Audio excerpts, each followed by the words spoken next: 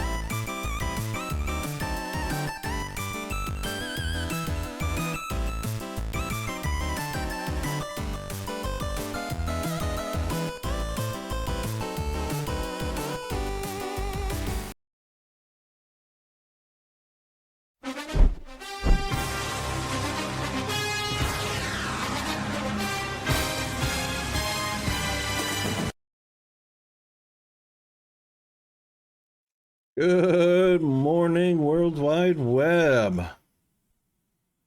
And it'd be nice if I had a cam.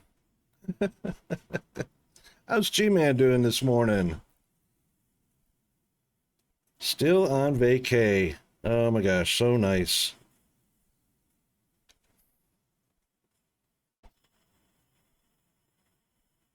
Where did my cam go?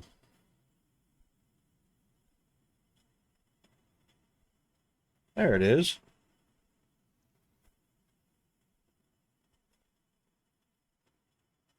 Yes, indeed. Well, welcome to a Wild West Wednesday morning here in Australia. And I didn't do my obligatory time and weather. Jeeves has been acting really well the past few days. Super, super awesome. Twitch, on the other hand, has not been acting well.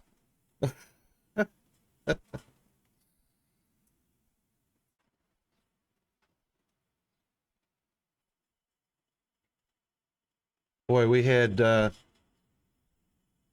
quite the day yesterday figuring out what the heck is going on with Twitch ads. I think I got it figured out. I think I got it figured out. There is this new thing with Twitch ads called automatic ad length and frequency. And wouldn't you know, Twitch did something that reset the ads manager, which is why it was so horribly screwed up yesterday. And I couldn't select my normal ad routine, which is once an hour, bottom of the hour, a break with the ads. To get the 55%, you have to run 3 minutes worth of ads per hour, and it was all messed up.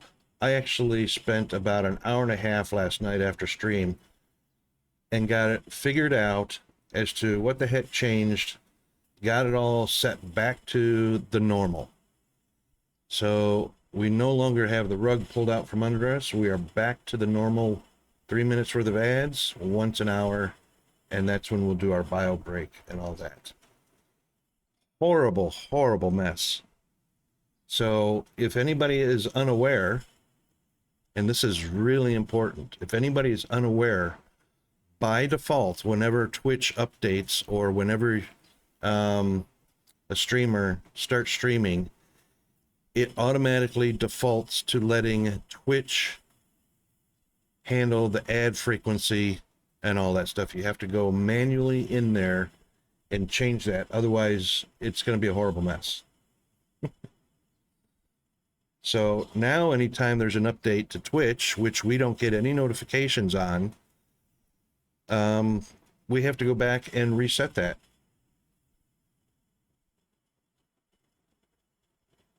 It's, yeah. Sucks the way they do that.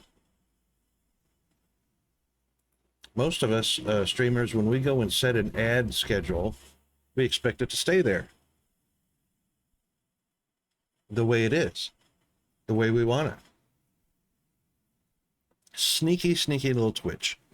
Anyway, hope everybody's having a good day, evening. It's very late Tuesday night in the UK, Europe, and Africa, and a Tuesday evening in the US. Welcome to everybody. On this, yes, a hump day. It is Wednesday, October 4th here in Australia. So hurry up, everybody in the West, to catch up. We're halfway there to the TGI Friday. And everything looks like it's going well, except for I'm not running any music at the moment, which makes for an oddly quiet background. But that's also a good thing, because that means the noise cancellation is working and all that stuff, so all good.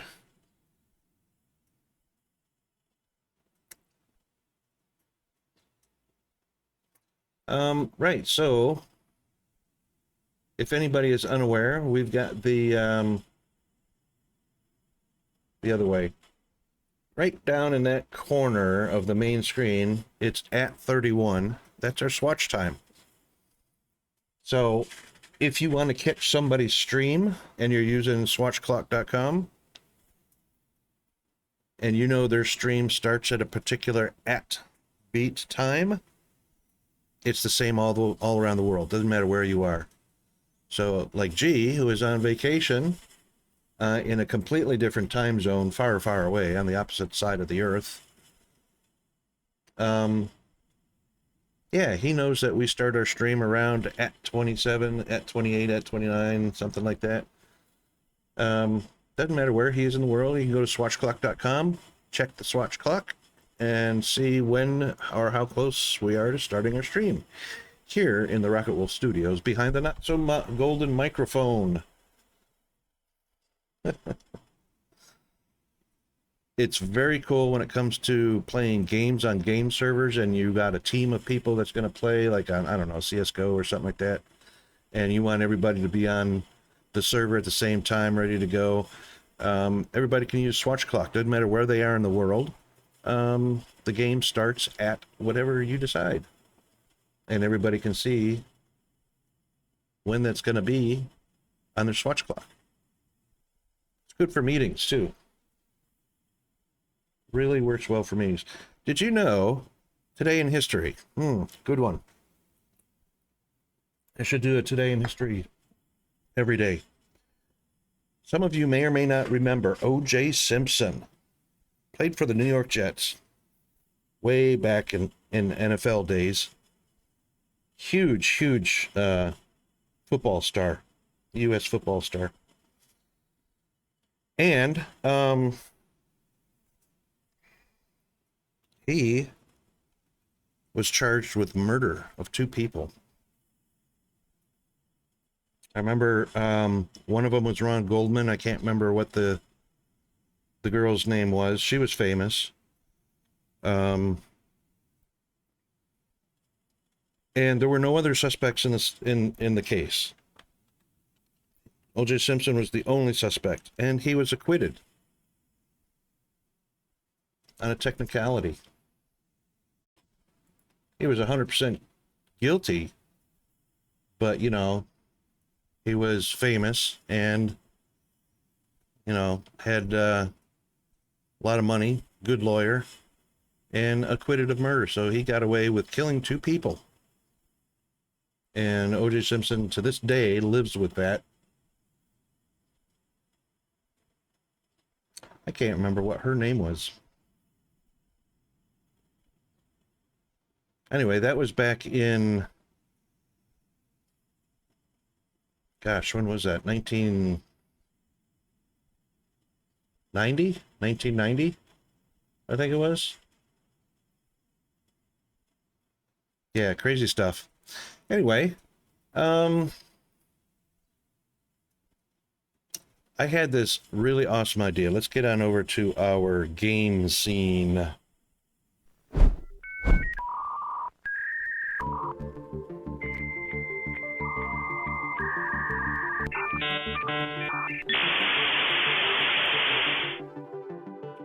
All right, here we are. I had a really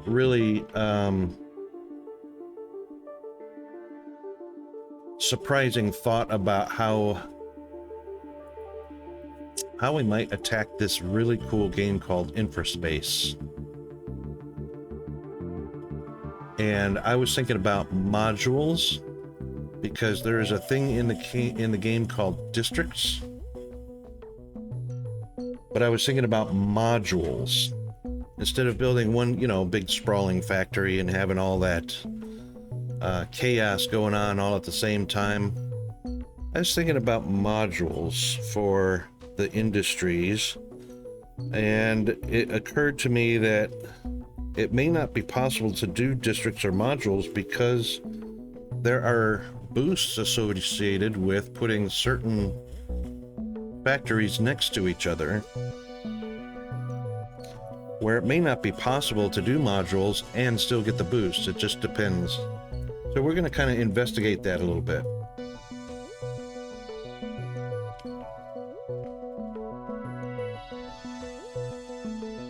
And there it is. Hello, factory. So, at the end of the stream yesterday, we just about killed our population. And I had adjusted all these sliders all the way down to limit the number of people that were in each one to try and recover, because our population dropped down to like 500. And we were suffering. We also discovered something interesting that wasn't, you know, apparent or evident or easy to figure out. These iridium miners were mining, but they weren't putting anything out on the road. And the reason they weren't putting anything out on the road is because there's some sort of detection process involved where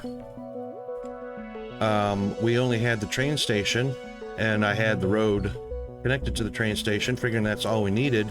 Turns out you have to have a collection center when you have a gondola. You cannot connect the gondola directly to the train station, even though the train station has storage.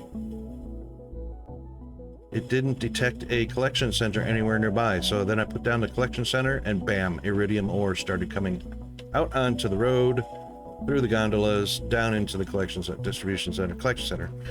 Now, the collection center would not release that ore, that resource, to the train station until we connected a distribution center to it, which I put way over here, and connected that to the train station. Then everything started flowing. But yeah, that information is not readily available anywhere in the game. That is a trial and error. Figure it out. Good luck. Happy days.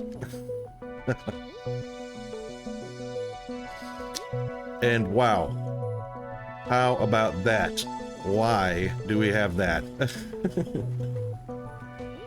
It's just keeping the traffic flowing. That's all. Keeping the traffic flowing. A little bit of creative chaos there, but it's working. It's working. And we've got our population back.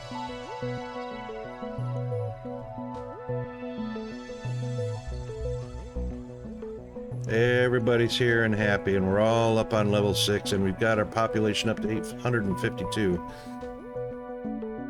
So the big thing about this game is reach. So you can have all of these resources, all these factories working and going, but it's all about reach and how far, like this neighborhood habitat module, how far each of these different resources can reach into and deliver to these habitats. So again, we had the idea about modules. I've got everything kind of all centralized here. We're going to experiment with modules or districts. So what I started with originally, which we're going to expand on, is we've got the iron being mined, sent to a distribution center. We've got the copper being mined, sent to a distribution center, or collection center, and its subsequent distribution center. I want to get all, and of course the sulfur as well. Sulfur is the only one that's not going into a distribution center. Sulfur is the only one that's being delivered individually, because I think there's only one sulfur recipe.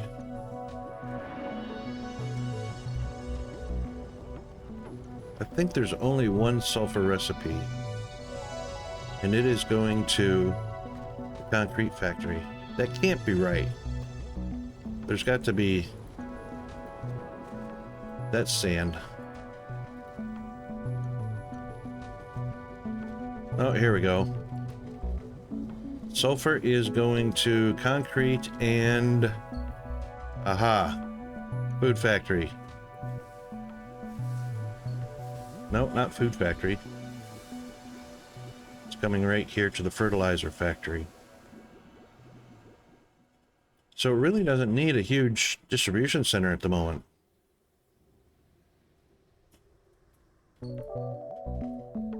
And of course, we're incredibly overproducing that, which is fine. But the attack is going to be iron, copper, sulfur, more iron, more copper, and we're going to have a central distribution of the ore. Now, one thing that's important, the iron ore goes to the steel mill and goes to electronics. That's it. Again, it's only two factories. Copper is the same thing. Copper comes to electronics factory and goes to copper mills for the copper ingots. So 1, 2, 3, 3 buildings use those two products. So again, that's going to be I would assume to be a module of operations. The really tricky thing is what I was talking about earlier is the boosts. So you can add the microchips construction to the module because they get a boost from every machine that they're near. Copper doesn't add a boost. I mean, the copper, the electronics factory doesn't add a boost to anything, and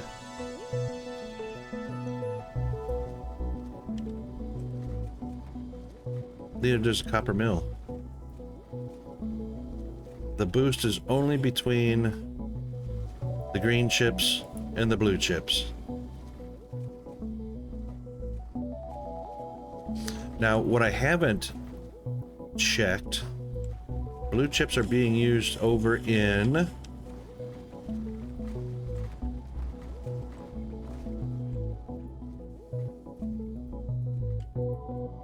see if I can find where I saw that the blue chips were being used at. They are used in the production of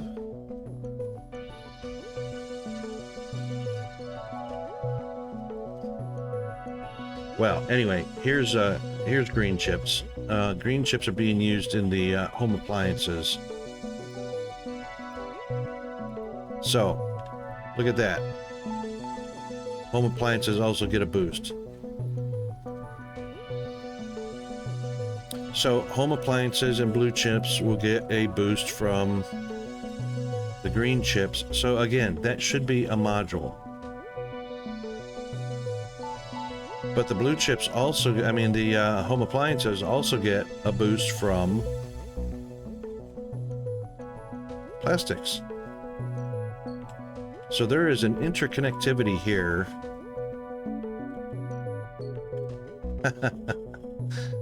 There is an interconnectivity here that's going to boost. So the process is going to be green to blue to appliances to plastic, all boosting each other. So we actually need to find a module or build a pod that has green chips, blue chips, appliances, and a plastic factory.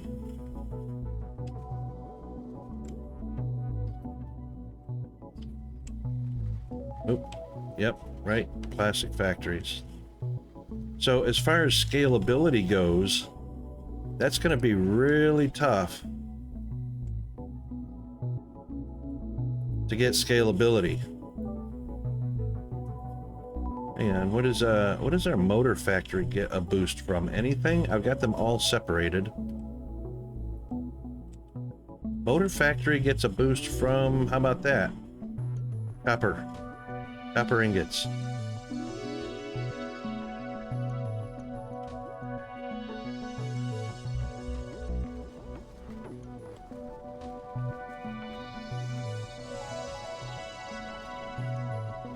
One, 2, 3. Didn't make it big enough for 4.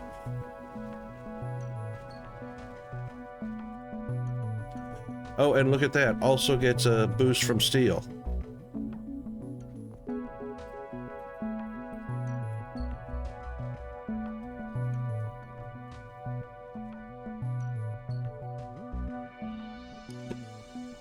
Oh, excuse me, I got the hiccups.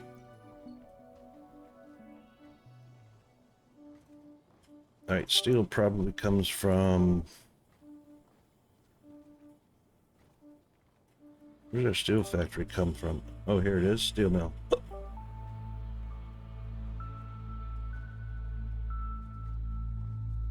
So steel mill doesn't boost. See, it's not. This is what's really funny. Should be showing the boost connection. Excuse me on the hiccups. Boost connection to the batteries. I mean, to the motors. But strangely enough, it only works the other direction. When you bring the motors near the steel mill, instead of bringing the steel mill near the motors.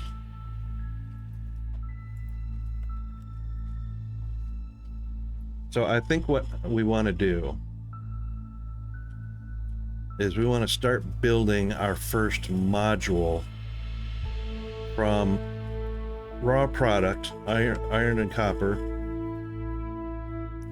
Man, I don't know where those hiccups are coming from.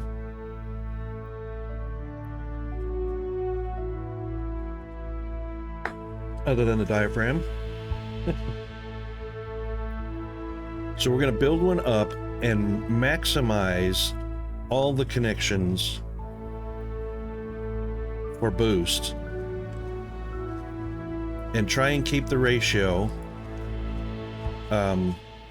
which is in this case is 1 to 1. No, 2 to 1. Nope, 2 to 3. Oh, actually, that doesn't matter. It's the green to the blue. So 3 green or 3 blue chips every 30 seconds. 3 green chips every 15 seconds.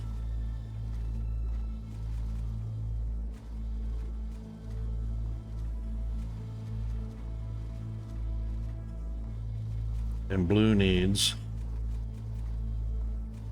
2 of those every 30 seconds. That's an odd ratio, isn't it?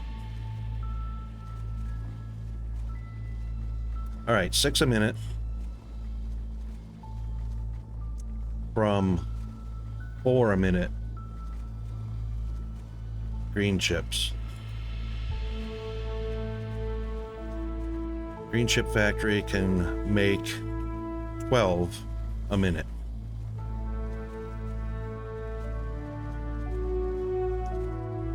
And because they can make 12 a minute, that means they can actually feed 3 blue chip factories. So 1 green feeds 3 blues.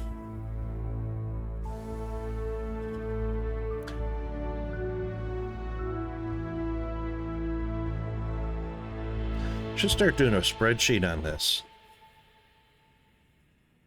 Ilthacine's really good at spreadsheets. I need to do a spreadsheet on this.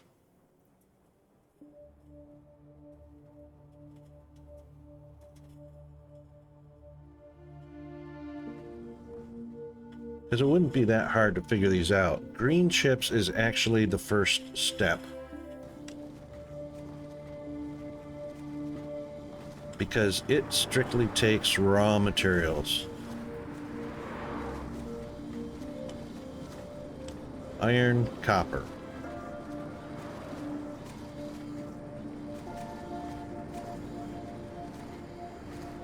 It's too bad they only have 1 connection. I would love an input and an output driveway.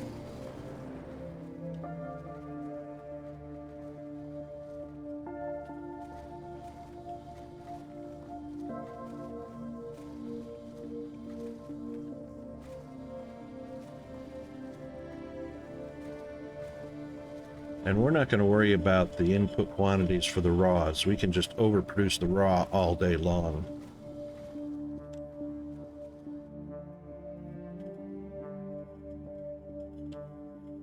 Okay. Let's do this.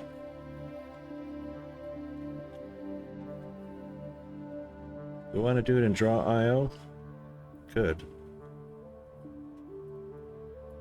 We could.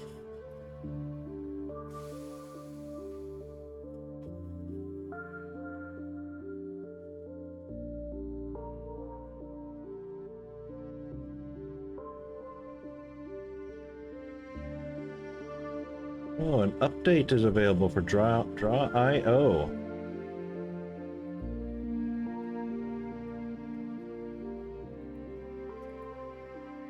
And of course,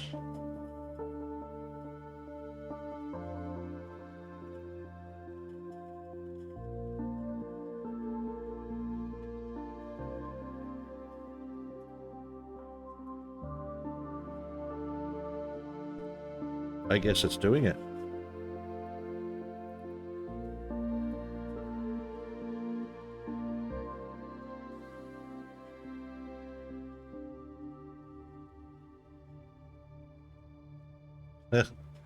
um, right. So, anytime, the thing about experimenting in game is anytime you place down a building, it gets populated, so it starts stealing your population. That's not a good way to start creating modules by test, because it still steals the people, even though it's not connected to roads, not connected to power or anything like that.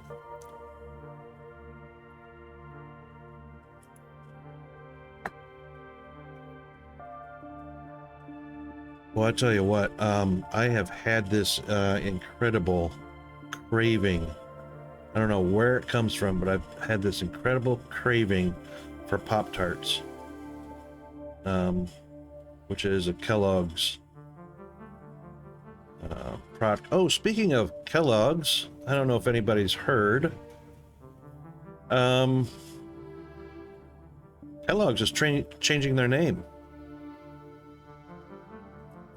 Yep, everybody knows Kellogg's, Frosted Flakes, Fruit Loops, you name it, all the different cereals, Pop-Tarts, and whatnot, all from Kellogg's. They're changing their name. So it's a $32 billion world global company, and they're splitting into two different companies, and they're going to change their name. Even though we're still going to see the Kellogg's logo on all of our, breakfast cereals and snacks and all that kind of stuff, Kellogg's is changing their name to Kellanova. Kellanova. Which, Nova is Latin. Latin for Nova is new.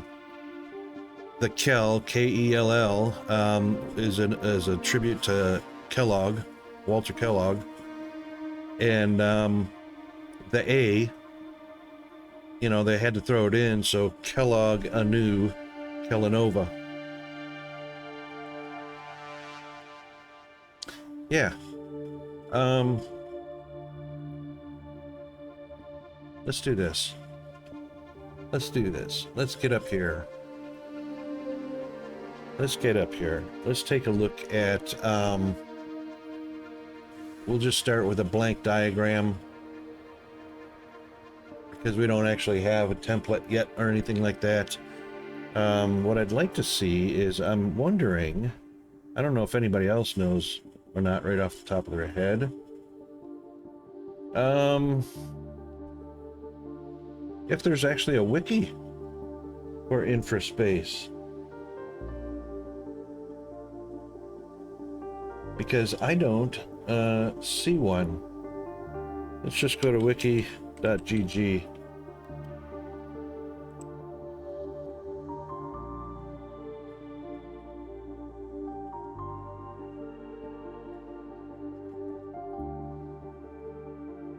Which is the gamers wiki.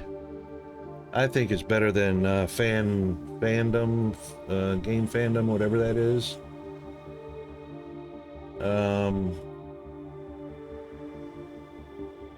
Let's see if InfraSpace is on here.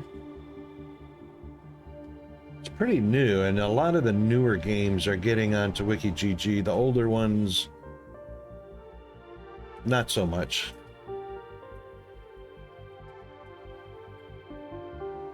No InfraSpace. Infernum mod wiki. Infernum.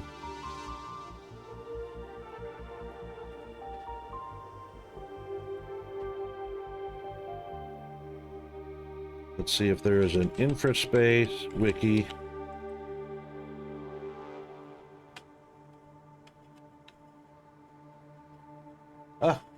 On fandom, of course.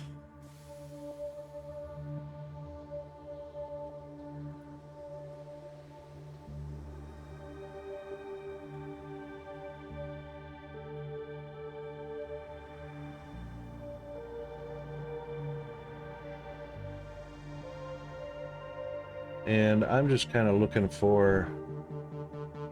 I wonder if Infraspace has a website. Probably, but...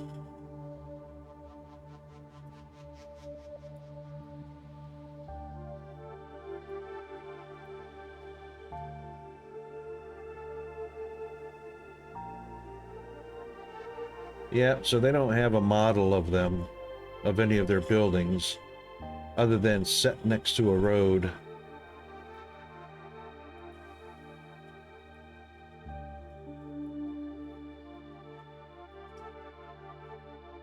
Yeah, okay.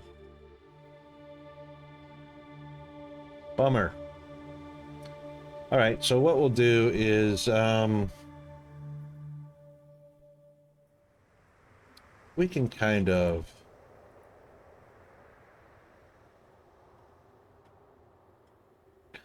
cheat by using...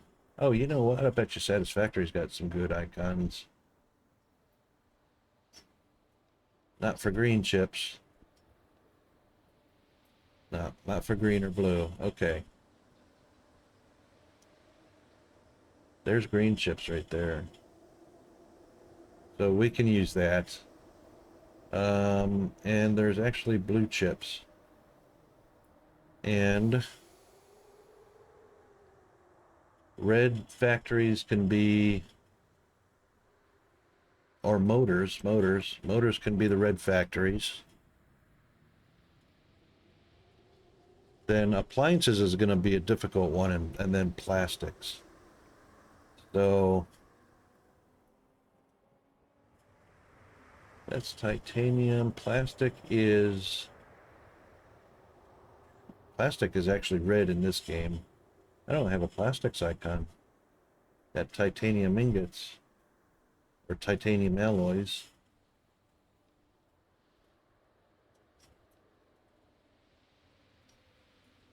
Yeah, no plastics.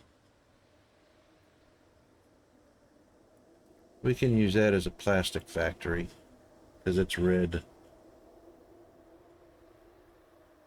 And the appliances could be splitters because they look like a washing machine or a dryer. Okay, so what we know is that chips will give us 3.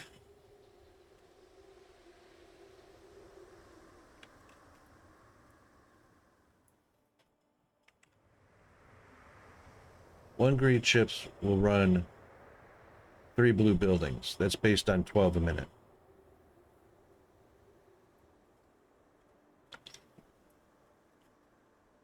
And then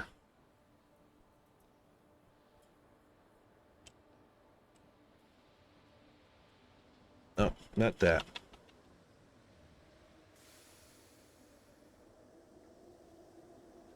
And then we'll just that can actually be a module by itself, and blue chips can go anywhere at that point to wherever they're needed.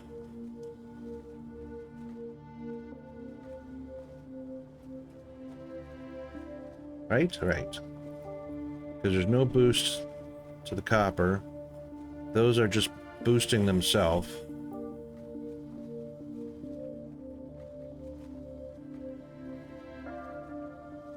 Green won't boost the motors.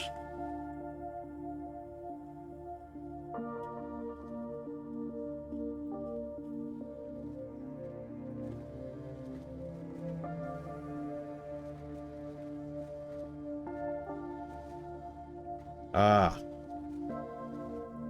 All right, appliances will definitely get a boost from green chips. So,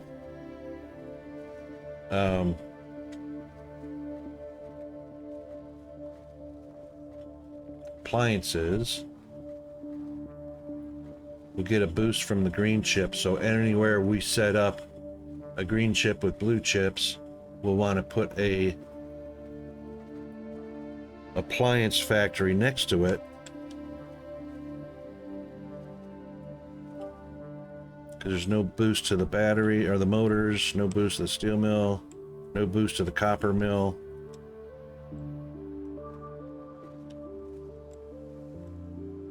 No more boosts. So just the plastics factory. Okay? So plastics factory gets a boost from appliances. All right, the motors. Let's get this turned around. The motors get a boost from both steel and copper mills. The steel and copper mills don't boost each other. Didn't look like.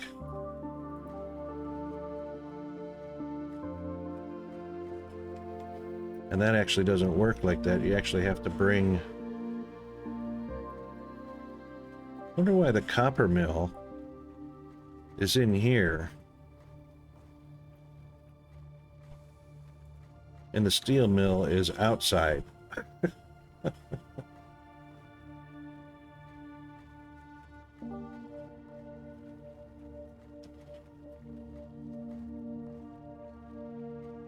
right, and the chem cell, or the chem labs, give a boost to the sciences, but not, and of course we can't see it because you have to actually pull the science. You have to pull the science out to see the boost it gets from the green.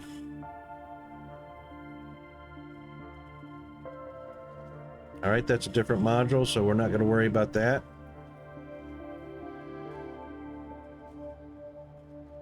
All right, and then we're going to need our copper and our iron, so copper ingots and steel.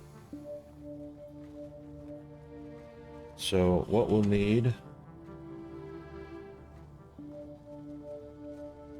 copper ingots and our steel. Okay, those two factories get a boost from motors.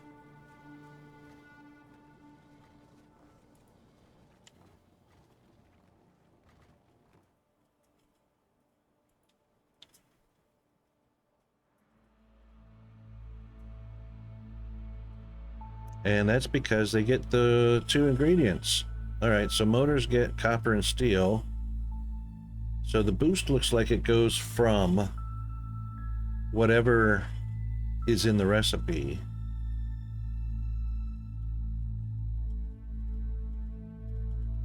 Oh my God, you know what? I wonder what would happen if we put green next to an iron mine or a copper mine. That's interesting.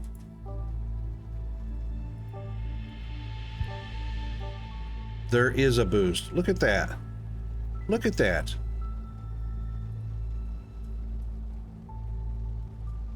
There is a boost from the miner to the electronics factory. So that's an interesting way to build.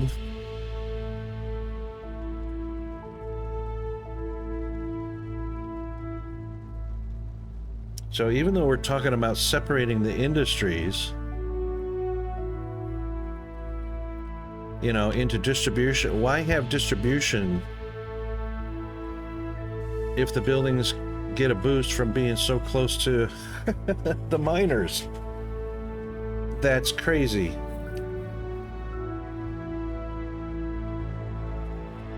So if there's a boost from... Oh, this is going to be ridiculous. If there's a boost from the iron, then it's going to get a boost from the copper. What's the bet? How about that? How about that? So guess what you can't do? You cannot get a boost from both.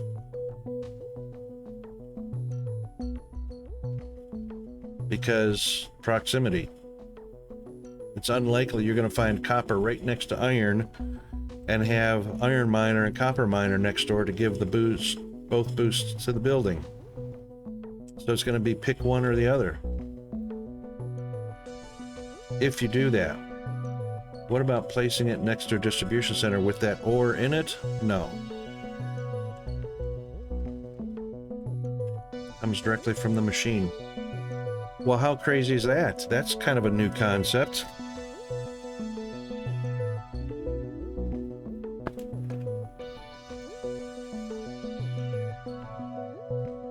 That's really interesting.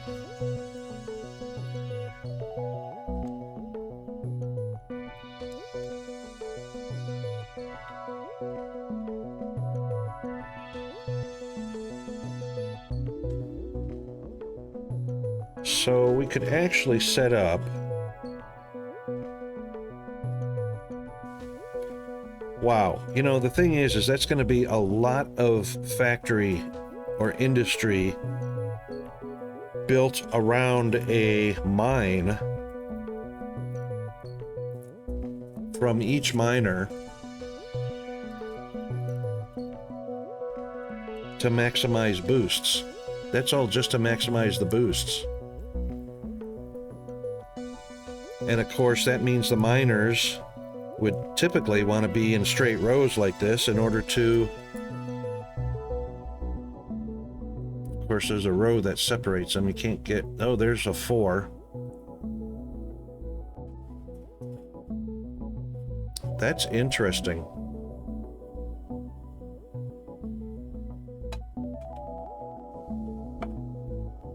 That is interesting.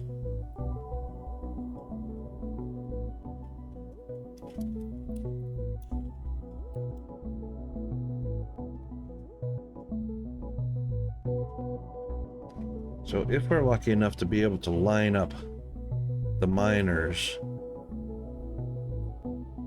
just right,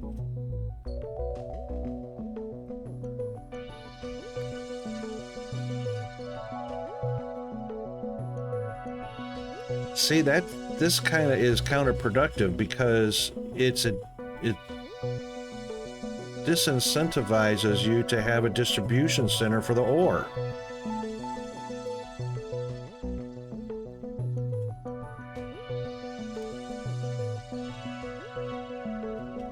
That's a real shame.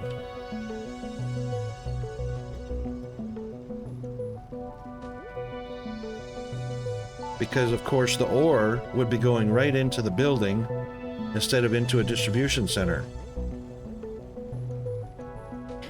or into a copper mill, smelter, which is another. How about that?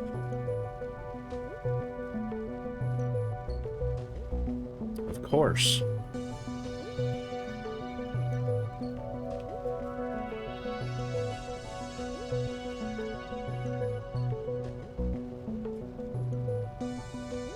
And of course, having the copper mill and an iron mill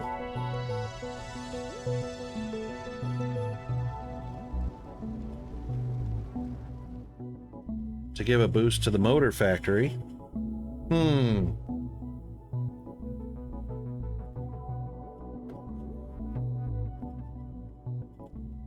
So basically it's one or the other. So that really negates or disincentivizes a central distribution for the ore because we get a big old boost from the miners.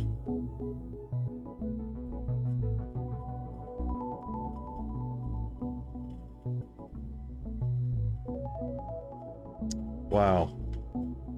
And of course, the electronics factories don't get a boost from the miner.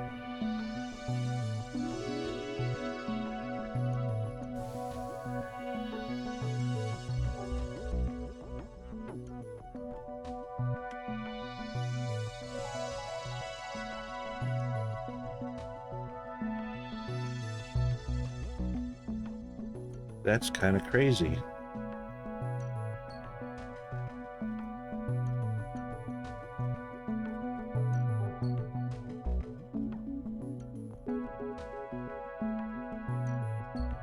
Oops, wrong one.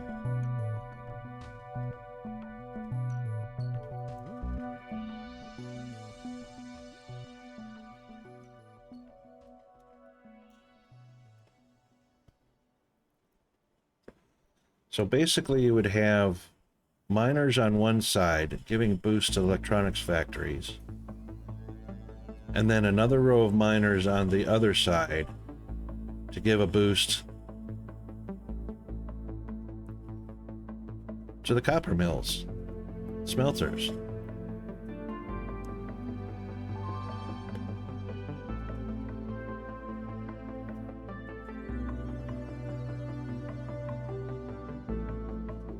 Which of course will be taking the ore directly into the buildings.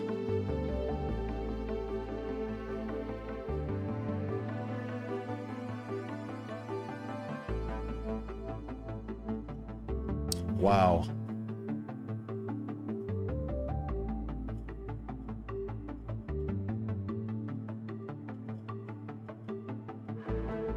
And that also, and because the building only has a single input-output,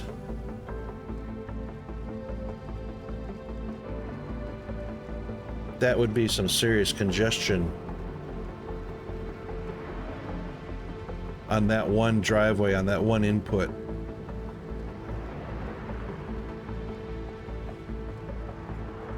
That kind of defeats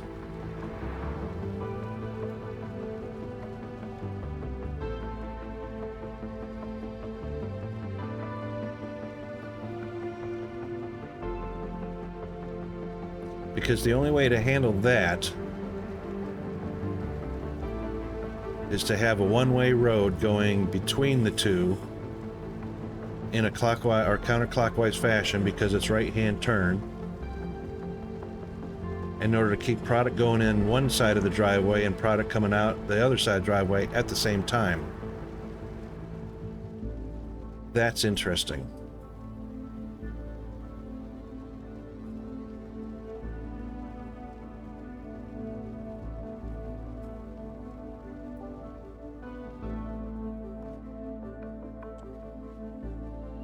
There is no boost from that. So it would actually be on the opposite side. It would have to be on the opposite side. All right, what do we got for power? We got 300 megawatts that we can work with. We've got 22 people. And of course, those only take 2, so let's...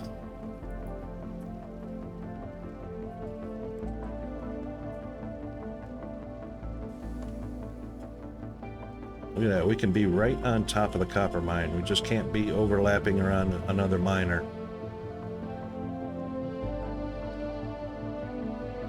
One, two, three, 4.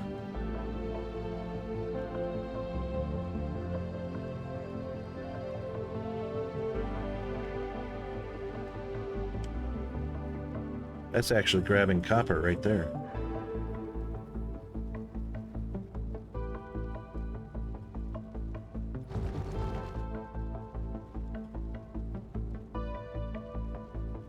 Yep, it's grabbing copper.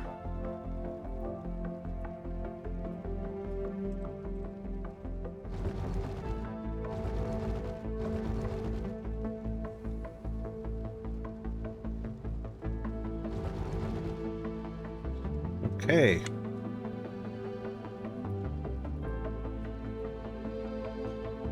All right, we have got ads coming up. All righty.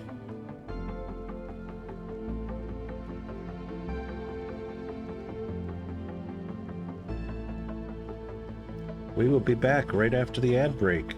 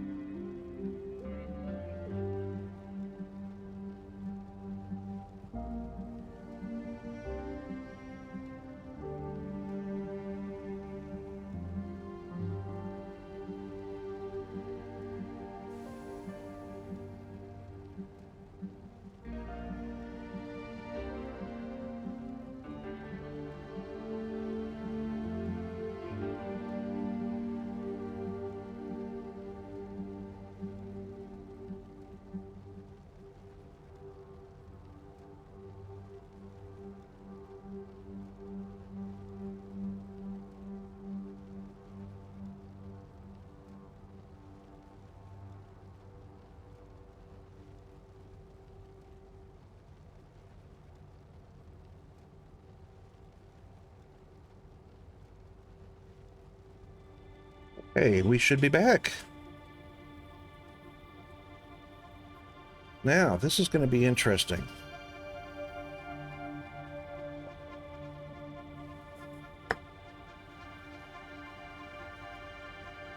This is going to be interesting because let's move this 1, 2, 3, 4. All right, so let's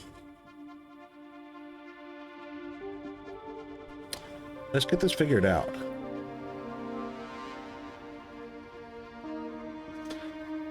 Two lanes of traffic is not going to work. We're going to want a one-way. So let's just start with connecting those. And let's not do 5, let's do 4. So let's move him.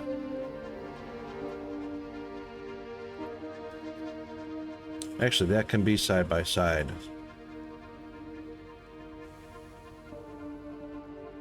So that will probably fit 1, 2, 3, and we can always move that pole.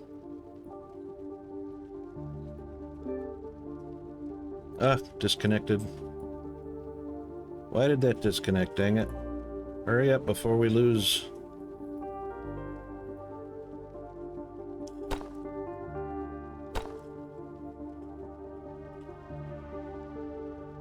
All right.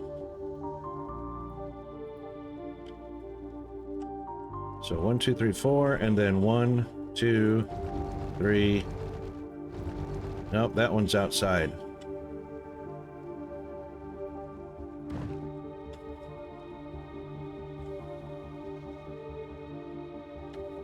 Is that right up there next to it?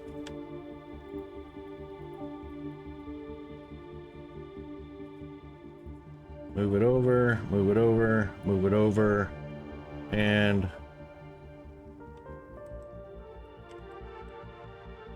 one more.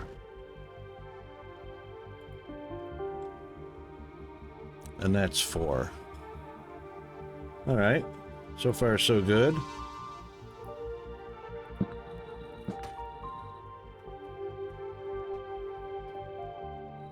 So what we will do is counterclockwise. Well, this one is going to have to be clockwise. Oh, that's going to be horrible.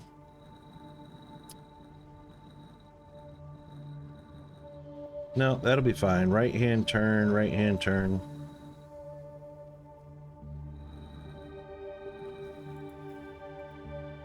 Yep, that'll be fine. And then, of course, we're going to run out of people, obviously. And that's going to be a problem. So let's click on this building. And get rid of these.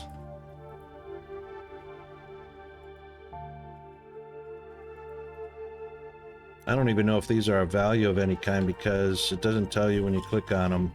Now, obviously, the copper is a value because it's highlighted, but I don't know what these yellow spikes are. But they're definitely in the way. Let's get that done in a hurry.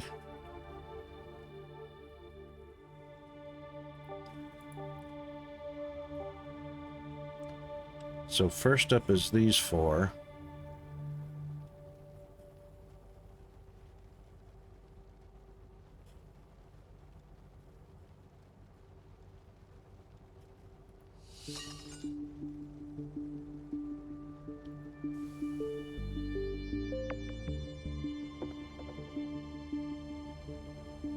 Come on, laser, get that thing blasted out of there. That's the way. Okay, one more. Now, the other thing is going to be 3 blue chips to catch the boost. Oops. They keep going to R to rotate buildings. 1, 2, 3, 4. So there's actually room for 4 in there to evenly split it. That's 6 people each. That's 18. That's going to put us over budget for sure. Wish I could put placeholders in there, ghosts, and activate them that way.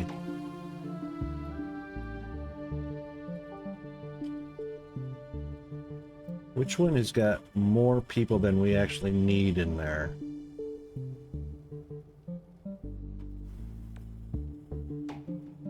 $30 people on yellow science. Holy moly. Game detective. How are you today? Well, we've actually figured out quite a few things. Almost lost the city. Population dropped in half. And I actually got an achievement for losing 200 people.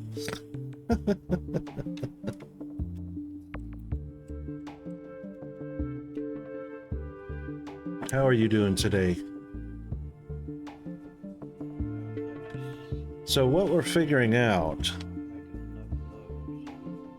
we're doing a little bit of this here.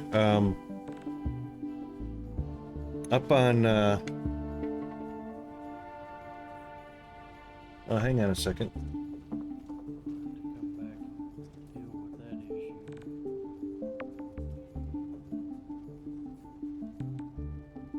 All right, up here we figured out that the green chip factories will boost are 3-to-1 for the blue chips, and they boost each other.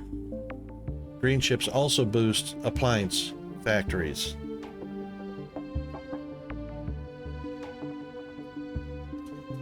Yeah, I managed to recover them.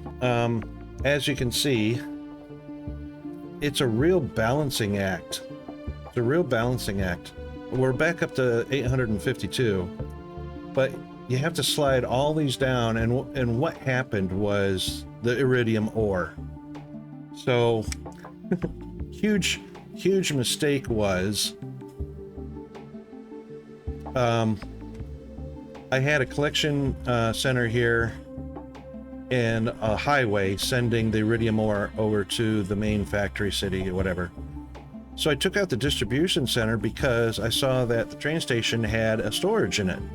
So all I did was belt or rode directly to the train station, set up the train, and everything stopped. No more, I mean, the miners had filled up. Nothing was going out on the road. The road connected to the gondolas, sky rails, and nothing going into the train station. Turns out you have to have a distribution center, a collection center, connected in order for the ore to come out of the miners onto the road. Once I did that, then I connected it to the train station, and it still didn't go. Because when I put down that collection center, I didn't connect it to a distribution center because I didn't have a distribution center. I figured, well, they got a storage, they'll just drop it off and I could put it on road. No, these are paired. Train stations are paired with collection and distribution centers. Finally got that all working, but we were out of iridium for so long that stopped all of the iridium production and all of the stuff going into the city, and I was down to the death spiral brought me down to about 500. So of course, obviously we had to go in here, make all these adjustments. We had 0 people pulling iridium, in the miners. It was just horrible. So we recovered from that. We did good. So now today what I'm looking at is, because it struck me last night to modularize or modular, or make little module components instead of putting it all into one factory like this. And I'm not getting the boosts that I want. So I didn't realize that my motor factory gets a boost from copper mills and steel mills. So consequently, they're not next to them. And this ratio is wrong. I've got 6 chips. 1 building feeds 3 blue chip buildings. So I'm basically setting up the experiment to find out what we're doing here This is the ratio. 1 green chip building makes 3 blue chip buildings.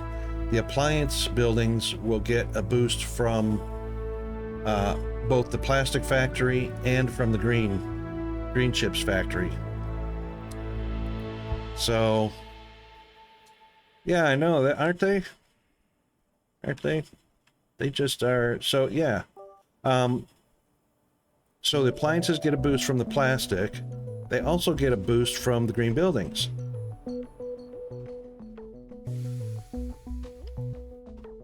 So what we're going to do is try and set up a module. Plastic and green chips. So I didn't realize that the boosts are coming from each of the ingredients. Oh yeah. Yeah, we got 1, 2, 3, 4, 5 sections done already. So we're getting boosts, we're getting bonuses from that.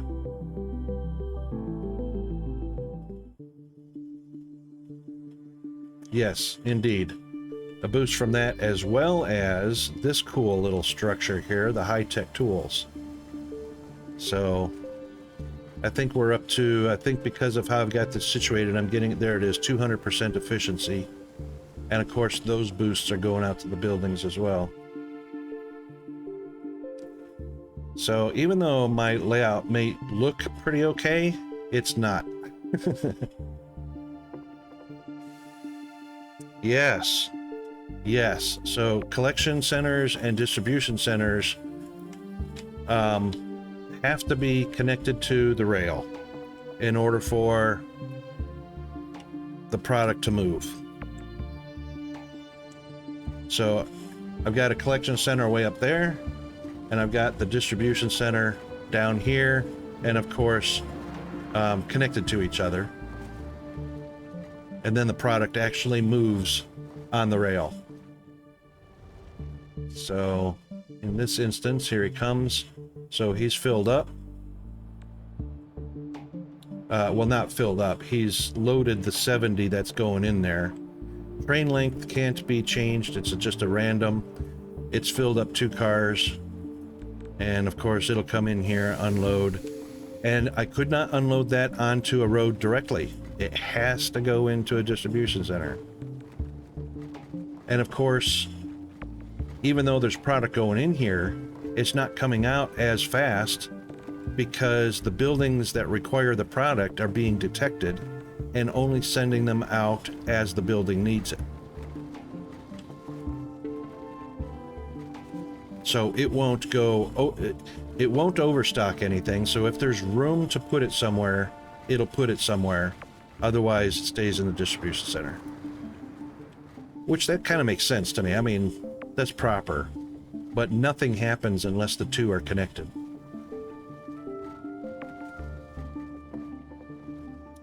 So, and it's a shame that we don't have storage.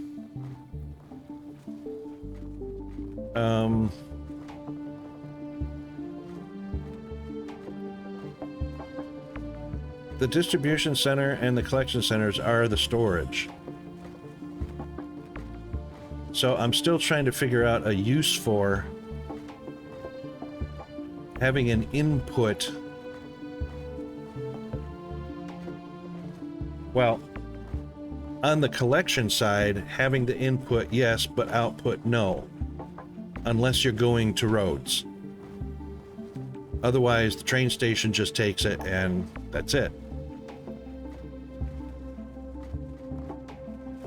Yes, if you have roads connected to the distribution and collection center, they'll work because they're detecting whether there is resources to come in or resources to go out based on the industries, and I've got 3 here that require the resource. If there are no buildings to collect the industries, it won't deliver anything anywhere, obviously. So yeah, and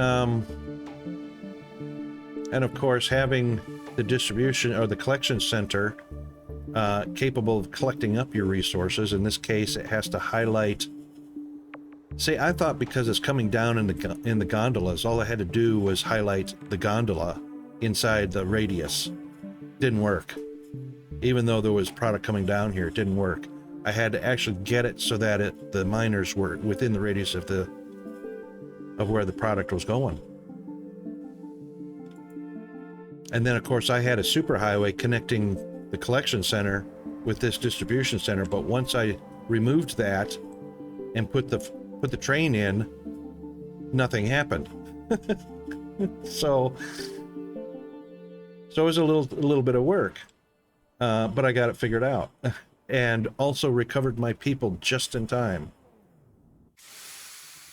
So as you can see, these 78, 81, 87. 87 just went on to the train. It's got a place to go. Done deal.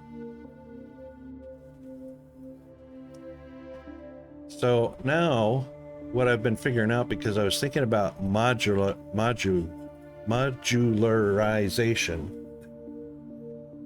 Words, Rocket, words.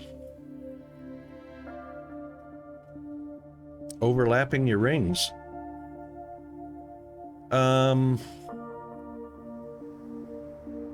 Oh, no, you mean between distribution and collection?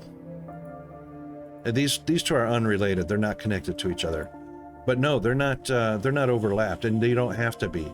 So on the collection center, you can add as many distribution centers as you want. So if you have 2 locations that your ore is going to, in this case, we'll just click the arrow to go to the distribution center it's connected to. By rail, it's connected to that one. And you can see that, even though we won't click the arrow, you can see that, well, it was showing before, it's connected to that collection center. This one was blue before when they were shown connected. Actually, what it was is they're showing blue before they're connected to show you which ones you can connect to it. So it actually showed me this one is blue before I connected it, showing as an eligible connection. And then when I connected it, done. Now that collection center can go to more than one distribution center. Like, say if I wanted to distribute to this one, I could add it. Or this one, I could add it. And then these distribution centers distribute out to any buildings that require that resource within the radius. So since these are the only ones until now, here's an eligible one. Now I've got it covered. Now the distribution center will deliver out there. But in this case, we're not going to do that because I'm doing this experiment about modularization because I didn't realize that the electronics buildings get a boost directly from the miners. And I didn't realize that, which is why I started setting up a central. So all the copper comes over to the collection center, all of the iron comes over to a collection center, and then I start distributing out to the different factories that need the iron, including the steel mill, chip factory. Same with copper, goes out to the chip factory and out to the copper mines, smelters, copper mills. And I was setting up a distribution. So I was going to connect iron and iron and iron to the distribution center, and then I was going to connect copper and copper to the copper distribution and make it a central distribution out to all the different factories, not even realizing that this was a thing. Which defeats going out to a central distribution center for the ore, because the building gets a boost.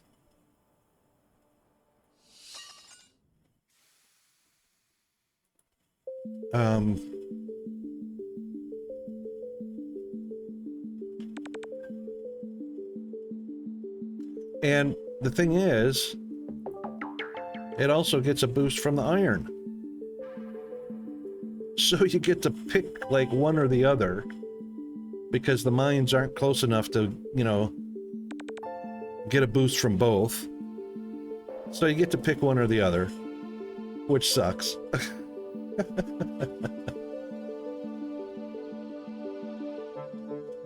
And so now we know that it's going to take 3 of these buildings each. Oops, I keep hitting R to rotate that. This is going to put us way over budget on people.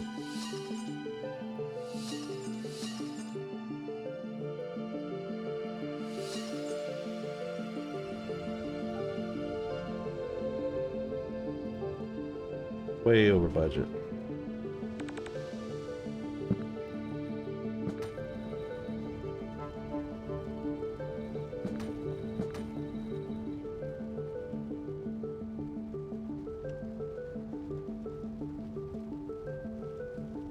Now,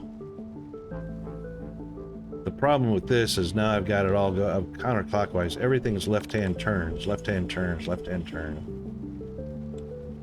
And then left-hand turn with product going out.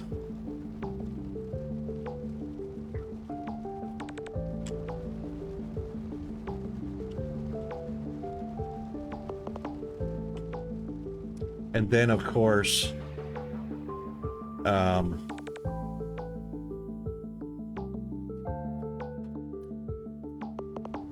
the blue chip goes out to... Is it... Nope, not motors. It goes out to...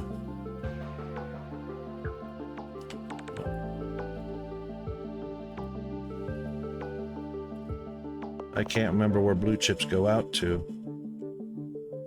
I think it's the nanos? No. There it is. The computer factories. So I'm assuming by that, the computer factory...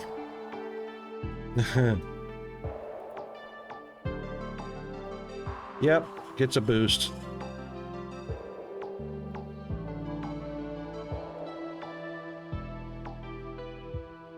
So you see what I'm saying about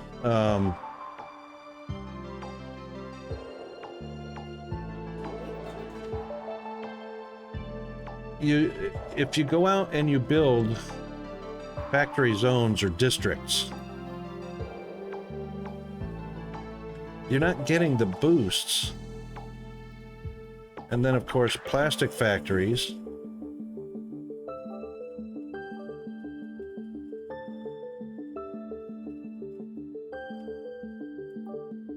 you know,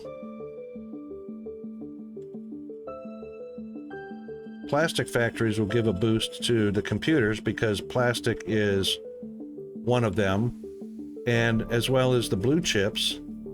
So if I put this in here, now you can see, no, blue is not giving a boost to plastic. How about that?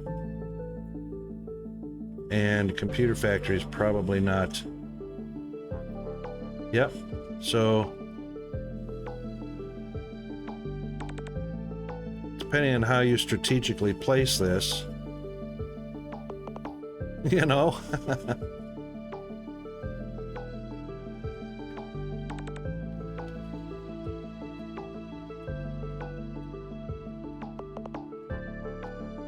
Cool. Yeah, that's big. Yeah, the reason I haven't been is because I'm trying to determine what's going to be the best path to take. Because this obviously is not going to work if you try and put all the buildings that boost each other together to take advantage of the boosts that they offer. See, that's what's so crazy about it. You're not going to get all this boost together if you make, you know, I didn't even realize, you know, these buildings would be boosting each other. That's why they're not together. So I was going to have a chip making section. I was actually going to keep the miners or the smelters next to the main input roads from the ores. and then I was going to have a motor factory, you know. And of course, this one is the plastics and appliances section, which I haven't consolidated properly, but again, they're boosting, the boosts are coming through. This can't be done and get the boost from the miner as well. So you have to have chips next to the miner to get the boost from the miner. You see what I'm saying? It's crazy.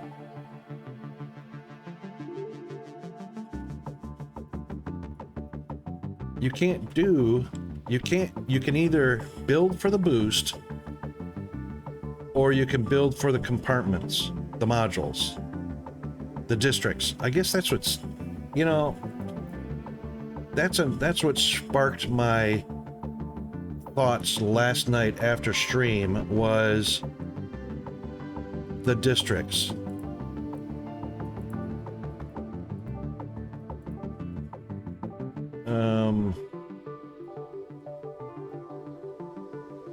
There it is, districts.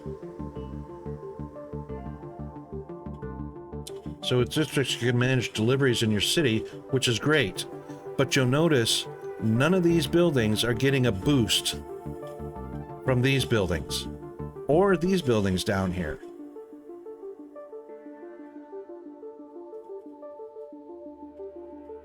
So the boost bonus is not even being considered. See, these guys are not getting a boost from the miners because they're not close enough. And now they're talking about making this a district. See? What's the point of doing that if there's no boost? So that's what sparked, you know, having a district. All of these are getting boosts. I mean, huge boosts to each other, laid out like this. This is the proper ratio, 1 green to 3 blue. It's 4 blue per minute to make a computer, and there's only 3 here. Oh, hang on a second, and they're making 6 per minute. And it needs 4 per minute.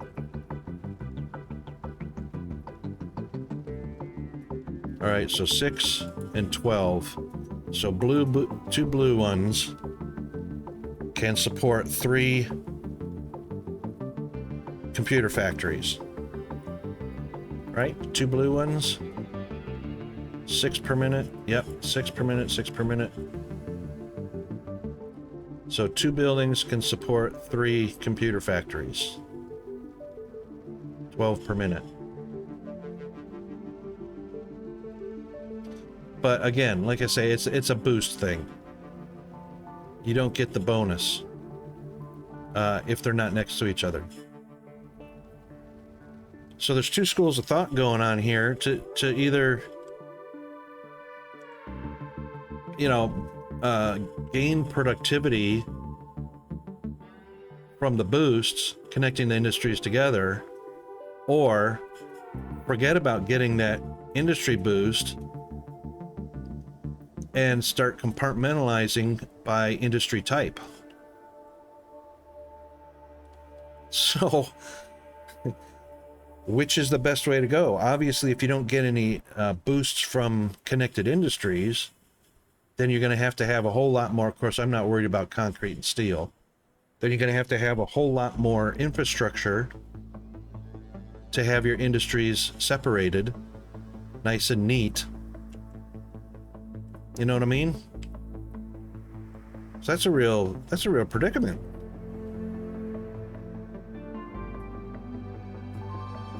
I mean, I'd love to have a whole city block, you know, of motors getting their, you know, their ingredients, their iron, their steel, I mean, their copper and the steel and the oil, to make the motors in a nice, out of the way neighborhood, you know, or you know, industry park, but there'll be absolutely no boost to each other for that.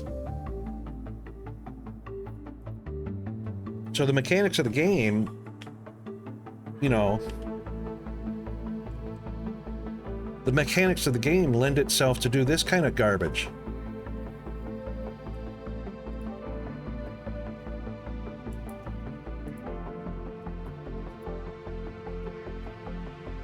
Not that one. What am I wanting? So, you know, I mean, look at that craziness right there.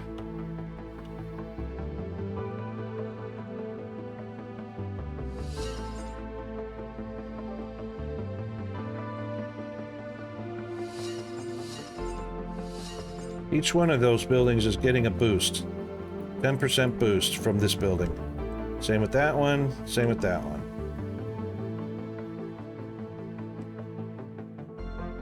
And then, of course, plastics will get a boost from... Does plastic get a boost from the blues? No, plastic gets a boost from... Or no, computers gives a...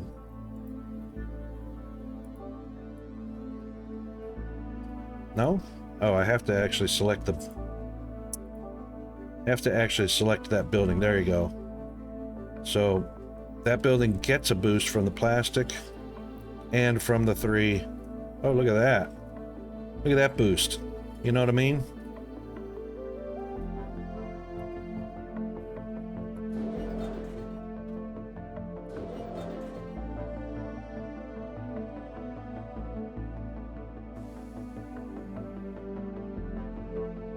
Oh, pardon me, phone. Be right back.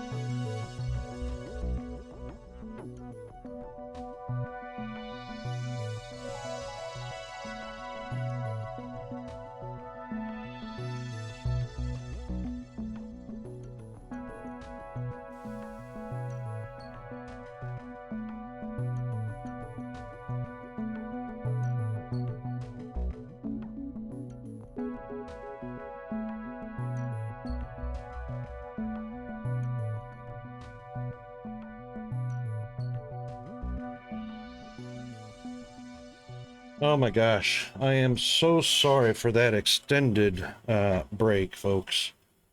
When it comes to taking phone calls, in regards to my children who happens to be diagnosed with ASD, I unfortunately have to take those calls as a priority. Make sure he's getting everything he needs. Right. So back to this little conundrum of how we build out our factories. I'm really on the fence with where the developers actually intended the game to progress, whether it's through connected boosts between the industries or districts as they've got in their help, you know, having districts.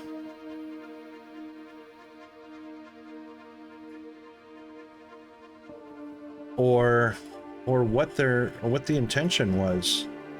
It's really hard to define it. Oh look, I've killed my city again. All right, let's get rid of all this. Let me take a screenshot real quick. Yep. Okay, and let's start getting rid of these because I just killed my population tremendously.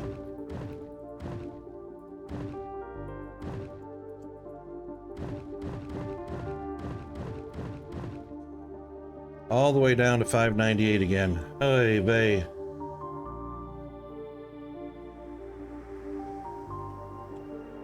All right, hopefully. Oh boy. Yeah, well, killed it. Killed it. Again. Let's see. We're gonna have to, slowly, let's turn these back down. We're gonna have to slowly get them all back into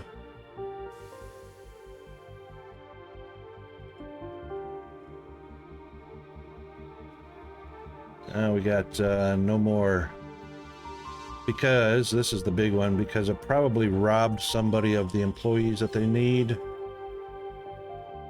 And it's all about the VR. That's what it's all right now. That's what it's all about. If you kill the VR, you lose your population, obviously from 52 down to 36. So back to VR.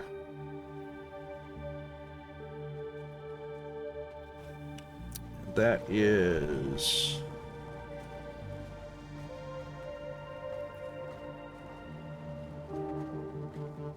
oh, not that one. Where's my VR people? There they are. Computers, VR.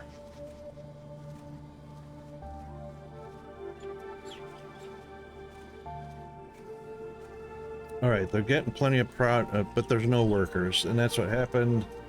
I killed my workers. So I got to bring them all back down again. Any industries that don't have to have workers in them. Oh, and let's also do this. Yep, because there's 2 in each one of these. And hopefully that's sending workers back into, even though it's not showing the population, hopefully that's sending people back into, there's 1 anyway. Let's reduce the overkill on some of these.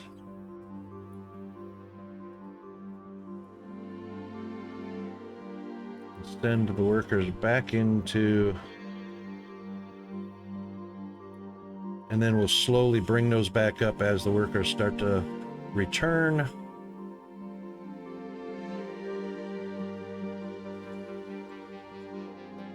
As long as we can meet the demand.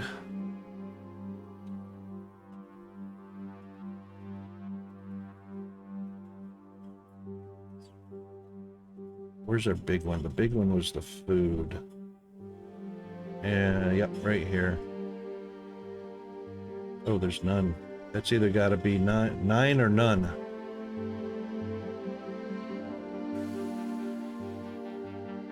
Oh, there was one in there and he left again. Oh my god.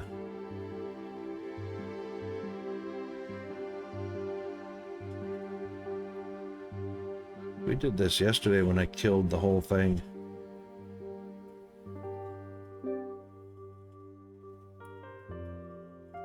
Can we get a worker back into...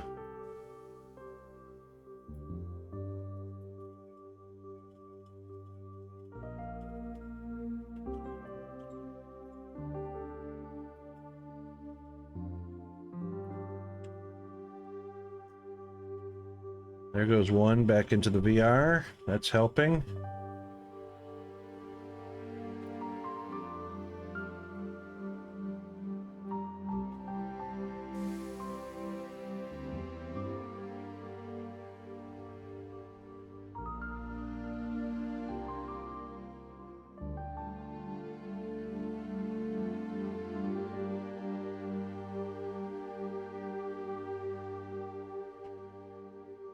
Two, yay. We got two in there. And then we'll have to watch these numbers as the population starts returning. We'll have to watch these numbers.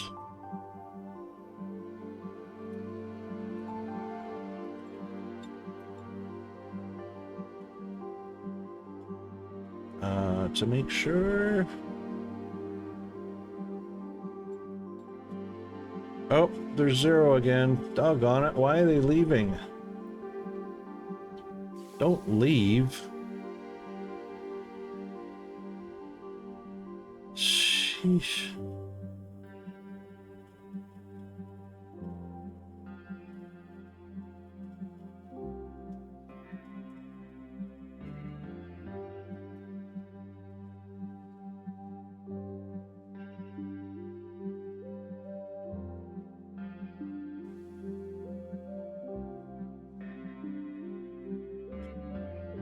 There's no people in that one. We don't need anybody in that one right now.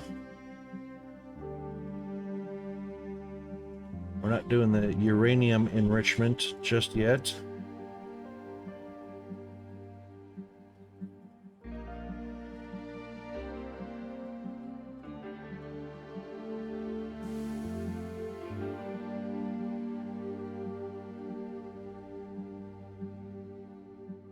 Yeah, man.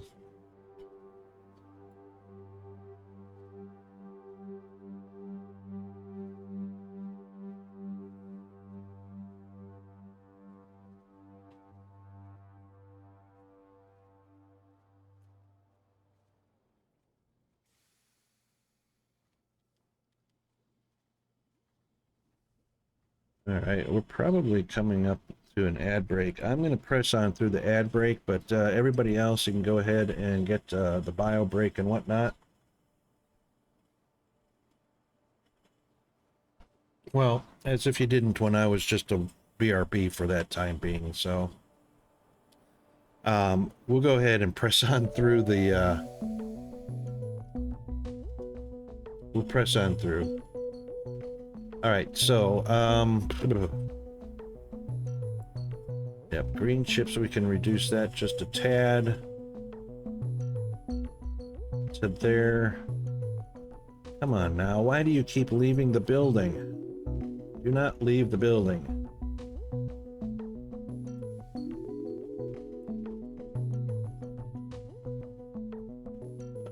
People.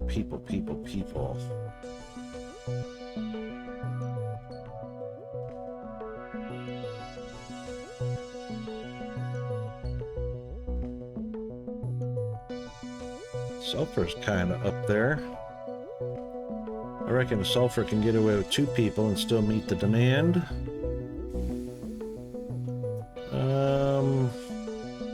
Iron is kind of a big one.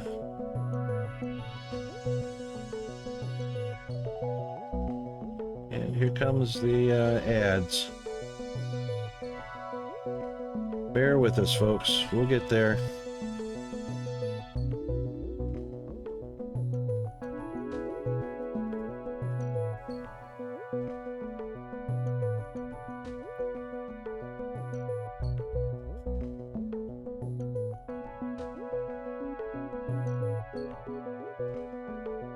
There's no demand for that right now. We can leave that on 0. Anything with zeros we can actually put on. Why is that no demand? Really? I was sure there was a demand for the holo display. Yeah, right here. No workers. That's what we're working on. VR. So that'll shoot up as soon as we get a worker in there.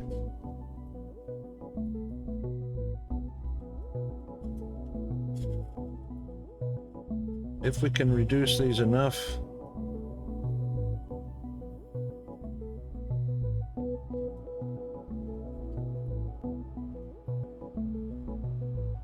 To give us some work. There goes 2 into the building. That's working.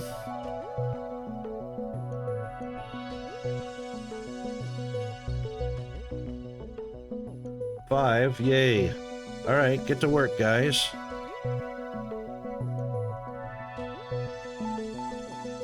We got 5 in there. That's a start. And that's how we do it. We got to tweak it along. We got to tweak it along. We need 15 in there, so 5 is not a whole ton.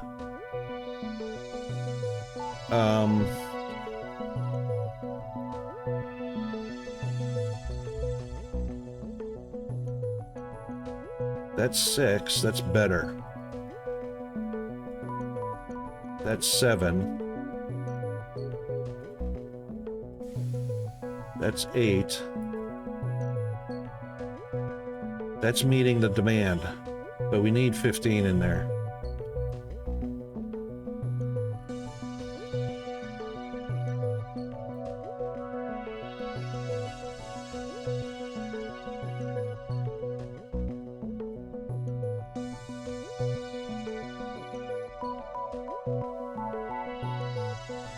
Oh, right back down to 5 again. All right, let's get, there we go.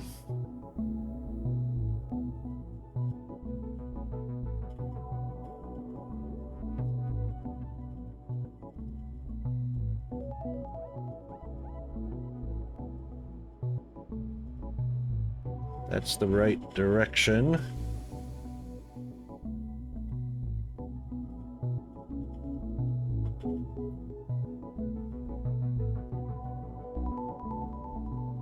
Right, so the big effect is the holo display with 29 people. Affects how many people are actually going into our VR. And are we getting, it looks like we are starting to get some back. There we go. They are upgrading. We are coming back alive. And, oh, yep. Yep, okay, that's fine.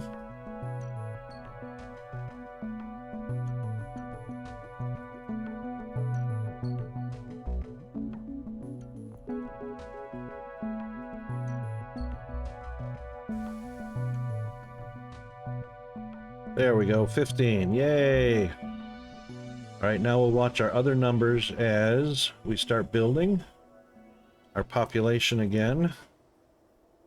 We're not worried about the meat. That's always, I think that's, yeah.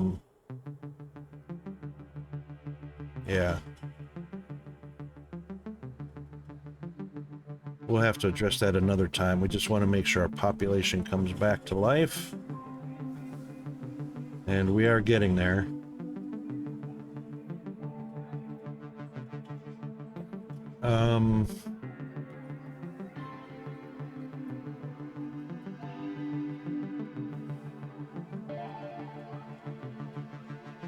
It's gonna take a little bit. Yep. All right. That's at 100%. It's at 100%.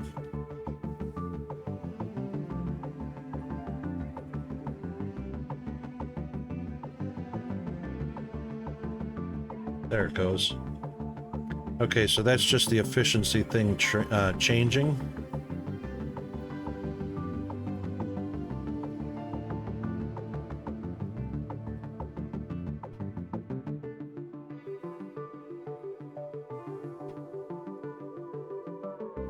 Yay, yay, keep going, keep going.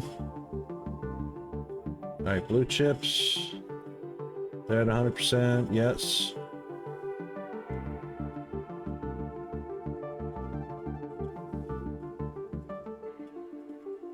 Yep, I know, but we're getting there. 640 and climbing.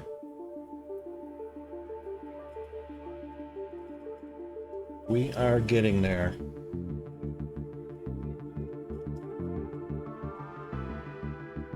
So this is, it's kind of like a graphic equalizer, but it's a very slow tweak once the population starts plummeting. It's a real slow tweak to start bringing them back online.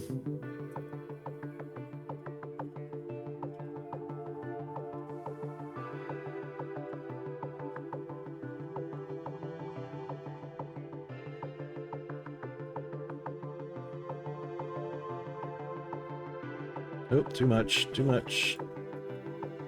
Went yellow on the other ones. There we go. Habitat's upgrading. That's what we want.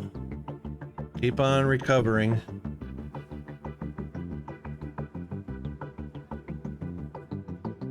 Pick this back up.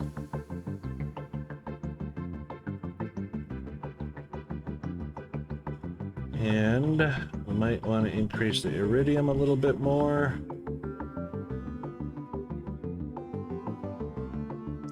And the green chips a little bit more.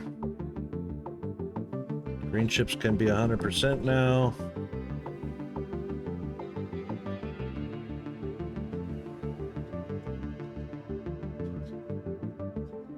Yep, bring our copper up. And of course, we'll bring our iron back up. So far, so good. What a tricky deal.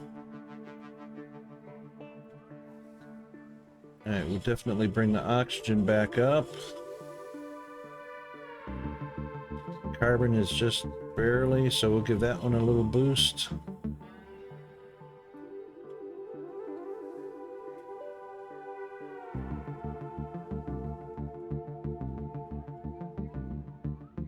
Yay, habitat upgrading. We're up over 720. We're coming back. Oh boy, I gotta really be careful about how many buildings we place down that pull people off of their jobs just to fill that. That's why I was doing, that's why I was doing on display 3. Oh my god, you couldn't even see what was going on.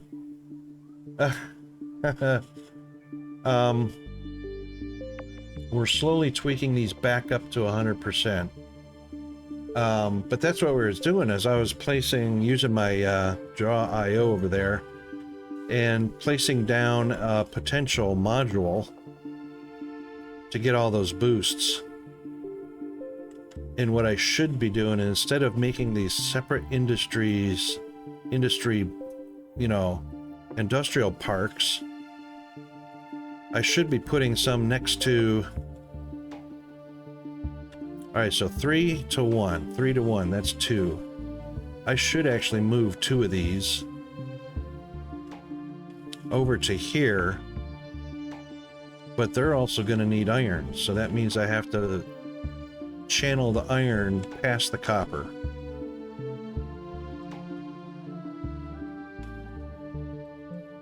And they're all coming, and see, I set this up as a main distribution point. So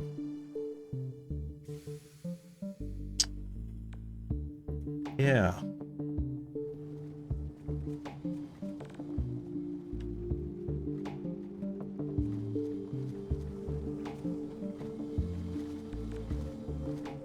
it's a real, you know, conundrum. It's a real fence. You know, do you want distribution centers for everything and not get the boosts for having the different industrial parks? Or do you put all the buildings next to each other to get the boosts and not have industrial parks? Just a whole bunch of clustered boosted modules, which starts at the ore of all places. It's like, oh man. All right, so we're getting there. We are back up to 780, almost, there you go, 790. All right, so let's take, sulfur can kind of sit there. Sulfur and sand can kind of sit there.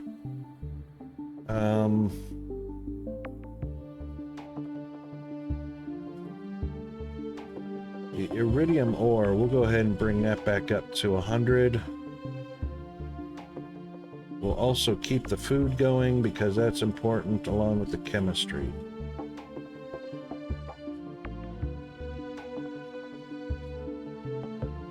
All right, so look at that. The habitats are coming back to life.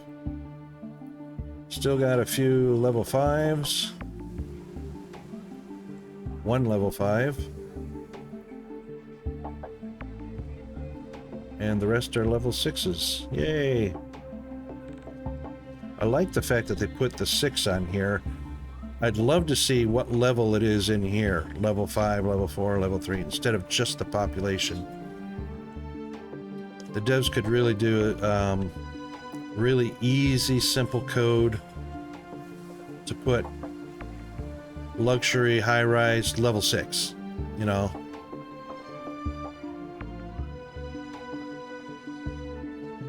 Okay, we can bring those back up. Yes.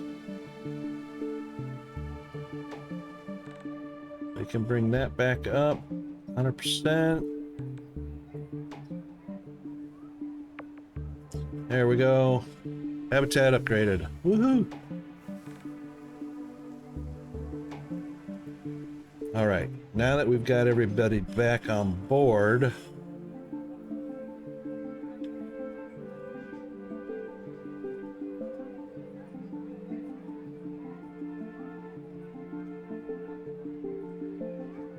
see, our concrete, 155,000 concrete.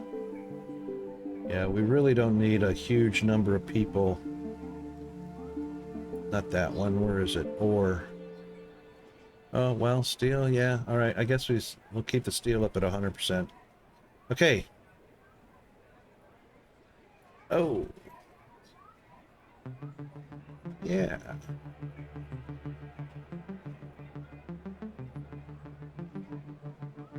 All right, let's keep our hollow displays at 40. Still not enough to keep the iridium going.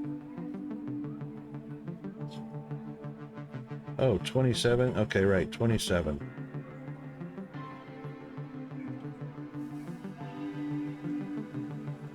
All right, that keeps the balance there.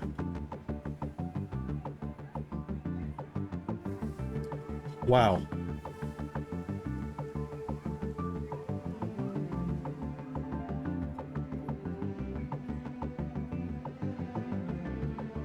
Not even sure why we'd want to, we really don't need to pack the science buildings because we're really not doing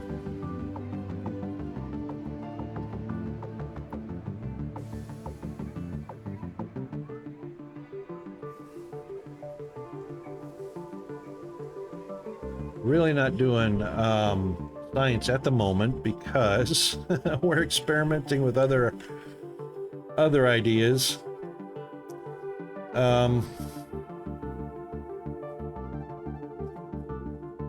Okay, I was going to say we should be getting some boosts back due to high-tech tools, which are now doing quite well. Okay. Wow, recovery. That's the serious challenge, the recovery.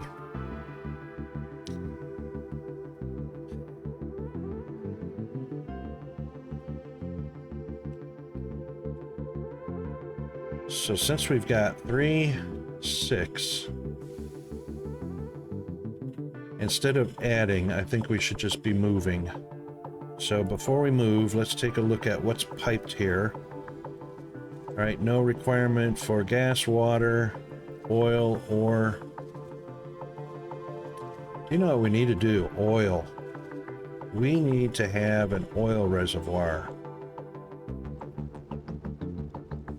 And reduce our traffic, because this is our traffic for oil right here.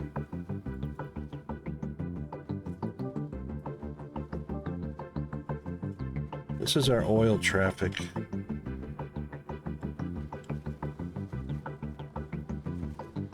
We should be eliminating anything that can use pipes. We should be using pipes for. So oxygen, water, oil, and methane. So oil is the only one we haven't been doing. Let's get... First things first, let's get... where's our containers at?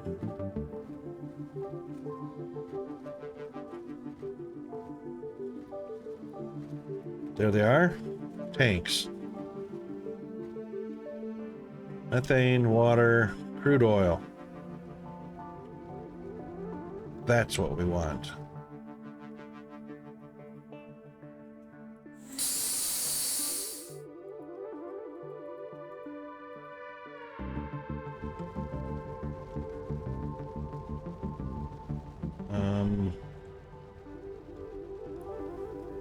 Crude oil.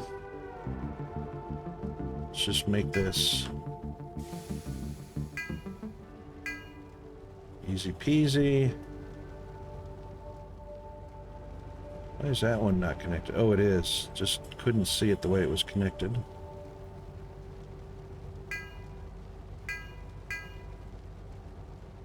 Excellent. Nope. Boy, it filled that up right away. Okay, where's the oil going to? Right, plastic factories.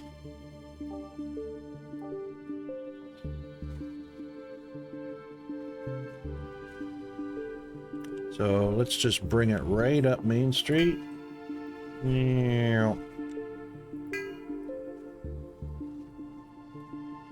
Got those two. Got those two. Got that one. And of course, we'll need that one. And that should eliminate oil tankers. Pretty sure.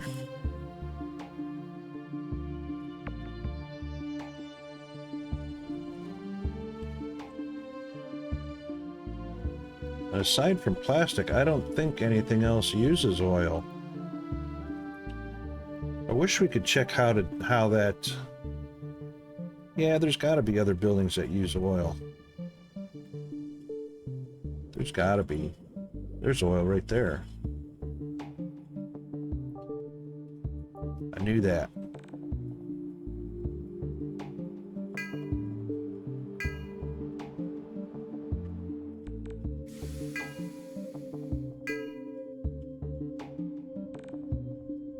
Anybody else?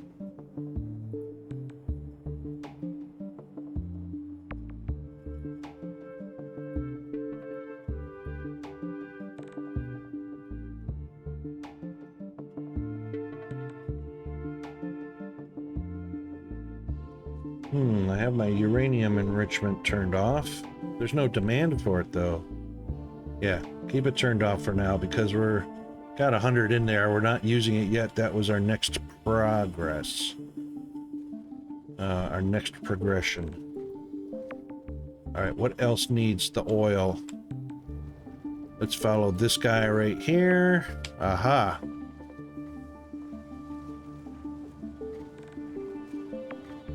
And right there, those three guys. Or those two guys right there. Three guys. All right.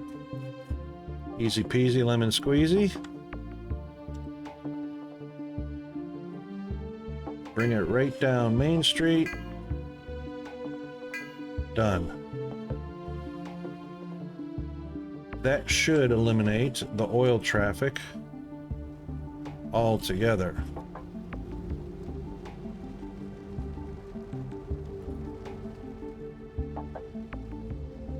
Oh, for crying out loud.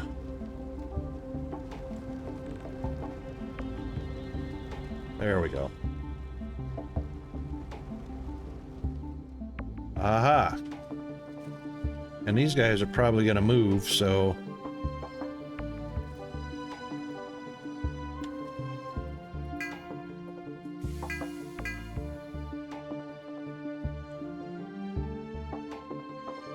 And that should...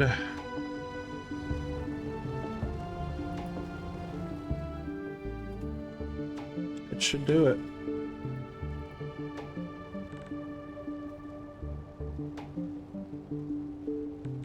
Outflow is a lot higher than the inflow. I wonder how we were getting away with that.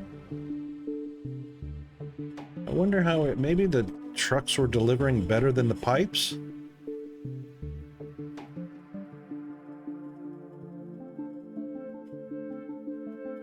Oh, hang on. Okay, now the demand is... Oh, okay, the pipes are filling up.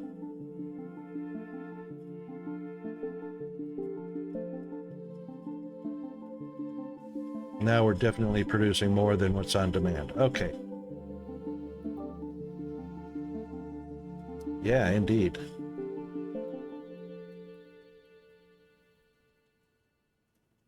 And that should end up being 266 pretty shortly.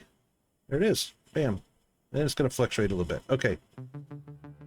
That stops the oil traffic. Yay.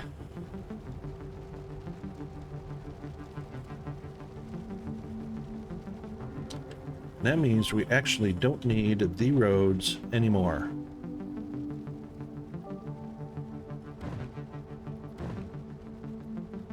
Unless it has to have a road in order to produce.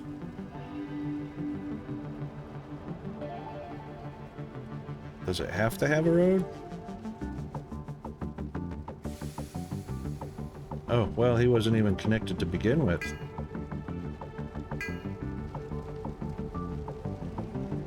No access road.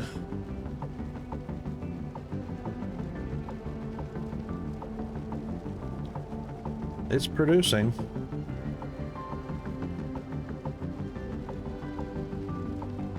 There's still 2 people in it.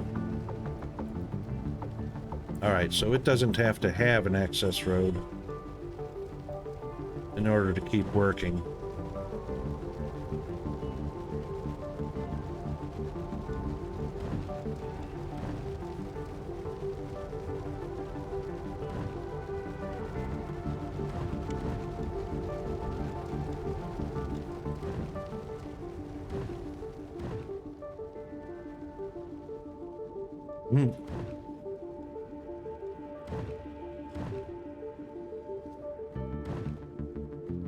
Well, that's kind of awesome.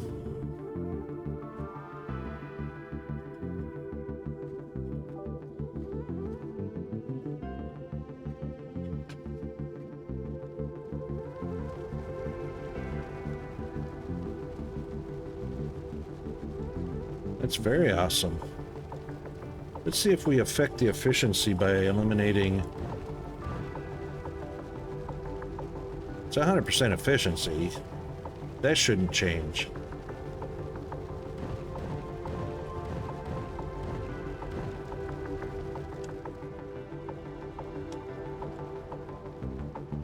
So as long as they're connected by pipes, that's happy days. 3, 6, 9, 10.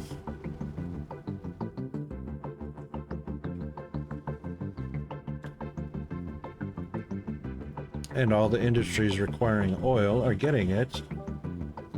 So that should be a pretty fair constant, 240 to 171.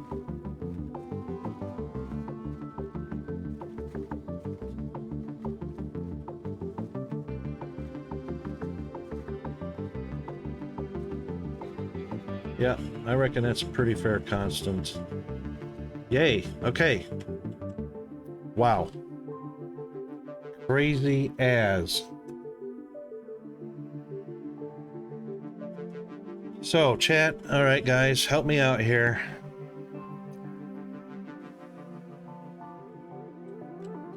What do you think would be the better path? Move the industries over to the ore veins, or stay with the central delivery and central location of the ore products?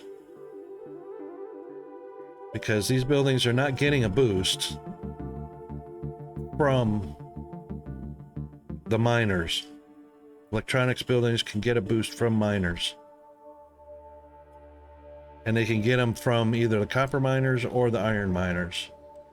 I'd be inclined to move them over to the copper miners. But what do you guys think?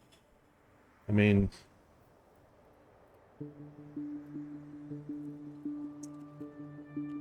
it's a tough one. It's a tough one. I would like the buildings to get their boost. I mean, it's a permanent boost as long as the building doesn't move. Or there's no boost from grouping the buildings into their industry.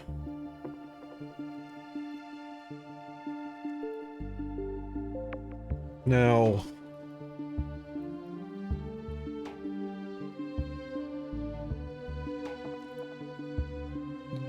and that goes for every step of the way. So when you think about it, not only does a building get the boost from the miners, and we decide, okay, we're not going to build near the miners. I mean, that's a 40% boost in productivity right there to the green chip factory. If we didn't do that,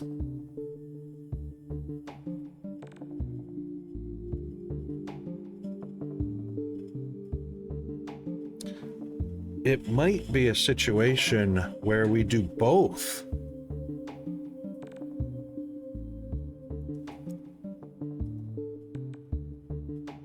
Oh yeah, GD, no worries. Let's see, break is 30 minutes away, so should be okay on that.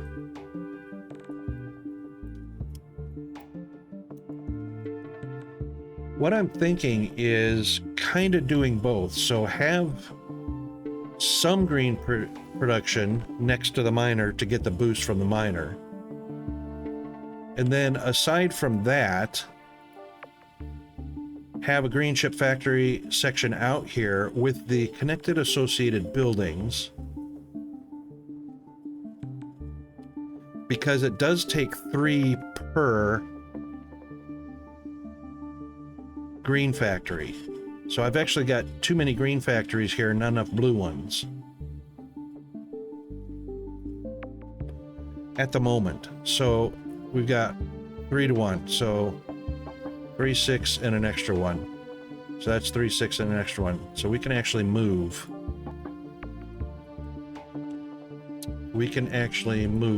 Oops.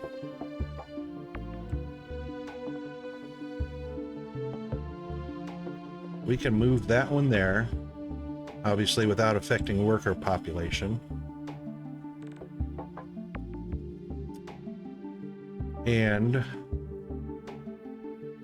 we can move that one there.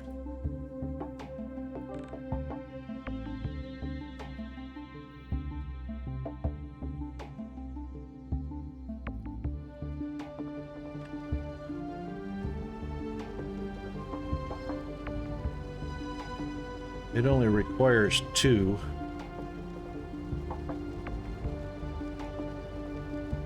Let's do some replacing here.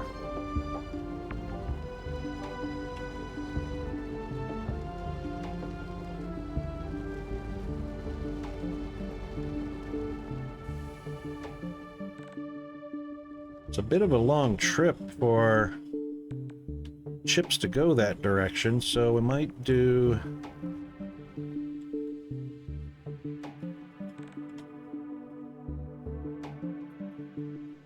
Well, it's got to go this way anyway. They're coming right here to the blue.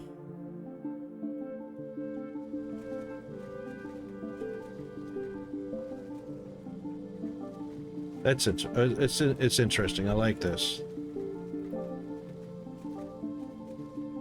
Okay, that one's only getting a 2 boost, a 2 boost. Right, they're only going to be getting a 2 boost unless I put one there to get a 4. So the blue can get a 4 if I move him there.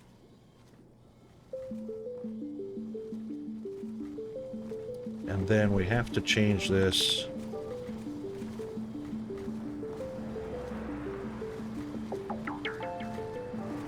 We're going to have to change this to that.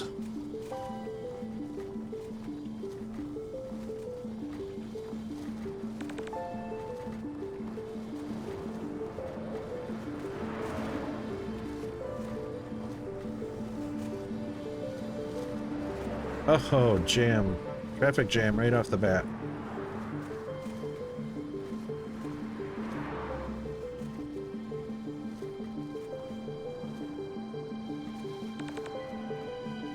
And then, of course, we'll be moving this one.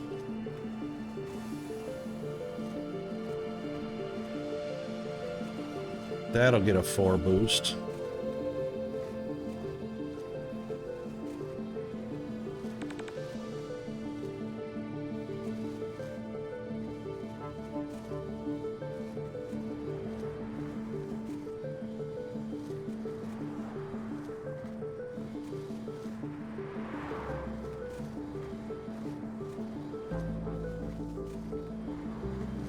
GD, actually,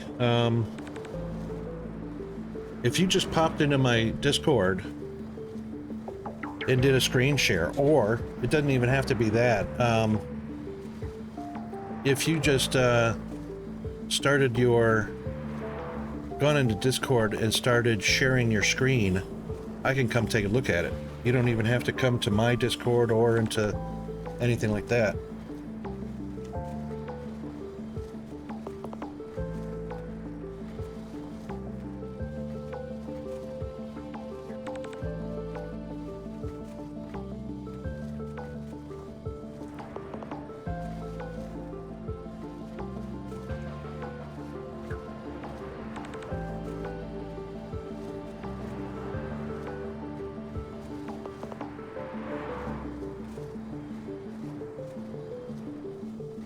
Oh, I don't even have you on Discord, GD.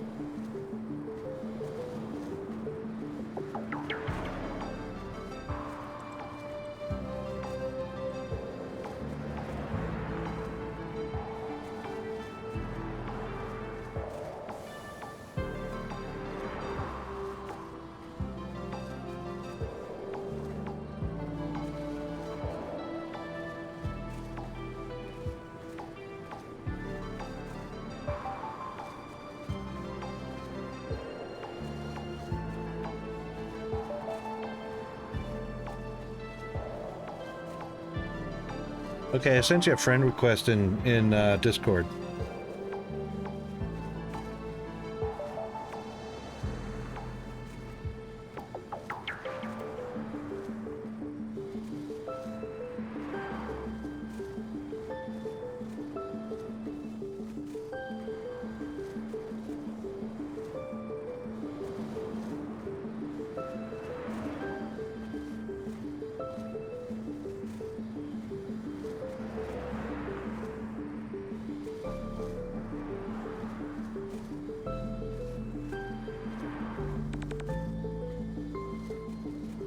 Oh, okay, you've already got it up in Steam.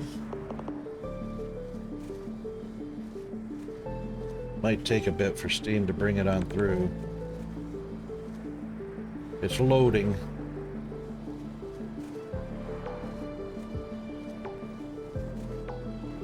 Loading, loading, loading. Get that game a loading.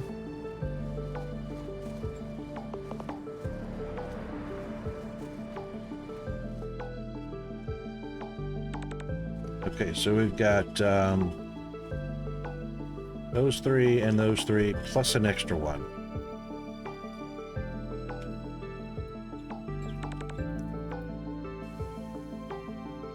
Storage is full? Yeah, imagine. Should be pretty severely overproducing now. Oh yeah, 117.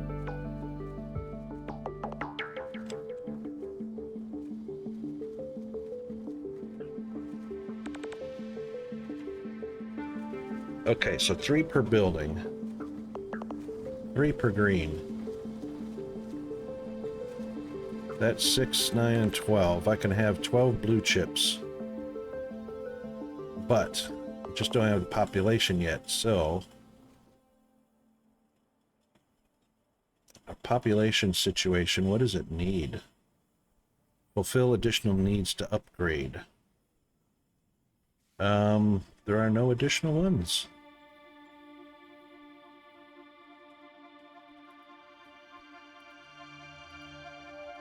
Everybody's got them.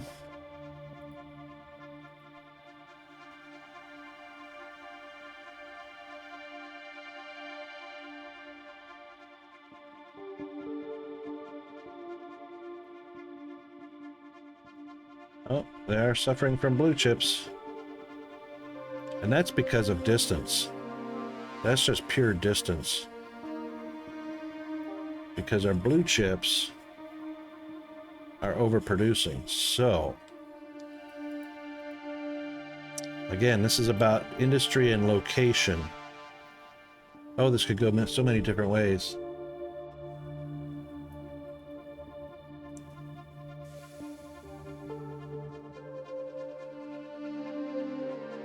GD, it says your broadcaster is offline. That's why I don't use Steam. Steam is funky like that.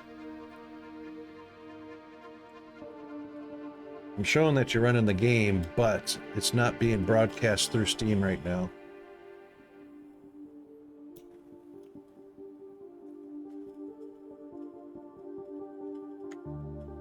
And that's because Steam is quite crazy, quite funky like that.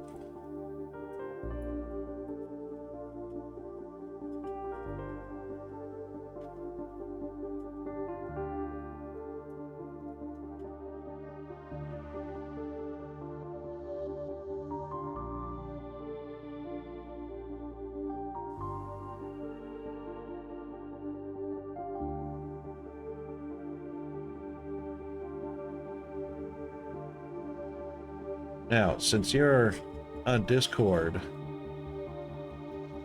got you as a friend there, all you have to do is click the share your stream.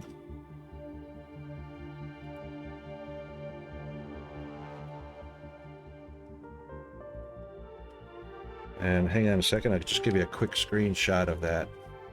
So down at the bottom left,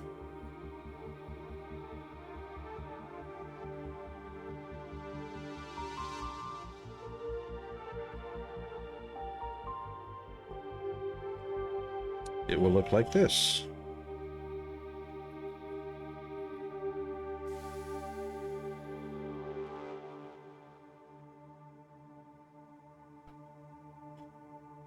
Then I can just click on your shared screen and see it.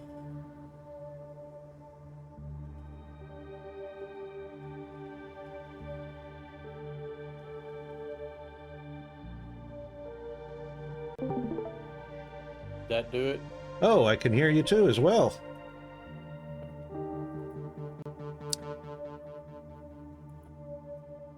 Yeah, there you go.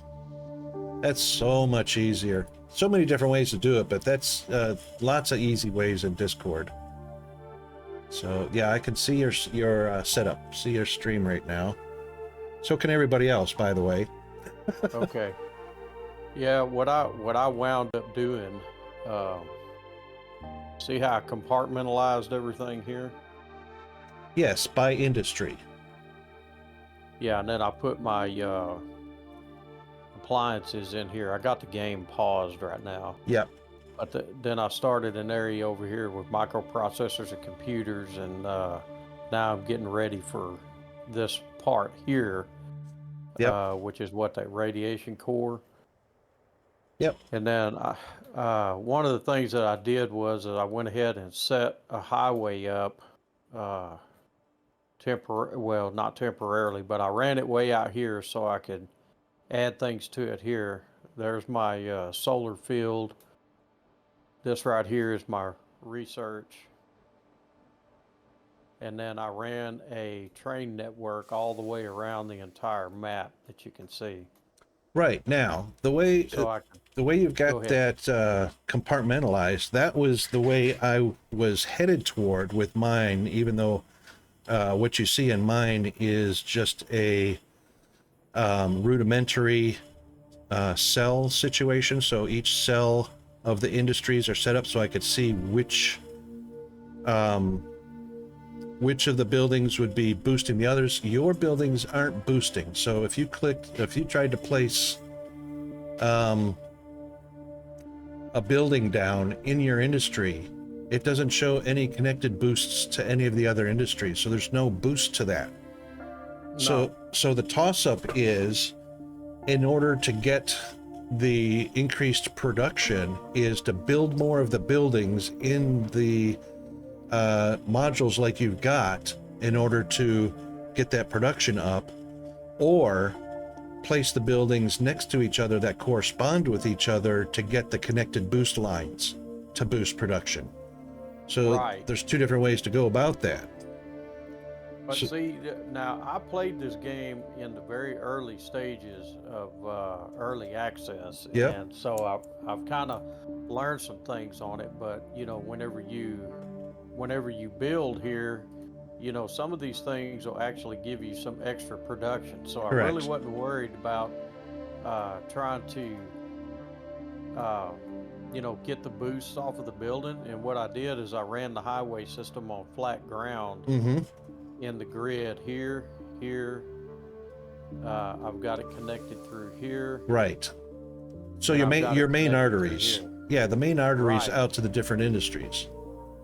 right. So the cars and everything are traveling pretty fast. And if you'll notice, what I do is I only build on one side of the road. Right, the right hand side. That's right. So that way there's no cars crossing in front of each other. So I kind of Well, figured they maybe the still spread do. out would work better. They still do. And the problem, um, you've done it the correct way, where the road is on the left side of the building if you rotated to the right a little bit. So all the traffic going into the building is a right-hand turn, and all the traffic going out of the building is a right-hand turn. So if you zoom in close to one of those buildings showing its connected roads, yep. So that's all right-hand turn. As long as the resources come from one direction, they'll remain a right-hand turn. The main highway is a cross, where it crosses left and right, because it turns left to get in there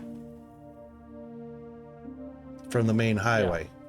Yeah, it'll turn. I got it paused right now, but Yep. So uh, all the resources going in will have to turn left to go in, which crosses other traffic coming the opposite direction. and then you also have the luxury of,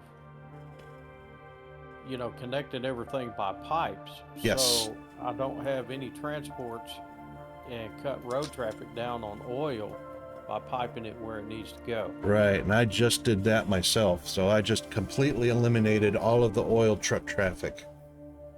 Yeah, same thing with methane. Yep, and Now, what I water. did with methane, I got down here in the valley and set up a couple of methane tanks and some drills, but you have to have roads to get to methane or it doesn't connect right.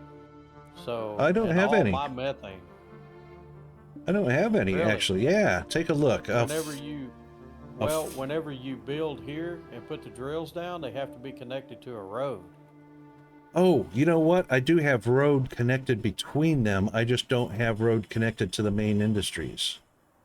Well, I went ahead and laid road down because there are some things that you miss during the building that needs methane, and if you forget, they'll start sending trucks out, Ah, and that keeps your factory from stalling until you kind of figure out or catch it, and then you can run a pipe to it and it'll stop the traffic on the road. Now this is just pre-set up here where I've gone in and laid in the road and the piping, getting ready to tap all of the other methane sources that are out here like this, because I'm going to tap all of them. Right. Now, if you take a look at my screen, you can see I've got road connected, but obviously there's no vehicles on the road. And I've got all the pipes connected to the tank and to the power station. And then that one pipe comes out into the industry, so no road connecting to the industry. Yeah, So, I see what you're saying. but now, like with the oil, I was able to disconnect the road, and as long as the pipes remained, the oil would still go. Yeah, I keep the roads there as there's enough room on the map, but I mainly keep the roads there like what I did here, As kind of for aesthetics, and it fits in. I build my roads to fit with the big oil pumps, so that way I've got kind of a grid and everything in there, and then you can see how I kind of pre-laid all the pipes in as I need to grow it, right. so they automatically connect. Yep. And I'll show you another thing that I learned playing is right over here where you have your storage facilities. If you're not careful, look up here. I've got 60,000 concrete and 40,000 steel beams. I go in every so often and I disconnect these so that way it produces, and when it needs steel or anything like that, it sends it straight there. Otherwise, while it's making steel, and it sends more of it into your storage than it does to your product line. So I just cut them off after I build a bunch of it up, so that way when it needs steel or it needs concrete, it can truck them and get a bunch of them there quick. Indeed. Indeed. So I don't know. There's not a whole lot on this game as far as forums and stuff like that, like Factorio. Right. So it's kind of a learning process, but spreading it out and putting these fast highways in there and then building in between them, it can move stuff pretty fast. And when I overbuild, it accounts for that travel time and keeps everything stocked up. Even the appliances and the computers that I'm making are satisfying. Nothing over here building wise is needing it. And then another thing that I found out, you'll build these farmhouses in between. Yep. If you build them all on one end, you might have some of these down here that don't get any. They're not getting priority. So I just kind of sporadically put them in there. Yep. So it's just all learning. There's probably 1,000 different ways we can lay this out. Yeah, and that's what I've been trying to wrap my head around is normally if I can get an idea of what the developers intended as far as layout goes, or how the industries were intended to interact with each other, then I could probably get on board and build something very decent in that regard. But right now what we're left with is we've got the two different ideas, and that is lay out a lot of factories and get the high-tech tools going in order to boost all the industries, or lay out the buildings connected to each other to get the connection boost from them. So it can go either way, and I'm starting to think that maybe both ways together would give the boost as well. Yeah, because as you repair the ship, some of these items you get 3-to-1 on. Yes. So there's all kinds of different ways to get boost to industry. And I kind of plan ahead because I know I'm going to need a lot of uranium. So I went up here and I went ahead and laid the road grid in to get it to the gondola. Yep. And then I'll eventually have to run a bridge up there and just connect it all in on this last uranium ore that I got right there. Absolutely. Now I did notice you've got a train in there, so it looks like you figured out how to replace the highway with a train route. Well, that train route took a little doing. It took some time to figure out the train network. So Yep. what I did was, is once I had enough steel beams and everything stored up, uh, I tried to run this track as straight as I could and elevate it where I could run things underneath it. Absolutely. So I Absolutely. just did a great big circle with it where I brought it across with a bridge where I can tap resources over here when I need them, Right. and then ran it across the bridge here and around the circumference of the map. So where's the distribution center connected to your train line? I took them all out because I couldn't get them to work. Okay. But now that I know that you have to have the train line and the distributions working together, see, initially what I did, now here's another screwy thing that I found. So you get a lot of organic waste out of this. Yes. Okay. Yes. I had these yellow science buildings over here. Too far in my away. research area. Yeah, too far away for the organics to get there. So the organics showed to be calling. It was requesting them, but they weren't moving. And if they did move, you get one or two at a time. Right. But the internal storage of the fertilizer facility was full. So I set up, you see where I have the remnants right here of the collector? And Yep. then you can see where I have the remnants over here of the distributor. When I first set that up, it Right. moved every bit of that organic material over there and got my yellow signs humming. And Now- then it just all of a sudden quit. Right. Now your yellow science has a requirement. They have a requirement of the blue and the red, correct? Yes. So click on one of those yellow buildings.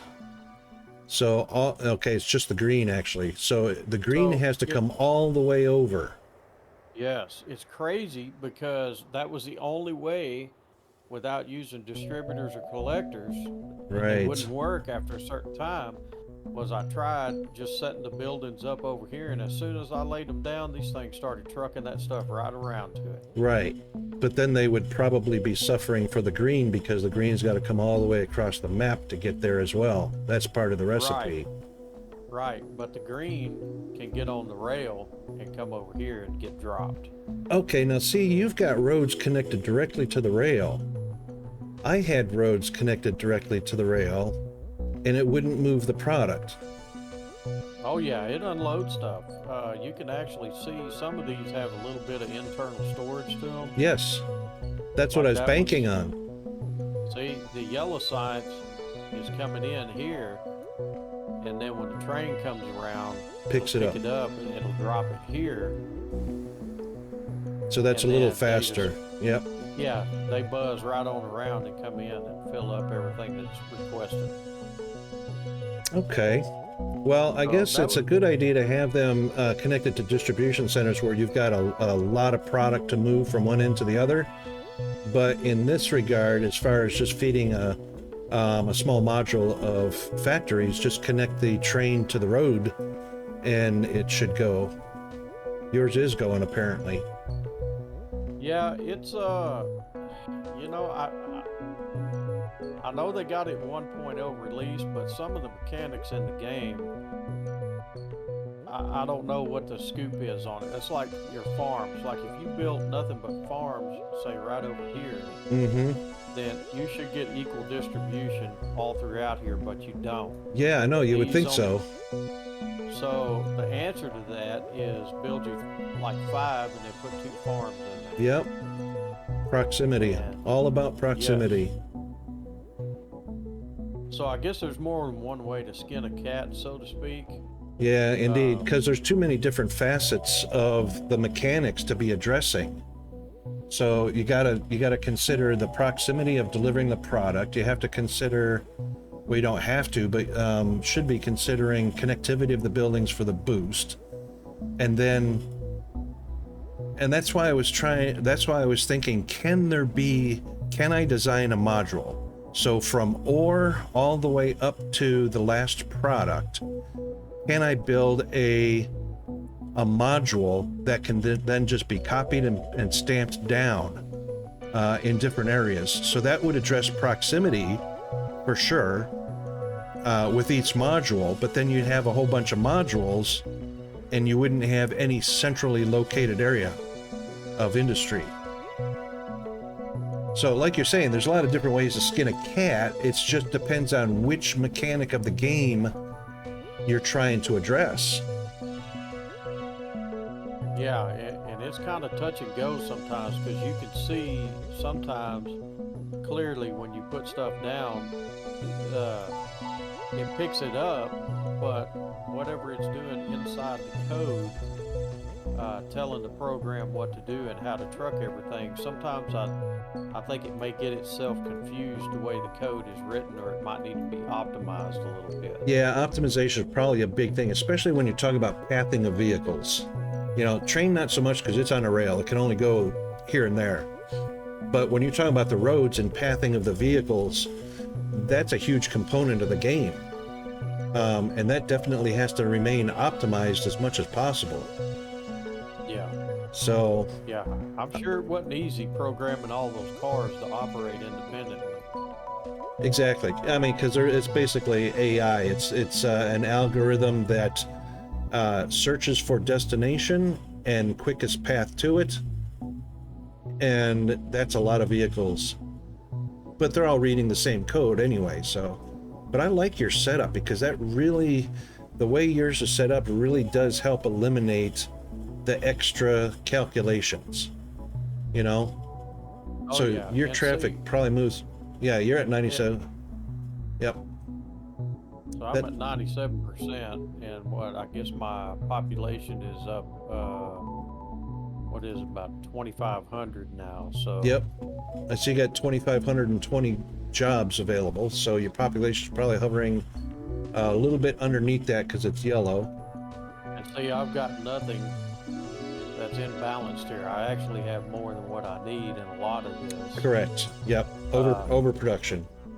Yeah, and that's what's helping keep my road traffic humming, with the addition of pipes, keeping some traffic off the road on purpose. Absolutely. Absolutely. So it actually worked out pretty good repairing that ship, because I didn't have to fill both sides of this up with the green circuits, Right. and can leave that alone for a long time because it really boosted it up. Look what it did when I repaired it. Sure. 732 in production, I'm only using 140. Sure. And you've only got some of those on, oh, well, for some reason, some are only 99 and 98%. You can't get them up higher to 100%, can you? That slider's all the way, that's sort of slid all the way to the right. Yeah, they're all the way. So That's interesting. I wonder why it wouldn't report 100%. I don't know. I really don't know. Well, Oh, look at that. oh, I have it all the way to the right and it's 98. I go just a hair to the left and it does 100%. But you also lost all the employees too. That's another thing. It goes from max to 0. Isn't that interesting? Yeah, that's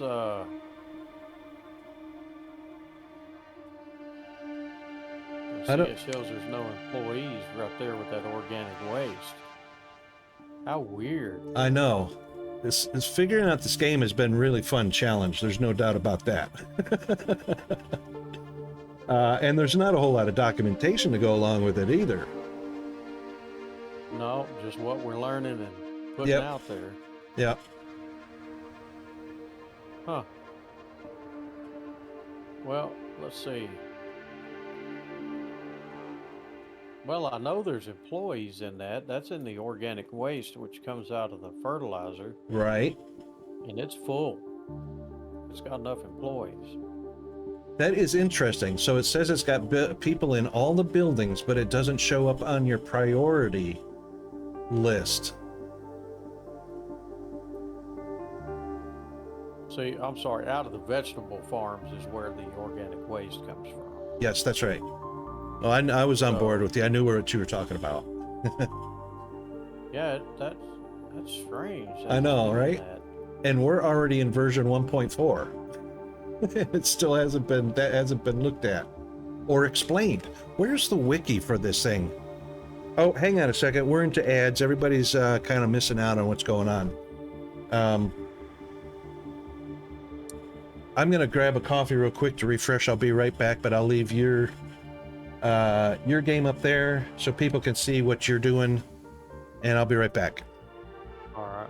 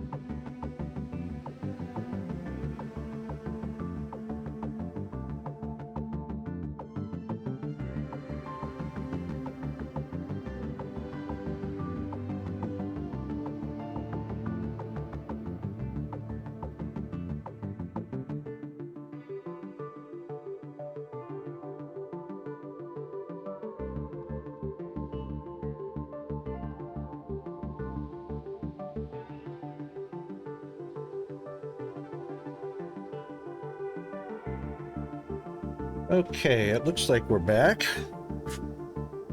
Ads should be over with. So I'm very much inclined to try and do both ways. So now that I've got a feel for and I've got the basics all done, and the real trick to this game is going to be trying to make changes, which are pretty significant changes, without killing the population. Yeah, a lot of times while I'm playing, what I do is I spend a lot of time watching this, and sometimes I'll just leave that up and see where my imbalances are as soon as they crop up, Absolutely. so I can address them. Like sometimes I run short on people and I need migration, so I'll run over here right quick and I'll plop down another couple of habitats. Oh, okay. In order to draw in the immigrants. Yes. Yeah. To satisfy that need, but then you end up. Do you take it down when you're done making the change, or do you just leave it in?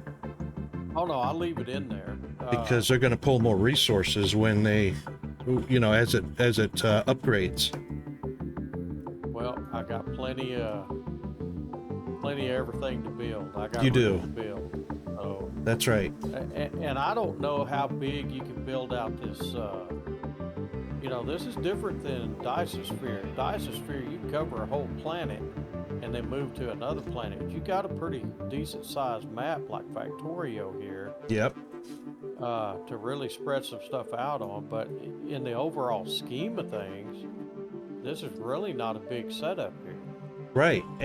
But the big drawback is, the flip side to that coin is, even though there's plenty of real estate to work with, everything is producing something, but the drawback is distance and proximity. How far does that product have to travel to get to where it needs to be used? You know? That's why I put my food farms and everything Right. here, Right. because they can just jump on that road and distribute.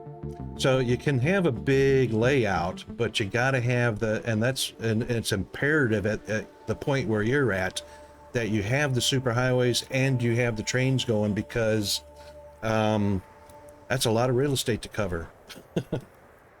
It really is. Of course, once you get the lightning rail, you can replace all of this with that lightning rail, and those trains will really start moving then. Yeah, that's the red science. Now you're up to red science, correct? You're doing red science? Don't think I'm doing red science at this point. If you hit your R key and look at the lightning rail at the bottom of the research tree, yep, that's a red one. So you're right close to red. Yellow. Okay. Yeah, I'm still working my way through reds. Now, one thing that's going to help me is when I get all my green done. Yep. Once I get these home robots and start making those. Yes. That is going to be the last thing that I need to jump these buildings up to level 6. That's right. Another tier. Oh, actually level 5, because those are level 4s right now, I think. 24 population. Yep. Yeah, those are level 4s right now. Yep. So that's going to be significant. Yeah, I won't have to worry about building any more habitats. My infrastructure's already in place, but I will have to watch the food and the good meals and everything over here and what's being produced. Absolutely. In the meat labs, because I may have to add more. But, you just watch it, and if you need more, you just plop more down and run more piping. I think that's a pretty, the layout that you've got is a very decent attack on expansion. So when you need, because you start at the core, where's your ores? Where are your ores all going to? Is that a distribution center? My ores? Yeah, the iron and the copper ore, is that going to a distribution center?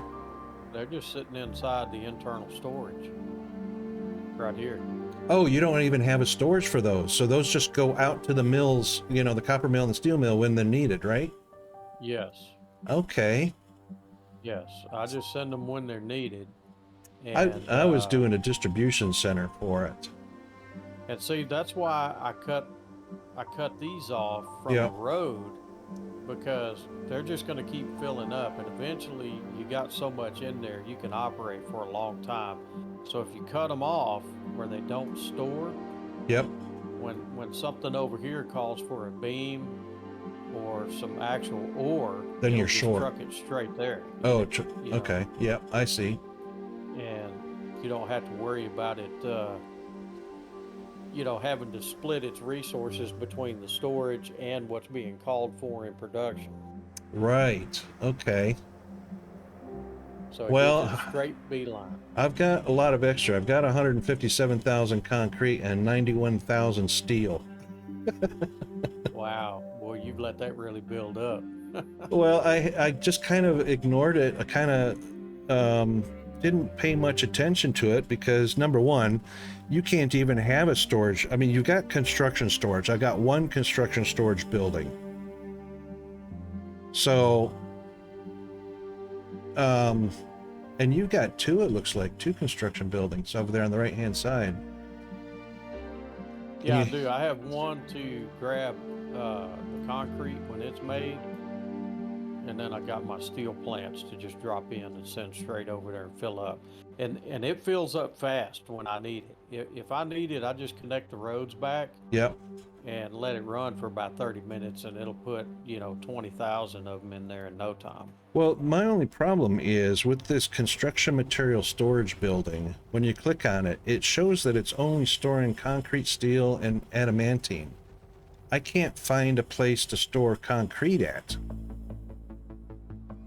So my building is making, my concrete factory is, oh, hang on. It's making concrete. Duh. That is concrete. What am I thinking? That first one is concrete. Yeah, and it goes into the material storage. Right. Where you build your roads and your buildings and all that stuff. Right. Okay, that's right. And then the steel, of course, goes there as well. And then when we start mining adamantine, that'll go there as well. Mm-hmm.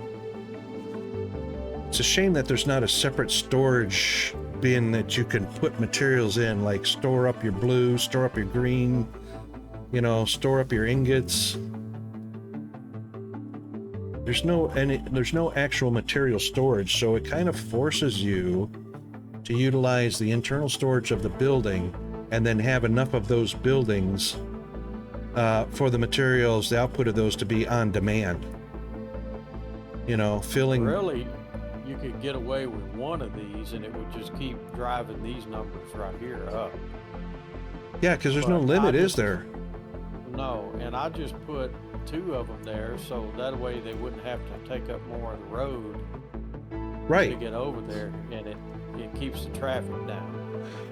Now, the only thing that would even go out onto the road would be the steel, because concrete kind of goes right from there through us, the player, right? Yes. Steel's the only one that's delivered to an industry. But I thought one of these we had to, I want to say... Yeah, wasn't there a requirement for concrete in one of those? Yeah, I thought there was one of them that had like a whole bunch of concrete that it needed. Yeah, I think 1,500 concrete. That's it. Storage deck. That was the only time you had to get that out onto a road. Yes. And see, when I saw that I needed 200 home appliances, I overbuilt it, and then I connected it real quick and let it fill up. Yep. Before my residents all got aggravated and started leaving if they weren't getting enough of these. Indeed. So, there's a little bit of strategy there, because man, when I lost that population that I lost, I was like, man, that took a while to get that back. That's exactly why I was thinking why the game doesn't have a storage facility for the individual products, because when you go to repair the mothership, everything goes to repairing the mothership, and then all your industries suffer while it's doing that. Yeah, so and I think it could probably be kind of like Factorio, which would be nice if I could set all my science production up here, and when I'm not using it, overflow. Why don't these blues come over here into a warehouse, right? Where I can set a filter on it and say I only want blues going in here. Absolutely. Greens, yellows, and reds. Absolutely. And let that build up until I call for them, and then they'll just come straight on out and run over here into the science lab. That would certainly address the problem, but I think the developers are looking at it from the standpoint of, it removes the challenge.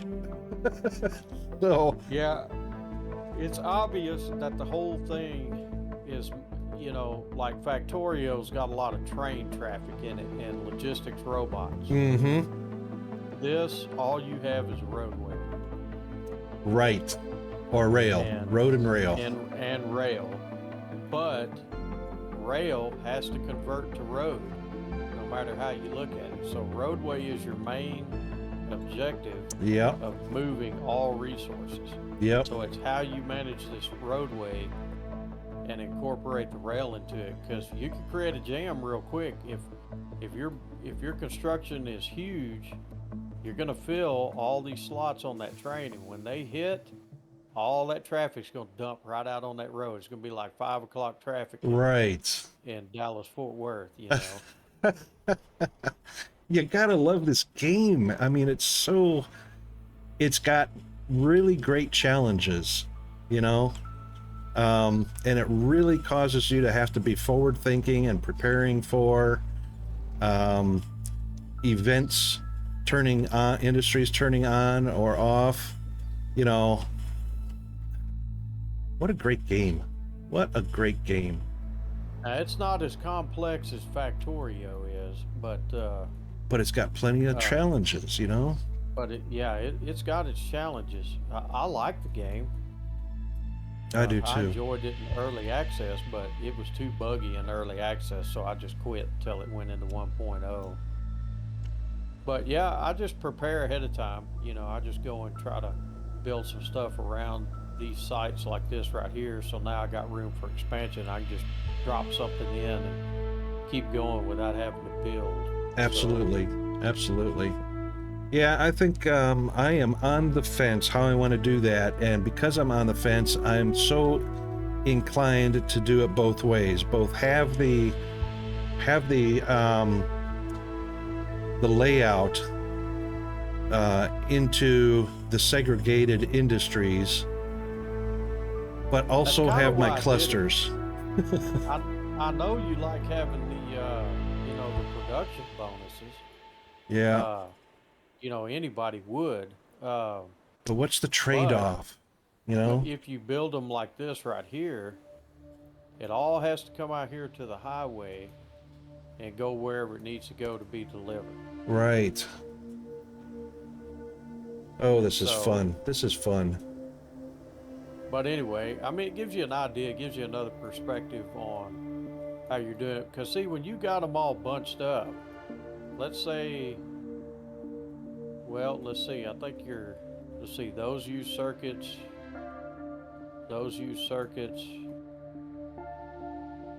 those don't, but you have to make plenty of microprocessors. You Mm-hmm. got one, two, three industries all jammed in and mixed together in here. Yep. You're going to have a tremendous amount of traffic on that road system just in this Absolutely. little area right here. Absolutely. You know, one of the drawbacks to the game that I've noticed is they've got a 3-lane one-way road, but they don't have a 3-lane two-way road. It goes from a 2-lane two-way road to a 4-lane two-lane road, or a 4-lane two-way road. Where on a 3-lane two-way road, the middle lane can be either direction. You know, kind of like it's a turning lane, basically what it is. Yeah, and see, this is another little thing I like to experiment with. So I built it right here close to the off ramp. So when they come in, they can run in and they Right. can get it from both sides. But you see how I ran the second line right here? Yep. What I wanted to see is how bad the traffic gets, and you can mitigate some of that traffic just by cutting one lane across there. Correct. Correct. And actually, one of those off ramps that go directly into your blue and purple science there, or blue and purple Uh, industries, that off ramp could probably jump the road and go straight in, correct? oh yeah, you can always cut it off and just have it drop right in And there. then you eliminate the intersection traffic that way. Right. So you got to have some sort of planning and leave yourself enough room to Yep. break a road and reroute it. Yep. Well, as you've seen in mine, I have some really interesting spaghetti. I know. I'm building mine on the Army Corps Engineers Mm-hmm. uh, way of doing everything is laying my grids in north, south, east, and west, and in a square. Yep. You know what? That's the way city planners do it too, you know, for the Well, most part. that was all of our. Yeah, I did some research on city planning and things like that, and I found that our back in World War II, when the Army Corps Engineers all came back home, they basically laid out our road structures across the United States. Yep. And they did it on a north, south, east, and west grid line Yep. and ran them in city blocks.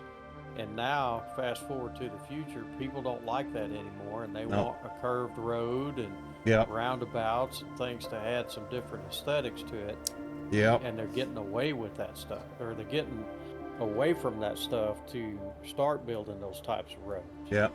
Now, I see you do have a couple of roundabouts. I bet you have found out how fast that traffic flows through roundabouts.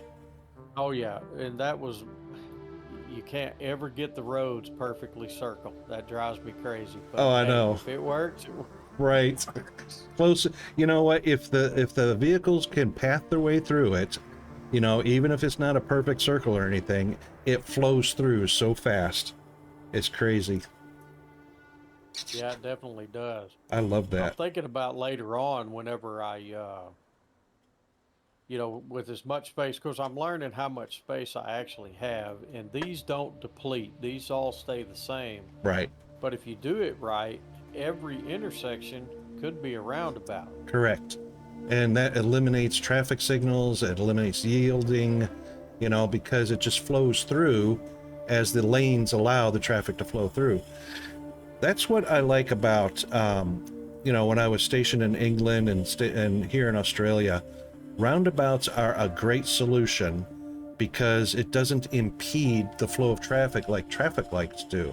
With traffic lights, you have to stop traffic in one direction or the other, and that actually is counterproductive. It slows down movement and production. And that's why I really heavily favor roundabouts. Even Yep, if even if they're square. Because the yeah. same traffic rule applies even if they're square.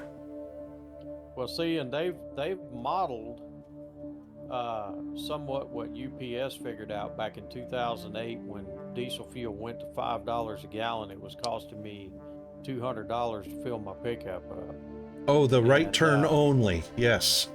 and what UPS figured out is that if they will eliminate their left-hand turns, they Yep. can save millions of dollars in fuel every year. Absolutely. And that actually works. Right. So in other words, what their thought is just make right-hand turns. So they made right-hand turns and they would go and service this and send another truck in and make a right-hand turn. And then at the end of their routes, they can make their left-hand turn and come back over here and Yep. come back down. And what are they doing? Making a right-hand turn, minimizing the left-hand turn. Absolutely. Absolutely. That's a wicked cool idea. Yeah. So, I don't know. But see, I mean, this looks like you could do it. It would take more room, but you could put a roundabout in each one of these. Mm-hmm. And then build it on a 3 or 4 grid basis. Yep. Based off of that. Yeah. But we don't have any instructions. There's not much in the way of instructions, and they don't have a dedicated wiki for this, like some of the games like Factorio and DSP that we've been playing. That's right. I reckon if they got onto WikiGG, wiki.gg has dedicated game wikis. So more and more game developers are discovering it and utilizing it. And I wish some of the older ones, they probably won't move over because the wikis on fandom and whatnot are big enough, or if they're not running their own wiki, they're not going to move it over there. But all the new game developers are recognizing the fact that they're there, and that wiki.gg is growing tremendously. So that would be, I mean, as far as InfraSpace goes, they don't have their own wiki. It's not huge on fandom. They could actually go with wiki.gg, and that would be a win for them. Tectonica is over there. DSP's kind of got their own. I don't think DSP is on wiki.gg. Yeah, I've never heard of that. I'm looking now. It looks like they got Ark Survival. Yep. It's really good. It's fairly new, probably in the last year or two. But man, it's building up fast, and I think it's a great resource. Because you can literally have that open in a tab or in a window, and whatever game you change to, if it's in that wiki.gg, you just flip to that section and you're there. I'm glad you told me about that. I'm writing that down. Yeah, that's a good one. I really like that one. So, oh man, I love this game because now there's so many possible ways to go about reconfiguring my setup and growing my habitats, and yeah, we're going bonkers now. Well, the nice thing is, see, I don't like to copy other gamers and what they do. Now, there's some things that somebody will come up with to address a problem, and that's the only way to address it. Yep. And I might use something like that in there, but I like to play my own game, and I might find something that I like that you did in the game particularly, and Right. I might incorporate that piece of it into mine, and then put my own twist on it. Right. Well, what you have done is what I generally like to do. In games that are a little different than this one, because it makes more sense to have everything laid out, compartmentalized or segregated, and you're able to ship the resources into each of the districts. But that's also when there's storage available, for the different items. And, Right. When you're talking about belting, like in DSP and other games where you, Satisfactory, where you have storage and belts, you're able to do that much, much easier. And you don't have a population to have to worry about changing as a dynamic of the game. Whereas here, that's a lot bigger challenge because of the dynamic of population and workers going from one place to the other and the lack of storage facilities. So, Have you played Timberborn yet? oh yeah, I've got Timberborn on. As actually, I haven't played it since the last couple of updates because and I want to soon because they've had some great updates to Timberborn. I'm hoping they hurry up and get that thing done in 1.0 status, man, because I played it in the early deal and I really liked that game. Yeah, I'm waiting as well, and they're not going to be far off because they have been making huge, from the patches I've seen and the updates I've seen, they've been making huge gains. So that's not too far off. And what a great game that is. That one, Captain of Industry, this one, I love these kinds of games. They may be factory builders, but they're each kind of unique. Even though there's some core functions that are similar or the same, they're implemented differently, and that brings together new challenges. Yeah, there's definitely been some good games that have come out. So Yeah, and you know what? I can't wait until the crust comes out. Oh my gosh. I've been yeah, beta testing that one, but it's very early stage, Yeah, that one's going to be a time sink for sure. It's yeah, I'll tell you. crazy good game. Yeah, they got some good old games, man. Well, Wolf, I'm gonna end this thing.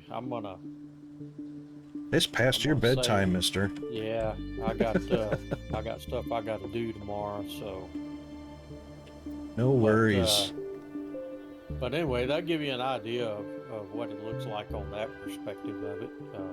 That's great, and I'm glad that you shared that because the viewers can see how you're doing with that as well and make a comparison directly with my spaghetti and give people ideas of how they want to attack their builds. So thanks very much for sharing that. Oh yeah, not a problem, man. That's why we're here, is to have fun and collaborate and try to figure these things out. Indeed. All right, my man. Well, entertain, and I think I'm gonna head to bed. I'm tired now. No worries. Thanks, mate. Have a great rest. All right, y'all behave yourselves over there. Don't do nothing to embarrass us now. The homie's that. All right, man. Good night. Cheers, mate. Okay, well, that gives us quite a bit of choice. Because we've got so many different ways we can do this, and some great ideas have been popping up with GD sharing his. And oh wow, my Steam client closed. I'm surprised the game is still running. I reckon the Steam client crashed while I wasn't looking.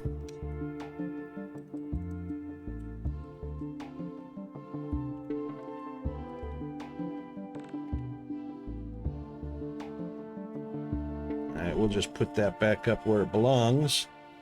Alright, and yeah, wow, temperature. What is the weather here today? It's getting warm in here. Alright, come on, Jeeves. There it is. That is not right. 80 degrees? It's a lot hotter than that. Let me tell you. Outside is probably cooler than it is inside right now. I'll almost guarantee you.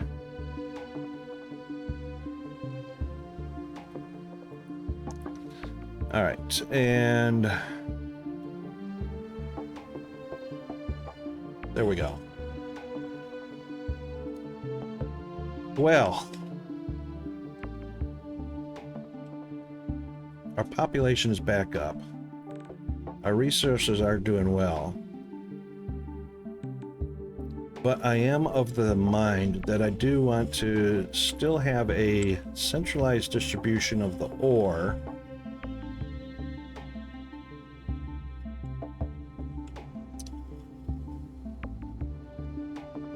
These guys are not delivering anywhere because there's nowhere for them to go. Which I think I had that issue anyway. I just moved it from one to the other. So these guys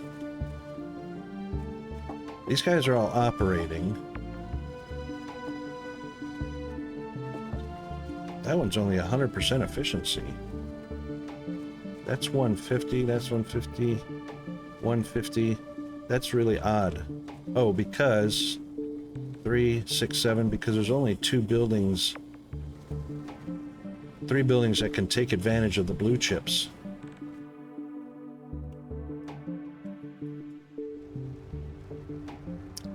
So in essence, we can actually move this right there.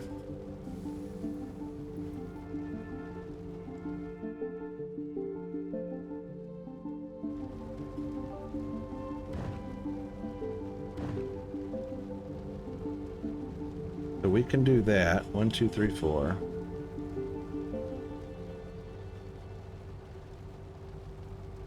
Yeah, those guys are full up. And then we can move one building, the one that's only getting a 100% efficiency. And now we can move the blue. So he's getting a 3 boost, he's getting a 3 boost. He's only getting a 2 and a 2. He's getting a 1, he's getting a 3, he's getting a 3. So what we need to do is move this one up here. That'll give him a 3 boost. 3, a 3, a 3. A 2, a 2, a 3, and a 3. Well, it's not very aesthetically pleasing, but...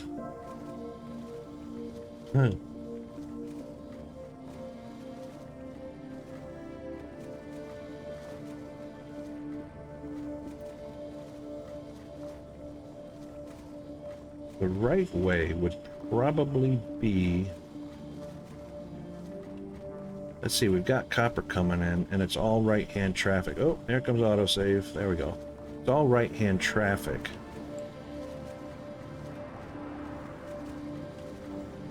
So what we should be doing is a swap like that, and a swap like that. That's 3, that's 3, oops, and that's 3.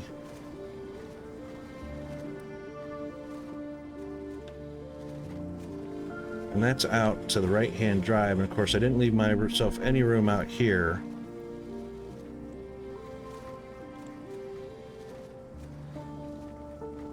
And now he's not getting any boost.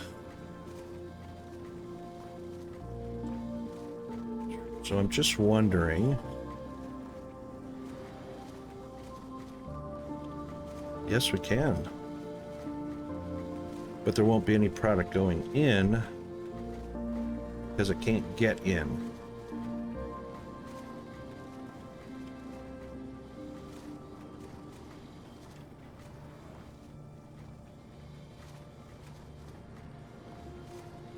It's all about the right-hand drive.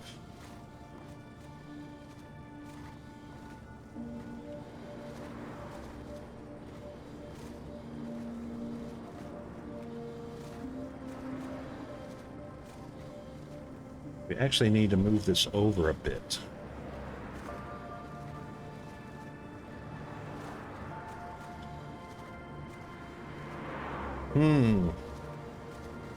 See all that right-hand traffic coming in.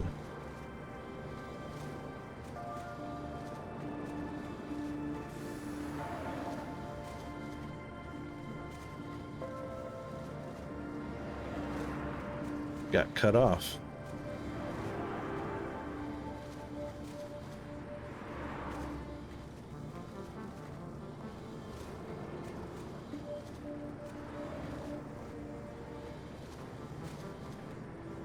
Wow.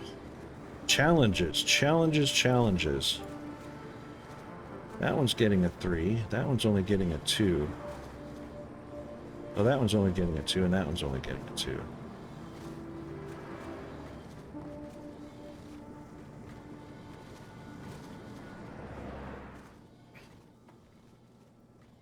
So we may be concentrating too hard on getting industry boost by connected buildings.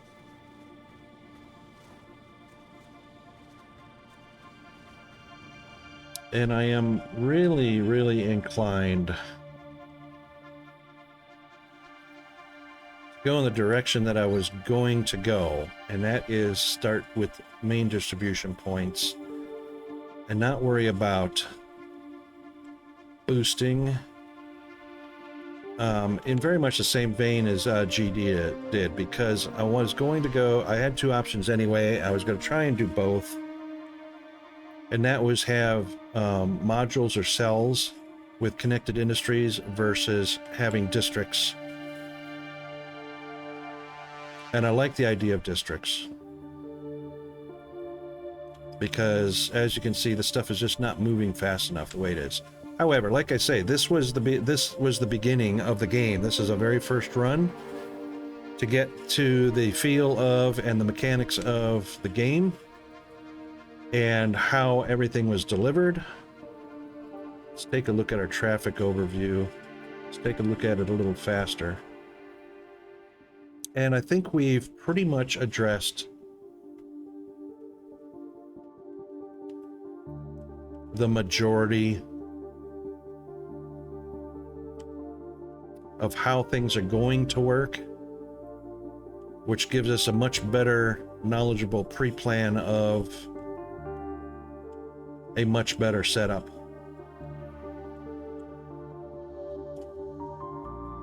And we do have the mechanics of everything like pipings and rails and roads, all of that going on.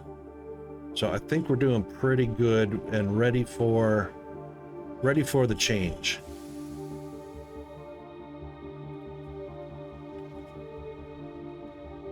I wonder why those guys are stuck there.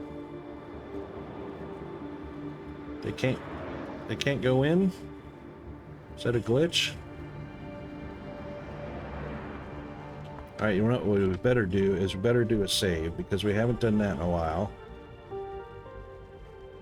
And we'll pop out to the main menu, and when we pop back in, and hopefully that will clear.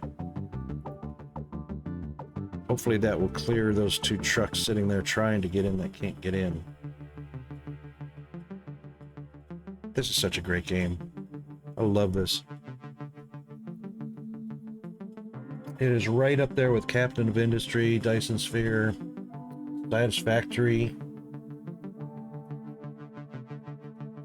Tectonica. Oh, crash. I knew that was going to happen. And that's why I saved. As soon as I saw those glitches in there, that's why I saved.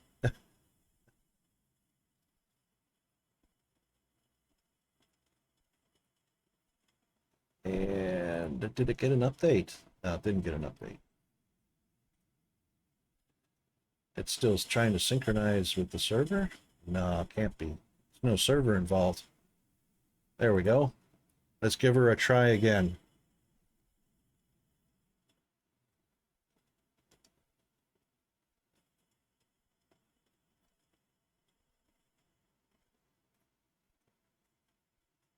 Excellent. Okay, so there you go. OBS picked it up. I'm so glad I saved just before I attempted to do that, because we could have lost a big portion of that.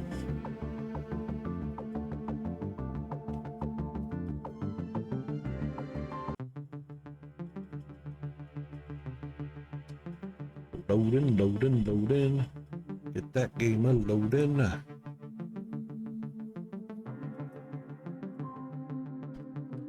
So we're going to be very careful not to destroy our population. And what I'll do is I'll start laying out some road and get the spacing down, because we're definitely going to want the enough room between roads.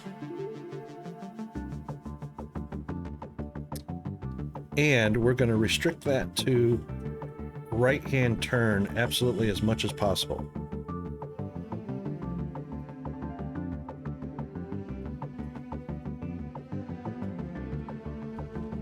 There he goes, unstuck. How about that? All right, so here's what the idea is. When doing right-hand traffic, actually, we're going to use... That's 3-lane. Two-way traffic, 3 lanes. Wow. We'll use 2-lane traffic, 4 lanes. So basically what the idea is, when you're building right-hand turn traffic,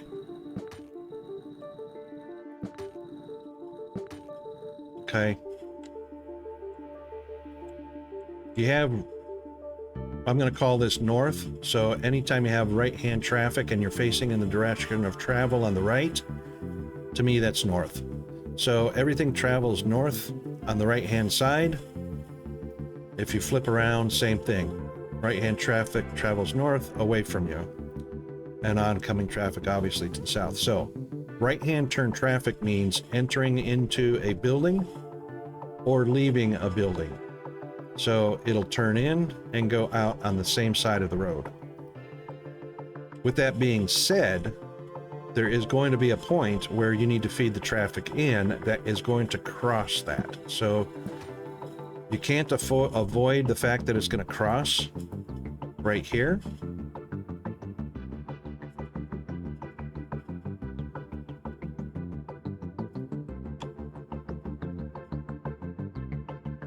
So that you have two lanes going north, obviously on the right-hand side, that can turn right. Okay, 2 lanes turning right. And the obligatory has to turn left to exit the loop, but that's not where we're going to exit the loop. So this one is actually not going to exist, because we have traffic coming in from the right here, and it will leave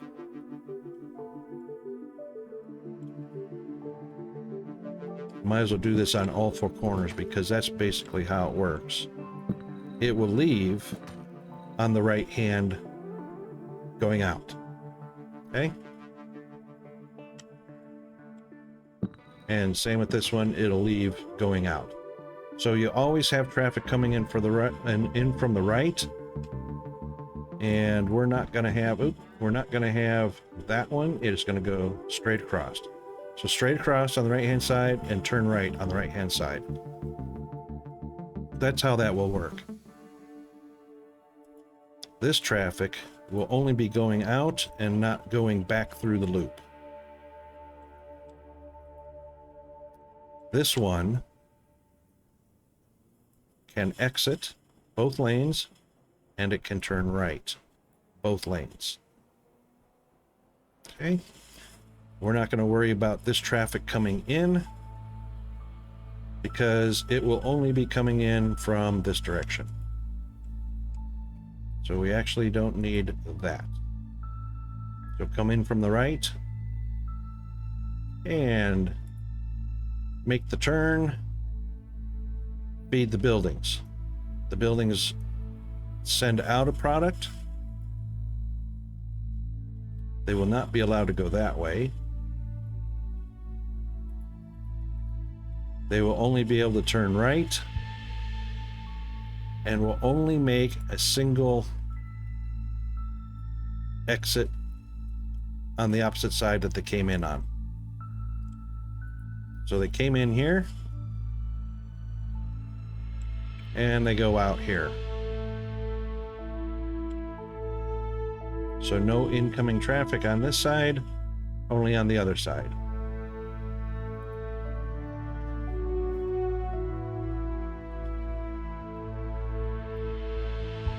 So they can go around the loop as many times as they want on this side, but they can only exit on that side.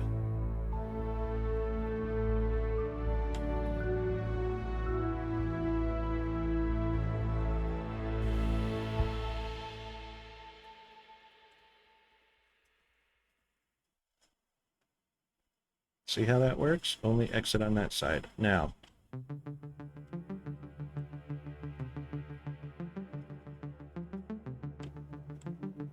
no exit on this side. They come in and they exit on the other side. So the same is true here. Again, right-hand turns. Traffic can come in. There's not going to be any right-hand turn on this side because there's nothing to feed. They're only feeding the right-hand traffic going around.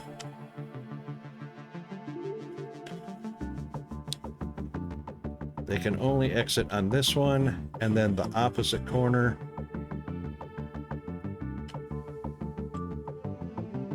They can only exit on this one. So we're not going to have any of that as well. And there you go. So, in from the bottom right, in from the top left, out on the bottom, or the top right, out on the bottom left. And that is how right-hand traffic works. So,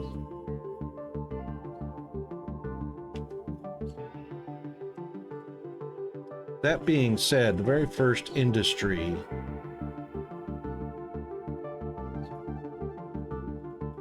is green circuits, because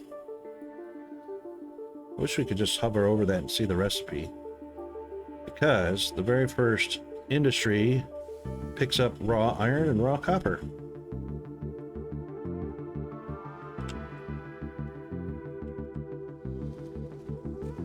And this is our raw copper, this is our raw iron. So copper gets fed in and then distributed. So I reckon we're going to keep these distribution points because it's actually going to collect up all of this ore in this area.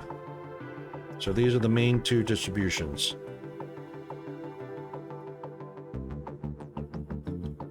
Sand and sulfur also come from here, so that's kind of convenient.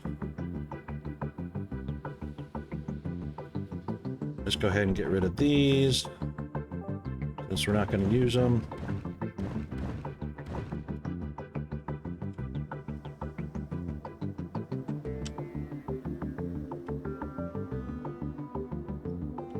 These are all quite tightly packed, so not only do we have all of this out here, but we've also got this here, iridium, or not iridium, this is aluminum. And uranium over there, and iridium over there.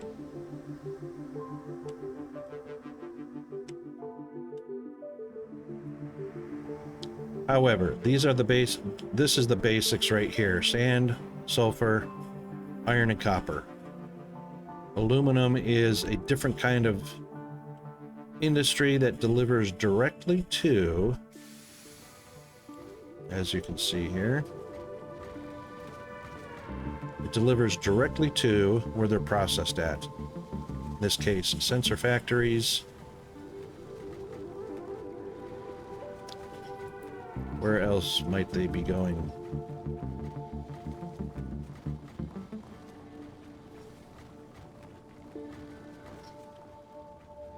I believe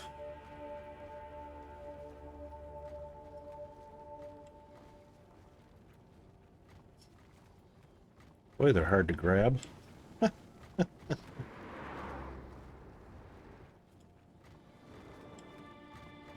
Still can't grab them.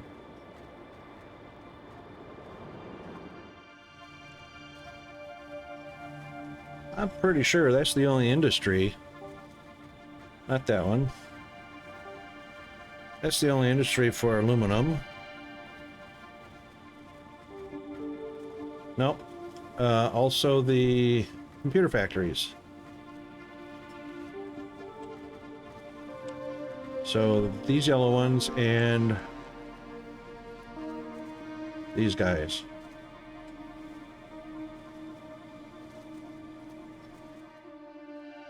So if I were going to set this up smartly, and they are pretty much on the same road, these yellows, these computer guys, I've got one yellow one out here, so it's going to pull one off that way. Which this one can actually be right here now. Does yellow need a pipe of any kind? Nope.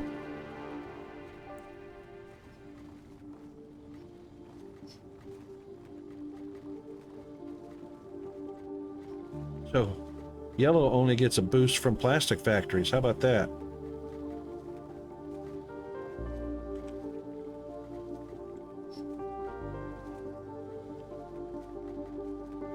But high-tech tools get a boost from the yellow factory.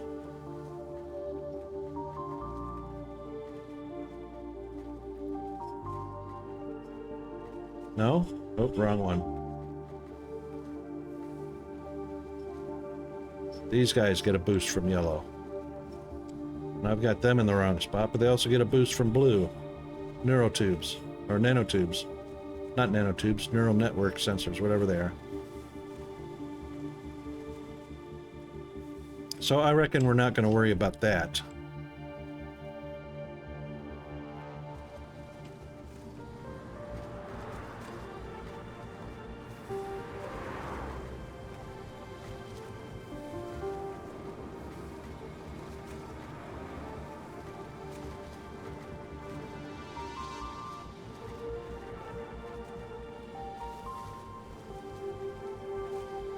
Perfect.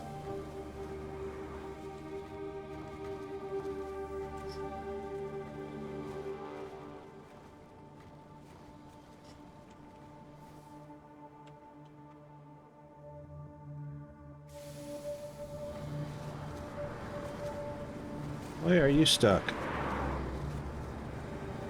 Oh my goodness, seriously.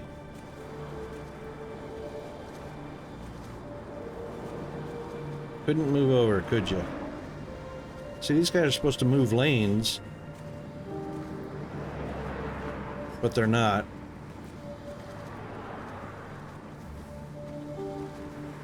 Let's do that.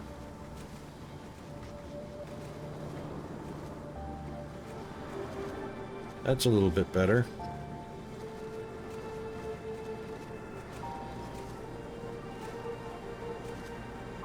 And then they can move back like that.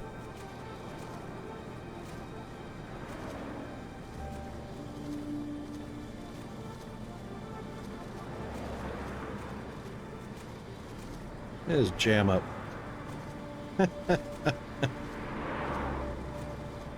Actually, I'd be happy if they can move to either lane. Let the pathing algorithm pick out which one they want to go to.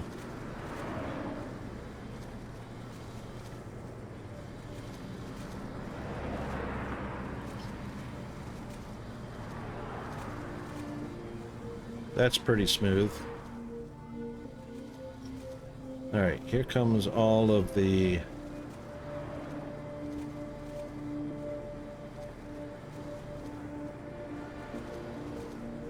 Where are they going out to?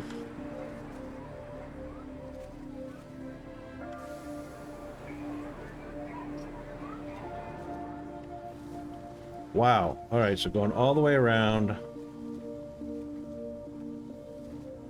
to here. And that's because that's a one-way road.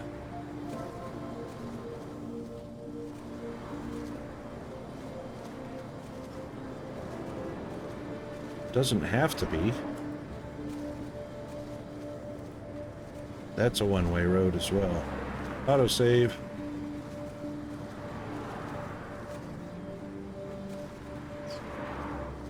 So now this is bad. So this is all left-hand turn coming out of this industry, left-hand turn going into the industry. The only one that's right-hand turn is this one.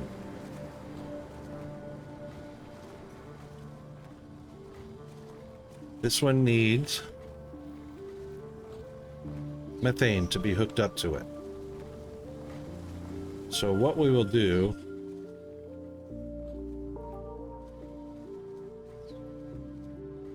we're going to move this out of the way for the time being.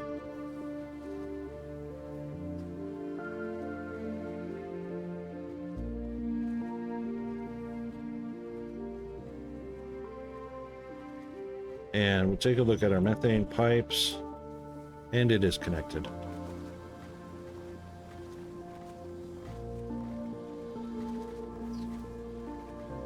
These guys don't need the methane.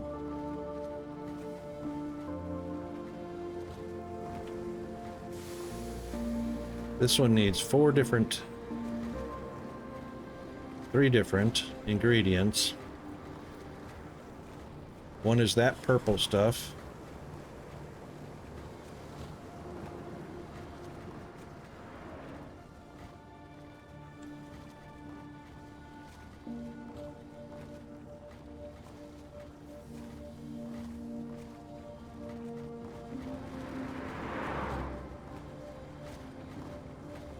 So right-hand turn, it can come out, go around, and come on down the one-way road and go right in.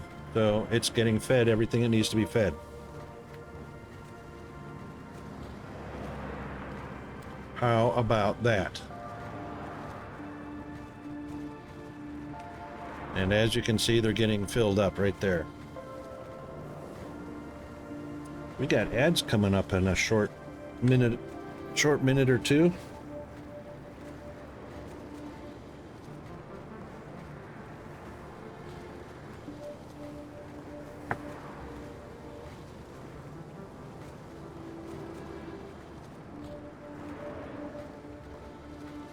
Okay.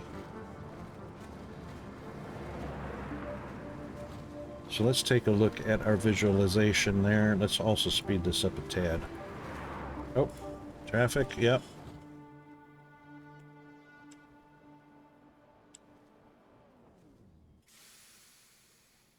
So we really shouldn't have any bottlenecks anywhere. This one's close. That one's a little bit.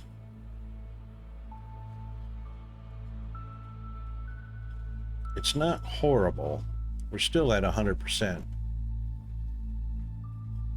Touching down to 99. But probably because of a little bit of this here and a little bit of that there. Otherwise, I think we're doing pretty good. That traffic's flowing right on through there. Not much of a stutter step, only a little bit when that's coming out. And I don't see any other jams in traffic. This one really flows well.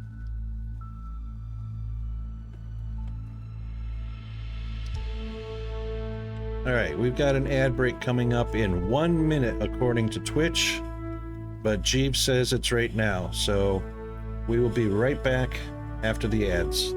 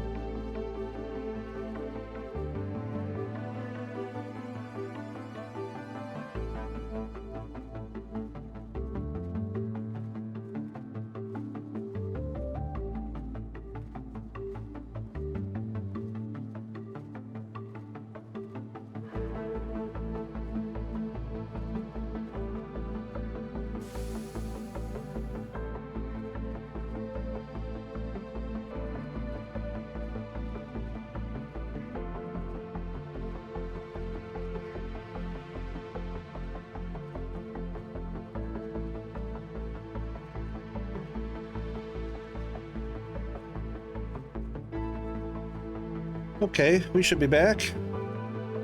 And we're just gonna snack it for a little bit. Okay.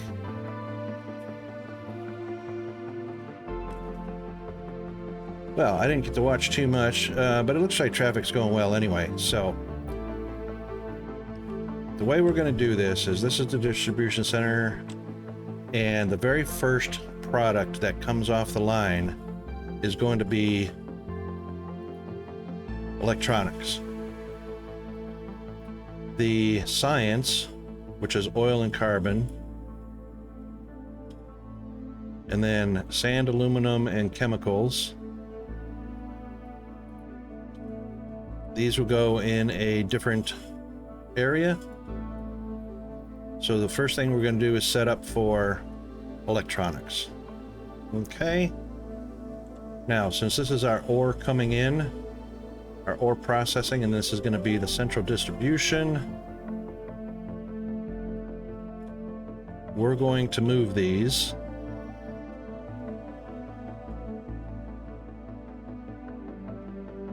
And we've got a pretty sizable area to work with, so I think, yeah, that's big. That's big.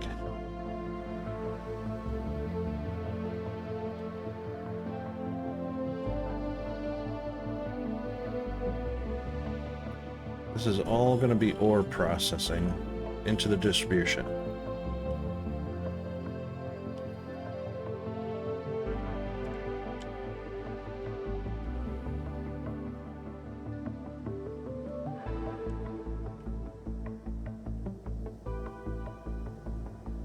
I think this distribution should probably be set up because these are the ores and the aluminums right here. This distribution should probably be moved to here.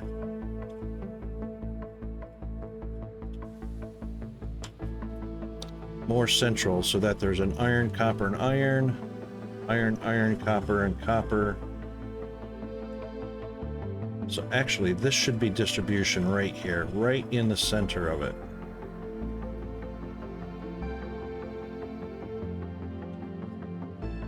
Terex.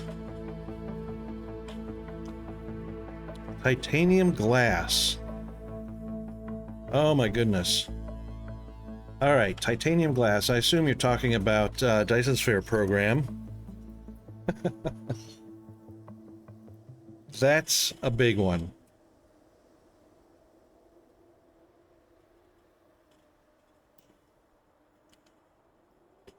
All right, so titanium glass is going to be dependent on regular glass and your titanium ingots.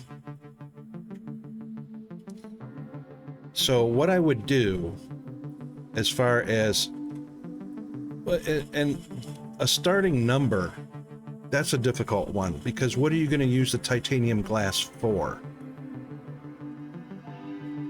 It depends on whether you're going straight to the rockets to build your Dyson. Oh, green cubes. Right.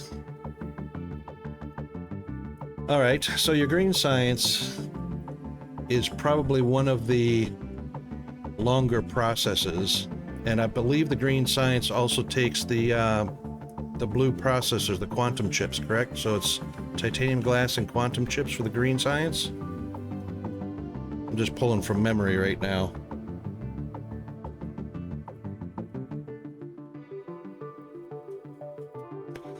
Ah, the Gravlins. Correct. All right. Which, of course, also the green science goes into making warpers. So it really is dependent on scale. Where are you at in the game? Is this the first trip into green science?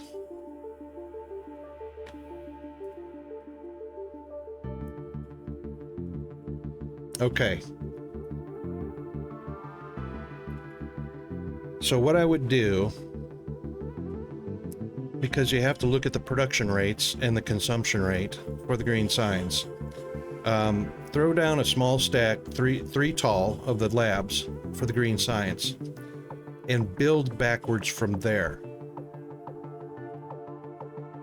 And leave enough room to expand each of the recipe items behind it, because that will give you an idea of how to scale it up by stacking up more science labs on top of each other, and how much feed you're going to need into that tower of science labs. But start with a stack of 3, just to start with, and then build your factories behind it. Now, I'm assuming that you're doing this all on the home planet right now, right? Oh, that's fine too. That's fine too. All right. So even if you go with 13 labs tall, that's fine.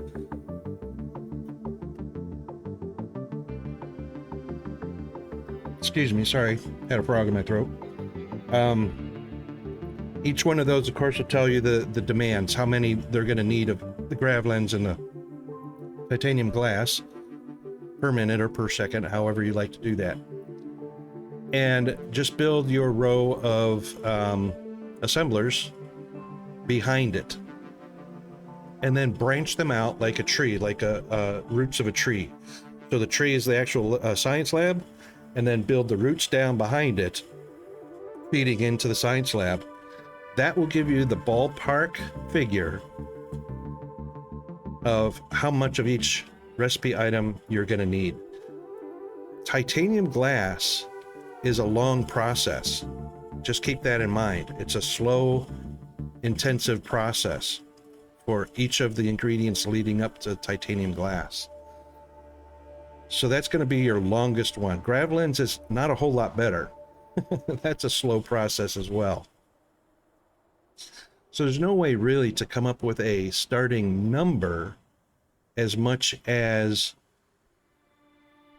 putting down a set of labs and then determining how well you can feed that based on the assemblers behind it. That's probably the best way to go on that. There are quite a few videos on YouTube about Dyson Sphere, but I don't know if any of them specifically address that particular thing. So you're going to see a lot of guides and a lot of videos on building the factory processes, but you can get a good idea on that. I have a resource. Your science is backed up? Okay. That's fine. Overproduction, so there's nothing wrong with overproduction. I have a resource. Are you in my Discord, Terex? I can't remember if you had joined the Discord yet. Let me take a look. No? Okay. If you join my Discord, I have a blueprint section for Dyson Sphere program. And I'm just taking a scroll through real quick to see if anybody has popped in. Let's see, particle containers, strange matter. A lot of the guys are doing a really great job. So when they pop in a blueprint, they also put a screenshot of the factory. So you can actually see what the factory looks like before you put the blueprint down. And I'm just taking a look to see if anyone has put in something relating to either gravlens or titanium glass.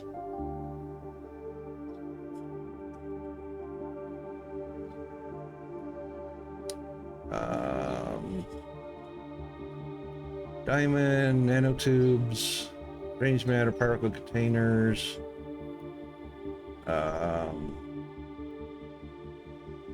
And some of these blueprints might contain several factories together.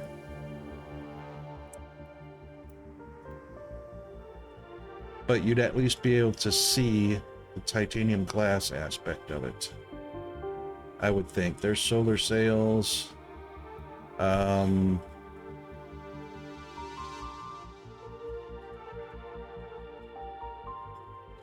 Why are they slow?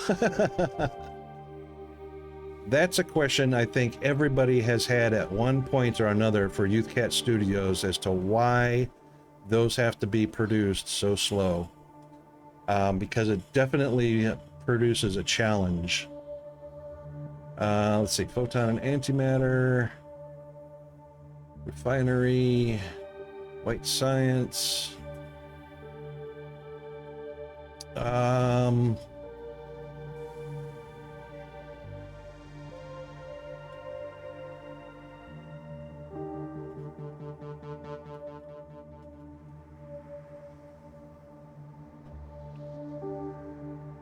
Short and wide layout of the blue juice.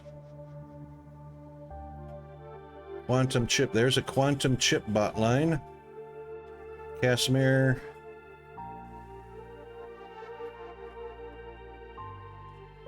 Yeah, what I think I would do is I would scroll through, because you'll be able to scroll back quite far, all the way to the beginning,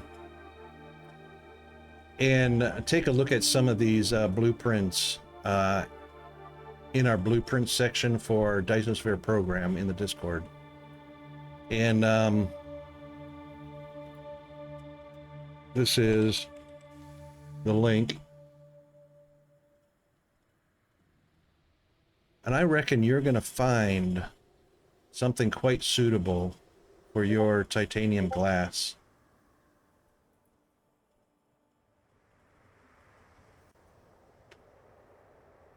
All right. There you go. Now on the left-hand side, down below live streaming, below members and below screenshots is the blueprint section, and then just pick the Dysosphere channel.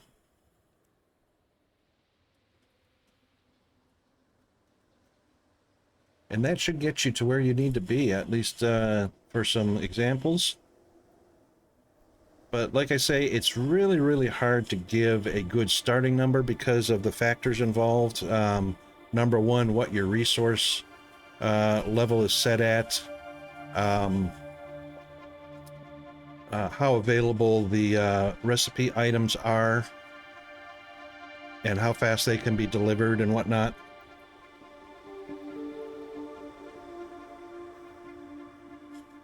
So if I'm not mistaken, you probably had to go off planet to the innermost planet from your home system, probably a lava planet, to grab up your titanium. And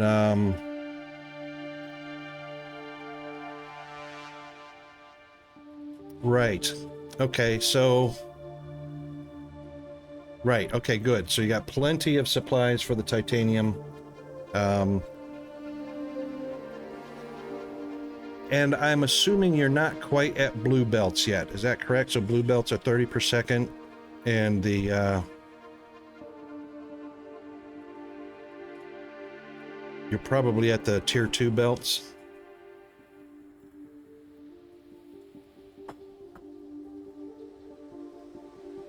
You do have the blue? Okay, so your blue is going to deliver you 30 per second, which is great.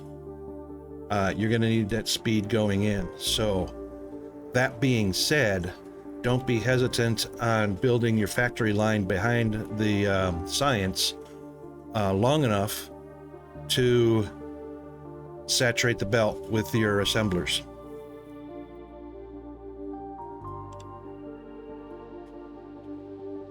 And the reason I say start with 3, because you can scale that number up in your head pretty easily. So if you've got 3 science labs stacked and you've got all your ingredients up to the gravelins and the titanium glass feeding it, you'll be able to multiply that pretty quickly in your head every time you add 3 more science labs to your stack. So 3, 6, 9, and 12, and so on, up to 15, which I believe 15 is the highest you can go with science labs with your max technology. So if you're up to 13, you probably got 1 more technology to go to gain that extra height.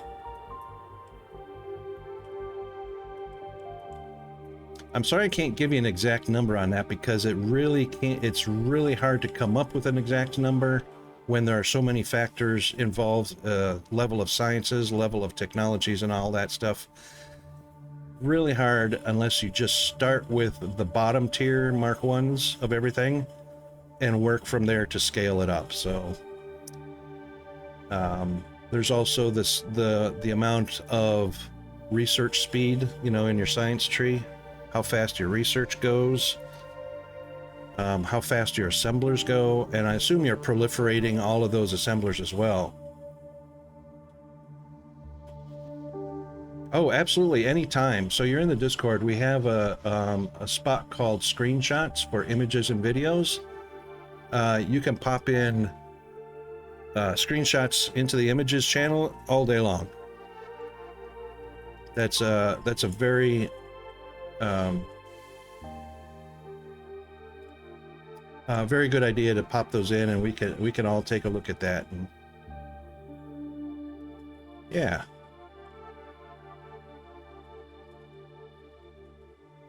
Okay, so the way we're going to do this is the right place.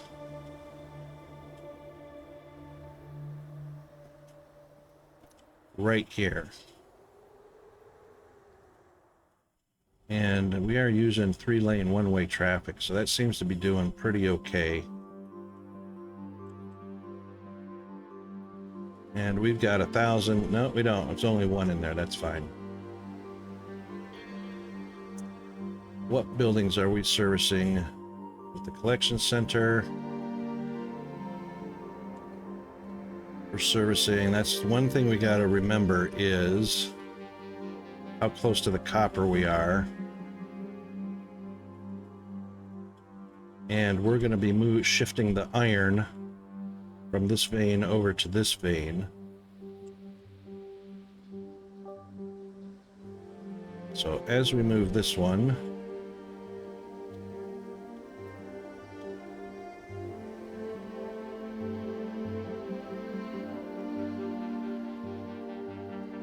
this should be able to get all three if I get this in the right spot. 1, 2, 3. Just about, not quite, even at 120, can't quite grab all three of those. So close. All right, let's do this. That should be good right there. That should be good. And of course, let's get it rotated. Just like that. All right, that grabs all three.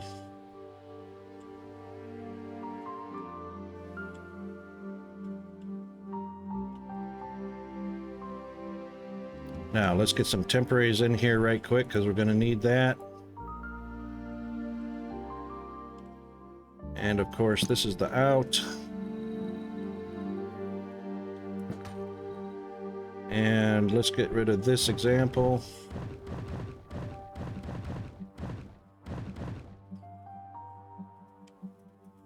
"61 PLSs, that's pretty decent. That is pretty decent indeed.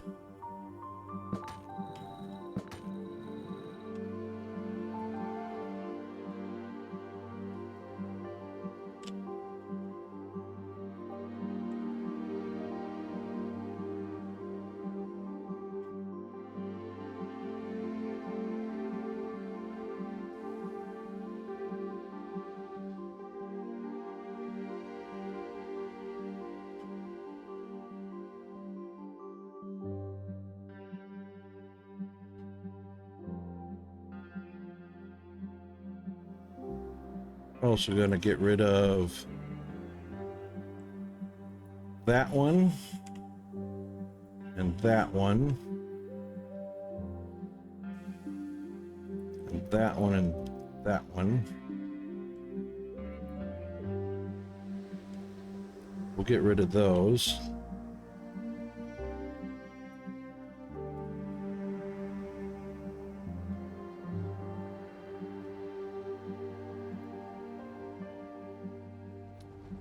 Also need to make a quick autosave. Also need to make a quick loop right there. And yeah, that's our copper. And of course,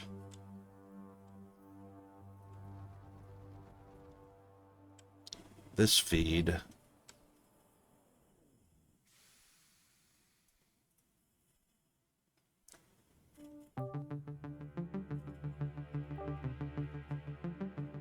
I reckon we should probably use superhighway, huh? Highway speeds.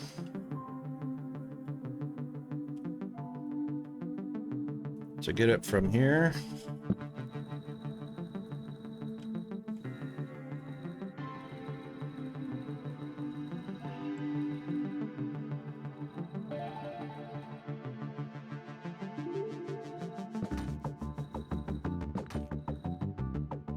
Into there.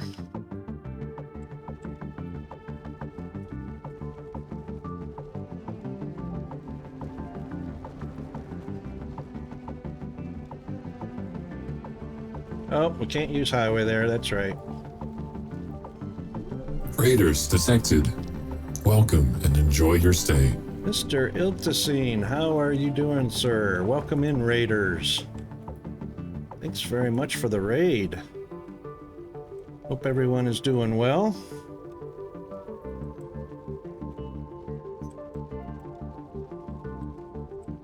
How was your stream, Ilt? Master of the Iltiverse.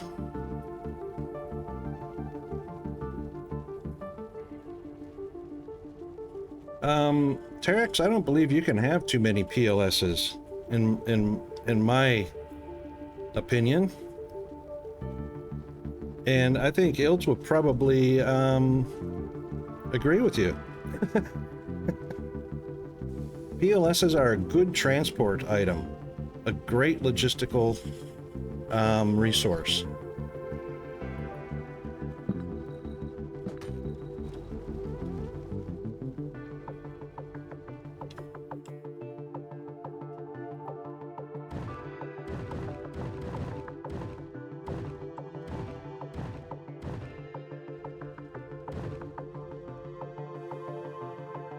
I think we should probably replace this as well. I'm hoping we can. Can we? Yes, they will.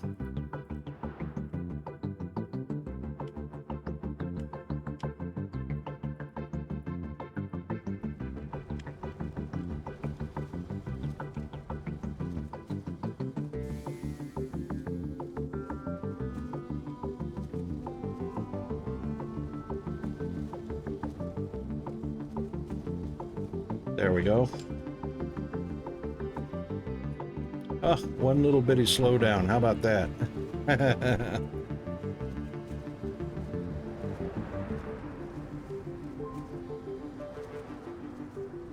Yeah, so there you go.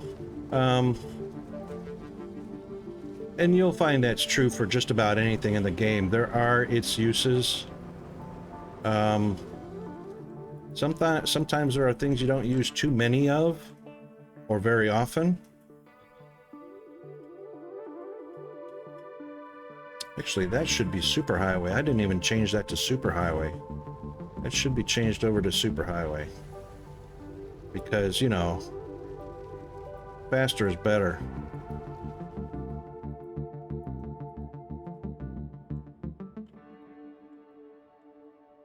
Of course, it really doesn't come in here fast. It's just covering a long distance, so I don't want it to be a very large delay.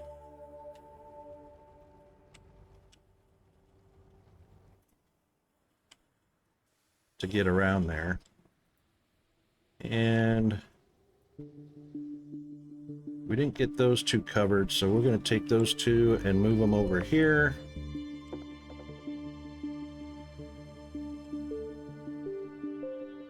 And of course, that will be our collection. And this as well.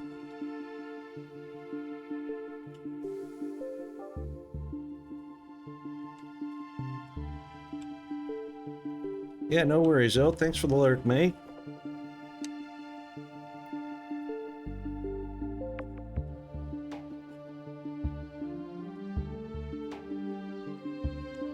And we'll move that one as well to make sure we're inside the green. Oh, he's yellow. There we go. He's green now. All right, now we don't mind a little bit of... We're going to have a little bit of...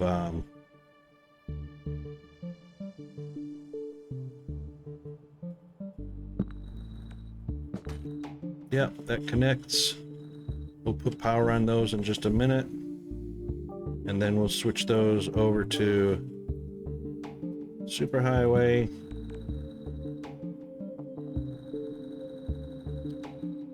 Which we will bring down here. And we'll just do a little bitty up and over.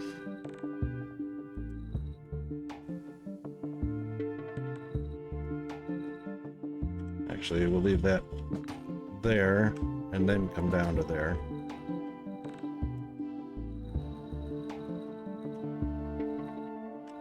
Well, that didn't go exactly where I thought it was going to go, so back it up just a touch.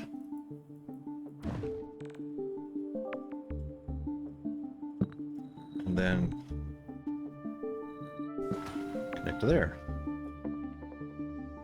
I have a nice long slope, but I don't like that.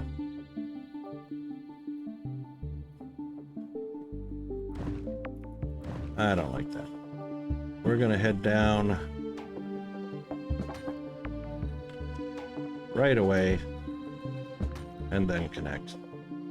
Only because I didn't like the clipping that was going on there.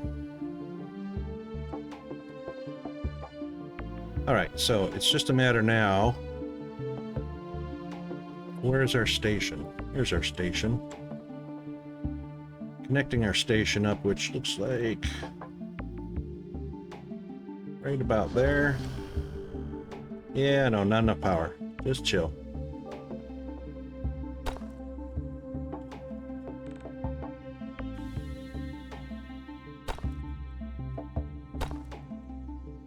Now you got power.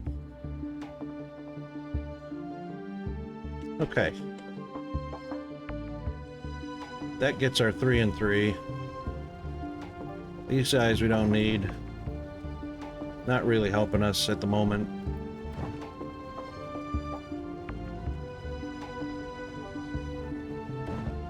Oopa.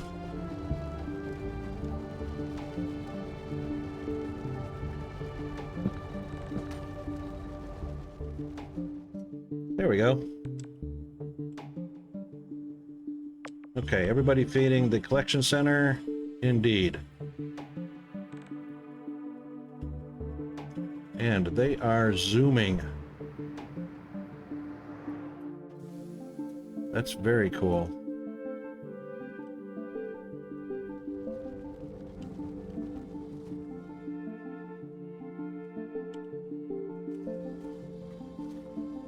Zoom. That's funny as. Huh.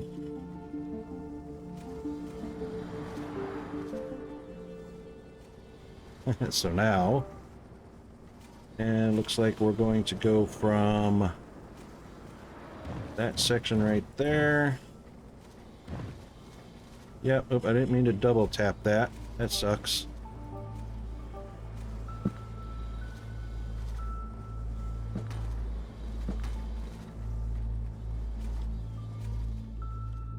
All right. Very good. So all of our resources can come into the collection centers and go out to the distribution center.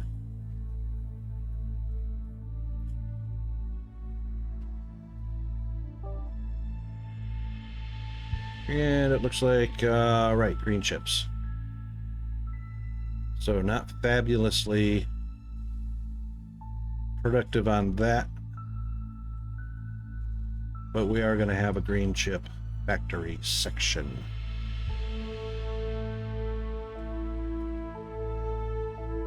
And you know what? We better do we haven't done this in a while. Yeah, about an hour. Should do that probably a little more frequently than an hour apart.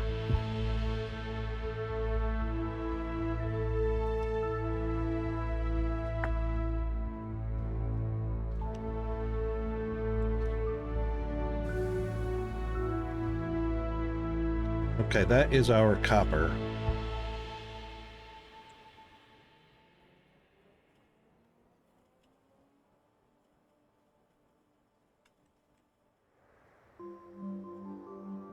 And what we can do, let's see, what's the radius of our distribution? Right, covers those right there.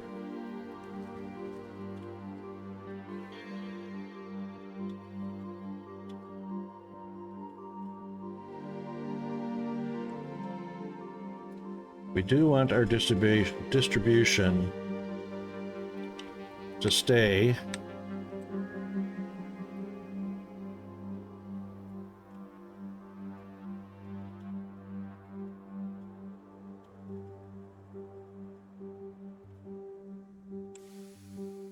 yeah, I reckon that's I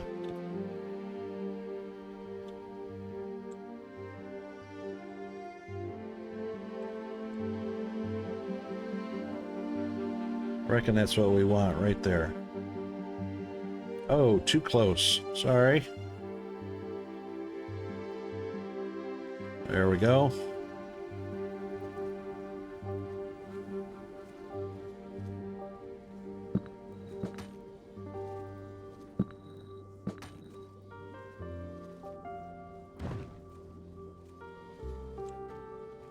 Then this,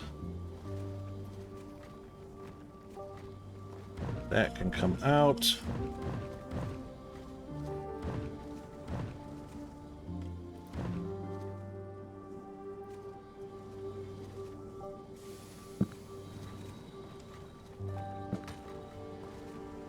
Like that.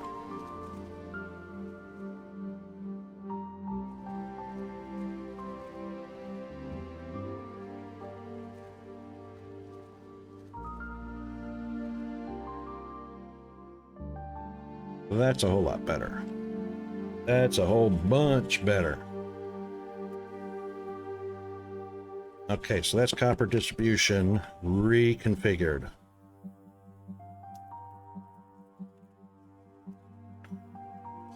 Now, iron, we need to get the iron out of the way and reposition that one.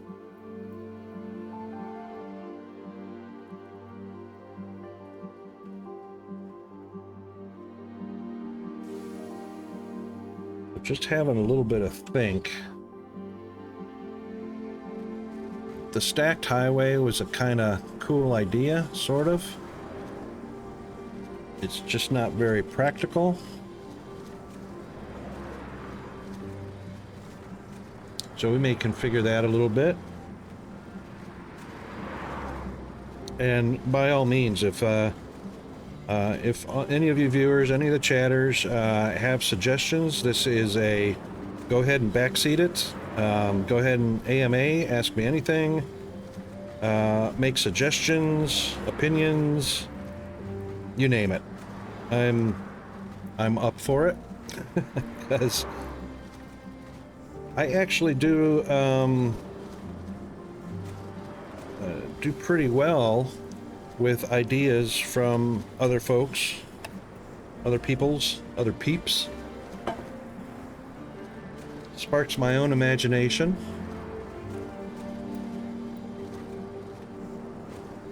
Opens up possibilities and ideas. So this is gonna all change right here because this is, now that this is all the basics. This is all how to get started and how all the functions of the game operate. This was all about learning that and what feeds what and what needs to go where and all that kind of stuff. So now we're kind of reworking this area and we're going to open it up to a much more organized factory procedure, one of which is going to be the fact that green chips are going to be the first thing. You know, that little tiny rock all by itself. is the first thing coming off of the raw materials. Green into blue, blue into red, copper and iron ingots right next to it. So that's how we're going to build out the factory, or the city, or whatever you want to call it, because they're all factories. And keep our wonderful habitat going crazy, going bonkers. So we're already up to 1,000 on our copper. That's great.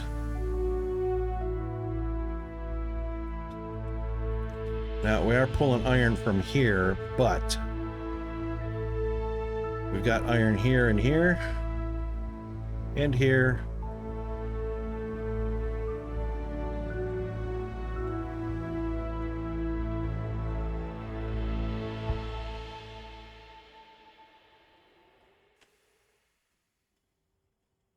And I believe that distribution center is going to be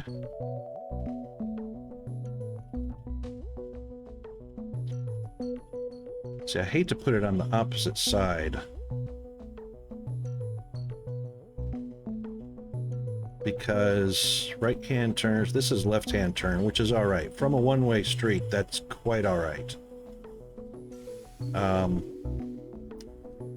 Problem is if I flip this around, this is what really sucks about it. If you flip it around, the inbound traffic is kind of... Pardon me just a second.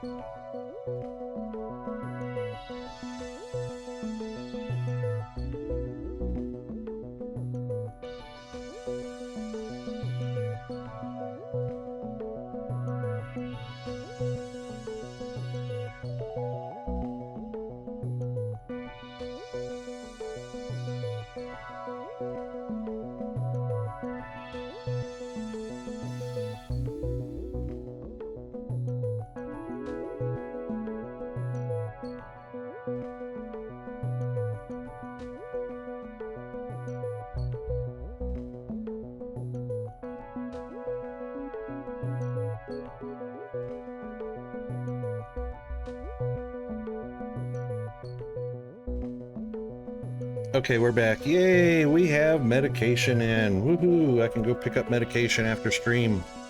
But anyway.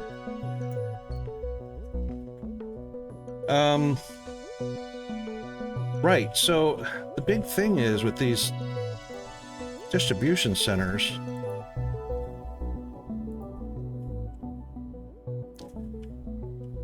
is the way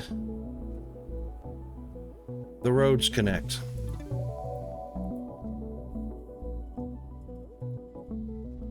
So,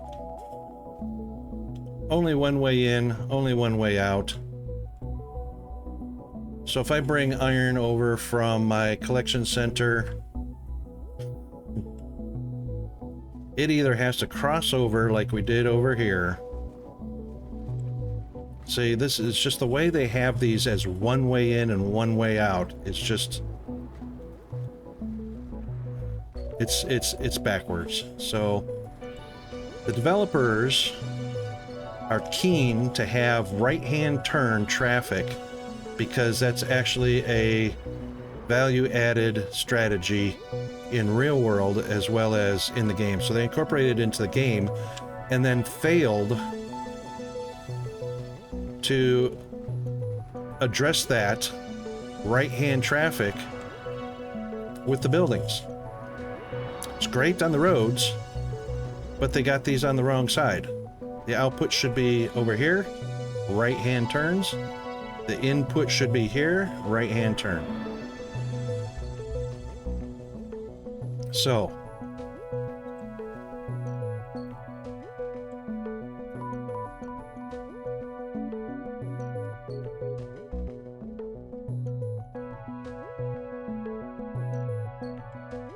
what we're gonna do, actually we're gonna delete that one.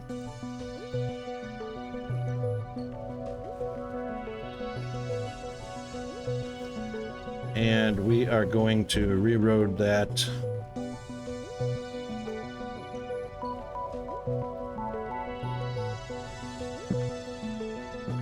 Right there, as a matter of fact.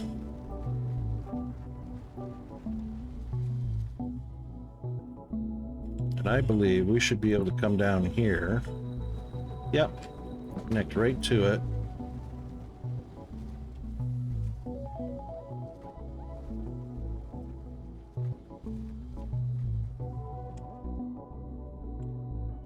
And what we'll do is put another collection center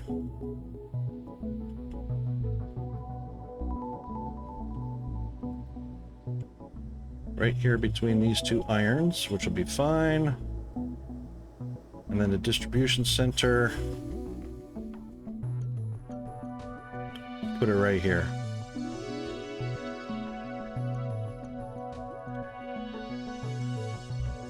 Because right now the distribution center is covering, well, that's what we want to be. We actually want to be right here, because if we move that,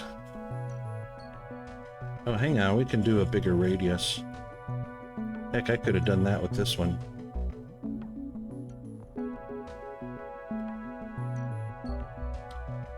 Which means this can actually move to right there. It's still going to be kind of outside the radius of the main production area. No, we'll leave it right there. We'll leave that one right there. This one,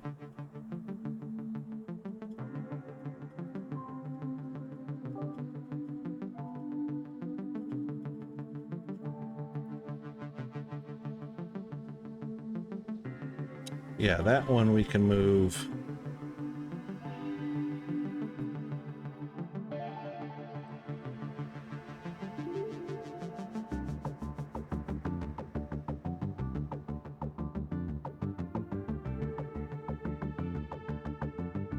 Could actually put that one right there.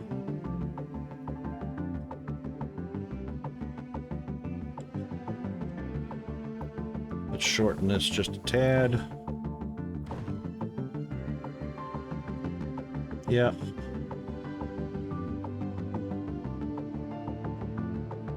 All right, how much have we got in there? Oh yeah, we got 1,000.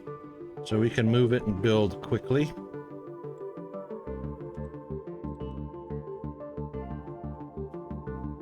So we can do that. Wonder why that didn't connect automatically.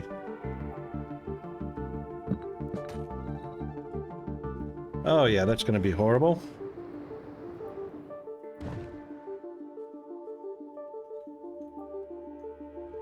Get rid of that teeny tiny section.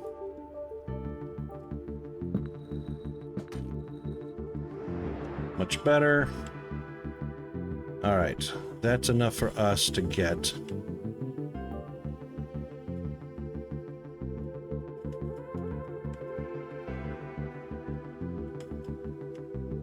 our next collection center in.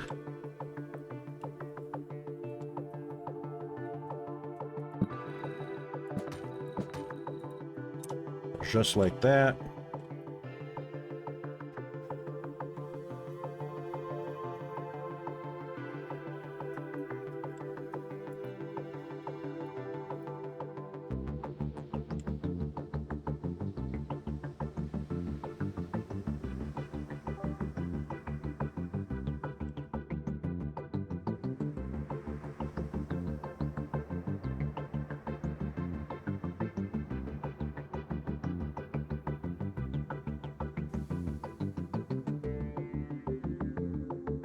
Okay, so that picks up that one, and that one, and just outside the reach of that one.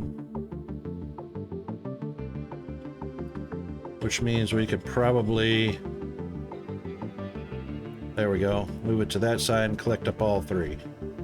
Excellent. Auto save. Thank you very much.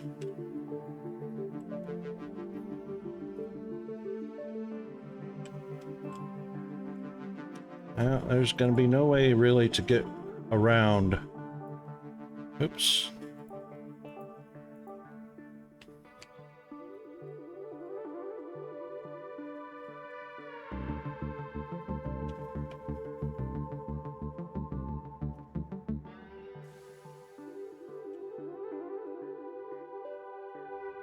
Actually,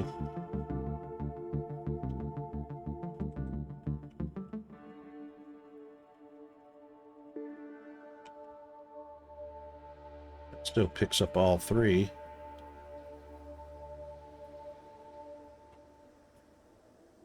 Yep, that picks up all three.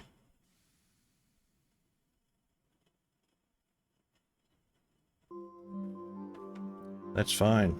Okay.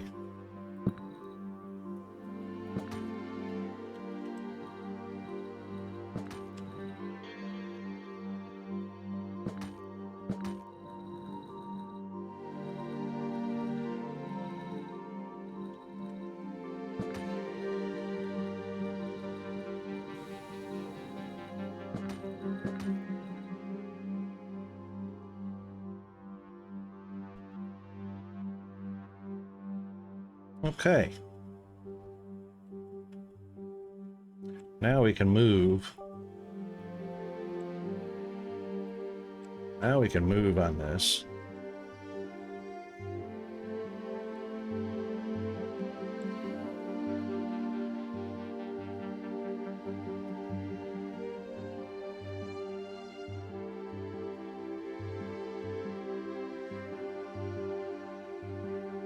One there. One there.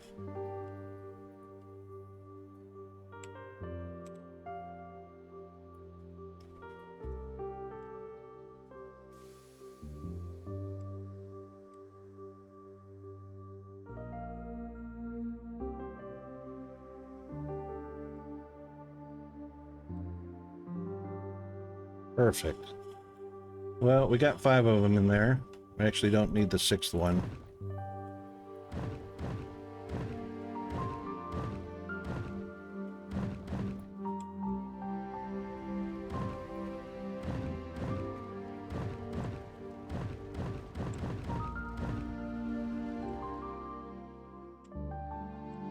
All right, now those are all powered, which is great. We just want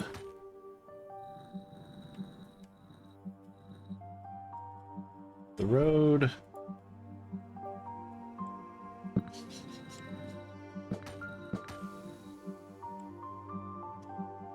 Done deal.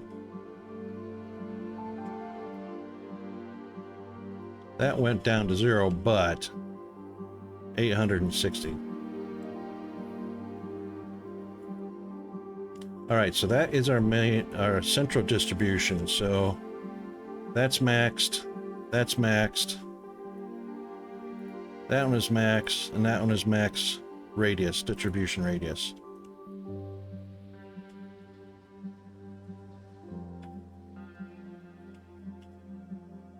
Now, these copper right here,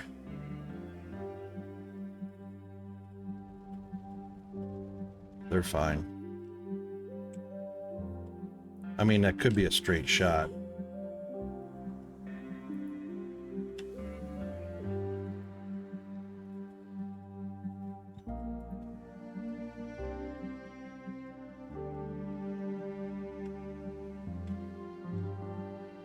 All right, and then we have our sand, and then we have our sulfur.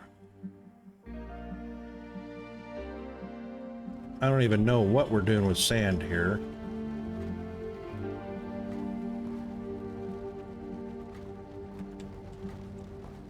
All right. Concrete and steel.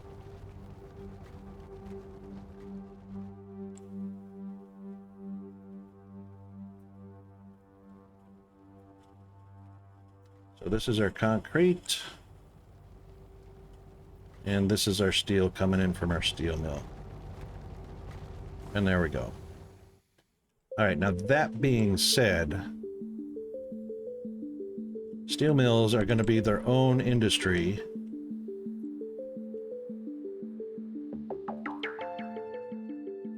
as well as the green sciences.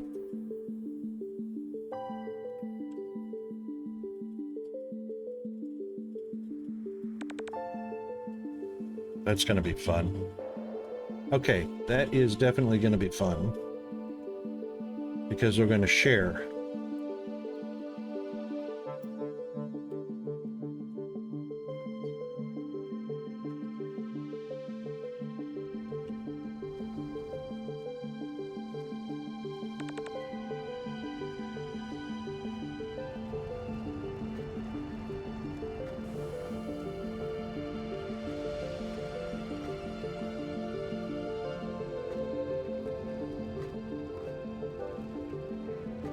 Let's take this, connect that right there. Get rid of that and get rid of that.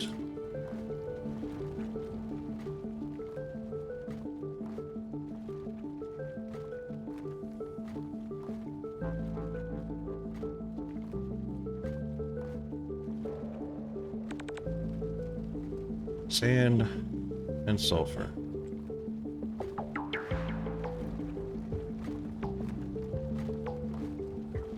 Sand and sulfur.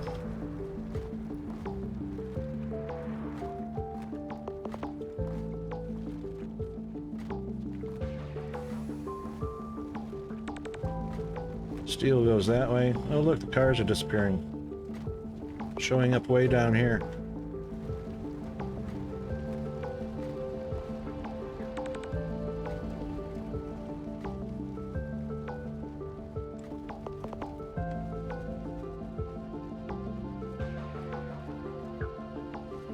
Where are you guys going?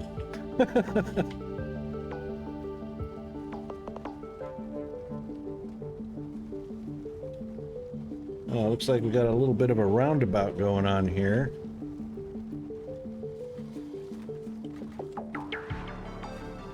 Oh, they're coming, they're delivering to blue chips. What am I? Well, that's okay. Okay, so these are all steel. Go into the steel. Sand. And sulfur. Go into the factory. Turn right. Oh, I see. They're going two different directions.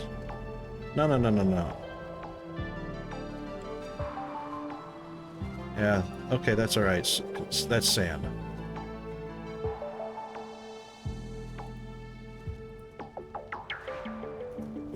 Where is sulfur going?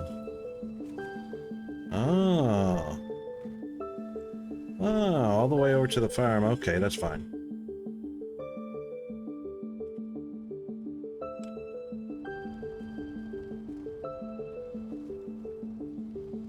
That's fine. Okay, that works. Okay, we'll be right back after the ads.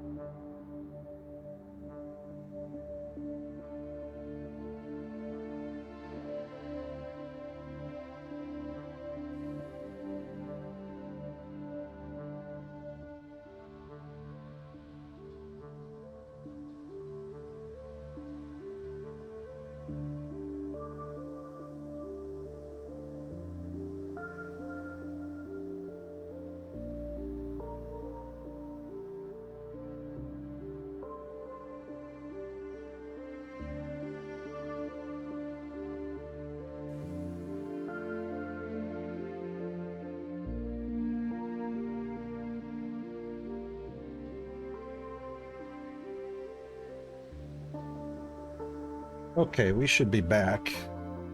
Hopefully everybody is. Ads appear to be over. Okay. So.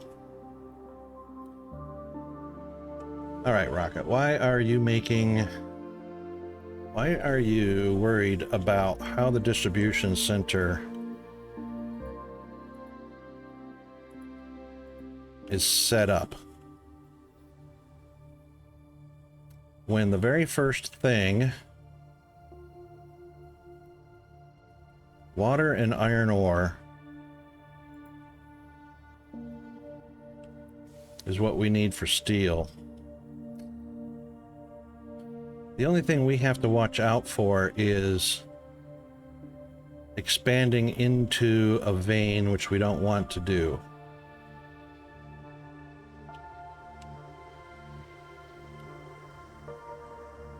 So we'll get rid of some of these.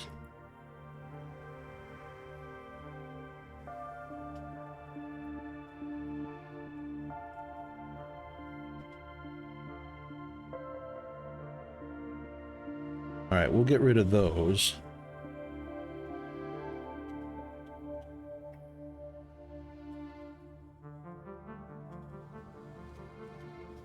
And the ore needs to feed steel because there's no other industry that uses raw iron ore. Oh, except for green science. Which is why we have that. So, steel actually needs to come down here. Steel and green is the only thing that uses the raw ore.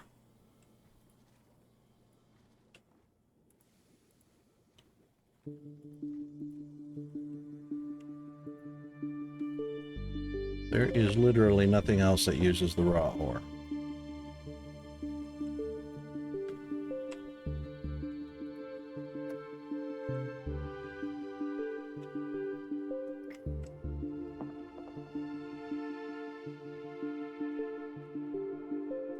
How fast does it use it? 1 every 10 seconds. How fast does green use it? 2 every 15. 1 every 7.5 seconds. So green actually uses it faster than steel. That's great. So the steel can actually be first in the line. So that's exactly what we're going to do.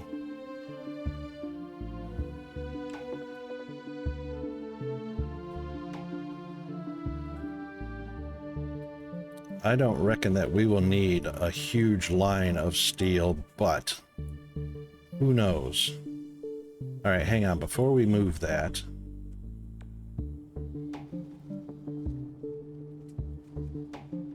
we're not going to be able to come off of a superhighway because I don't believe superhighways can actually feed.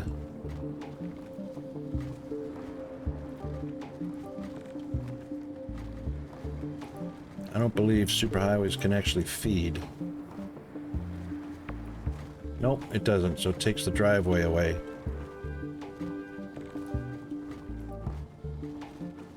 Or yeah, it takes the input driveway away.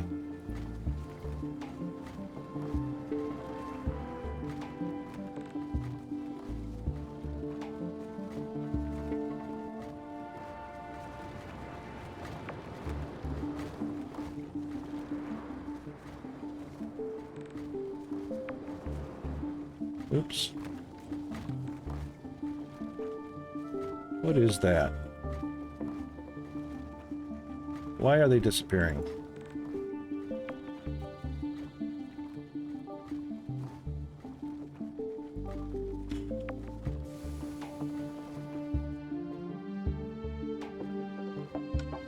Ah, carbon. Oh, look at that pathing. Ah.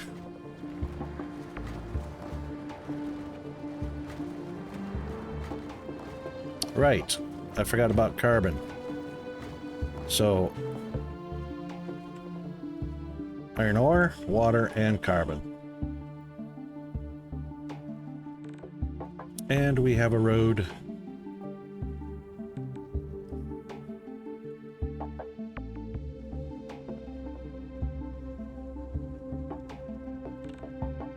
We will have a road to feed carbon. All right, since we can't use the superhighway, can we use the highway? We should be able to.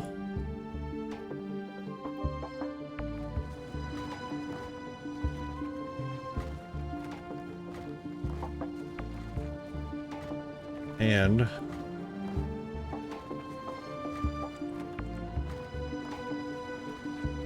no, it won't use the highway either. It has to be a normal road. That kind of sucks.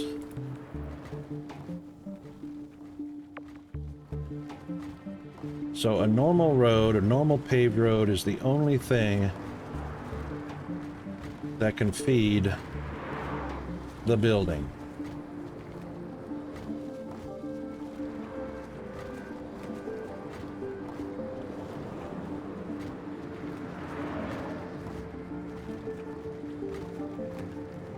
Just to double check, verify that.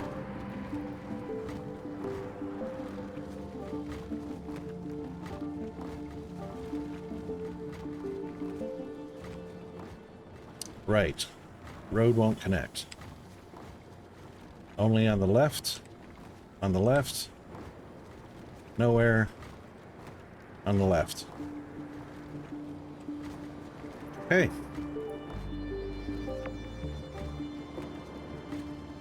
%100 verified.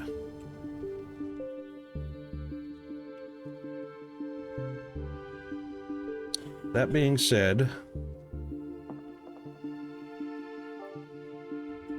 right-hand turns only.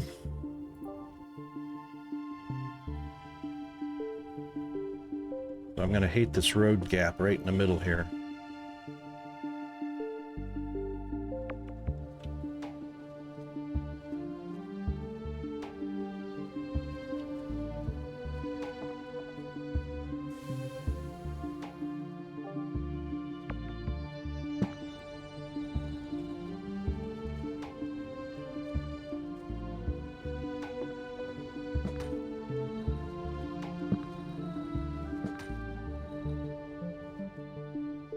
That is a 2x3.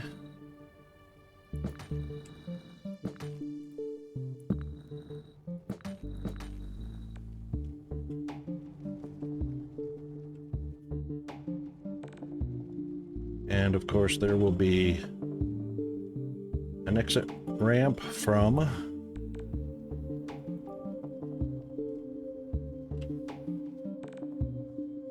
here. From here to here. Yep. And that will not be allowed.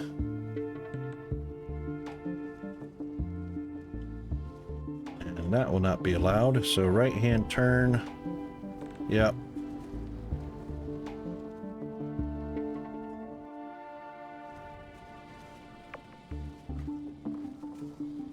Water. All right, so this is right-hand turn. Right-hand turn.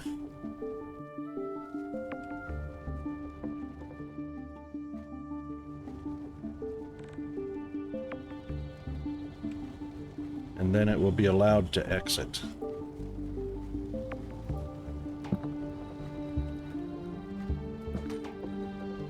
Okay.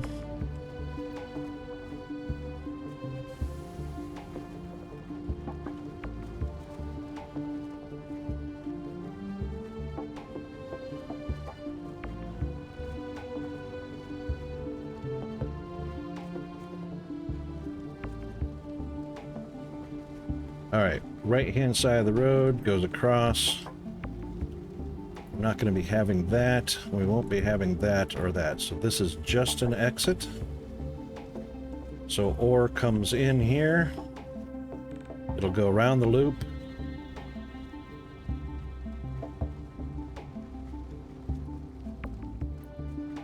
Go around the loop and feed whatever's over here if need be. And then it'll go out.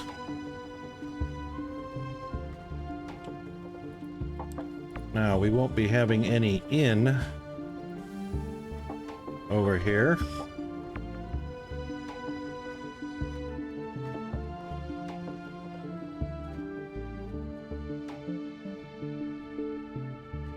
So straight across, and of course,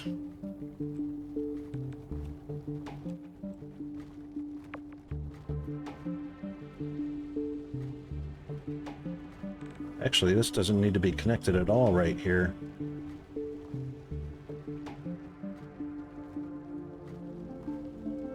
Right-hand traffic.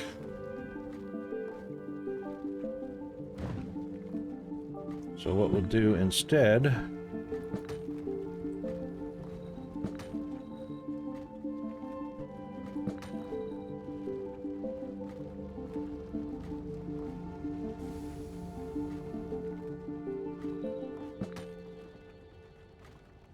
that doesn't look very pretty.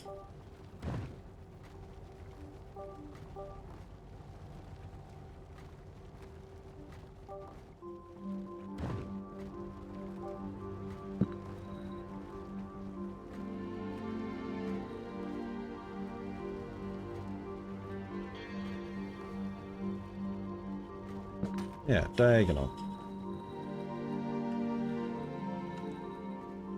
And then down we go. Connected to there, of course.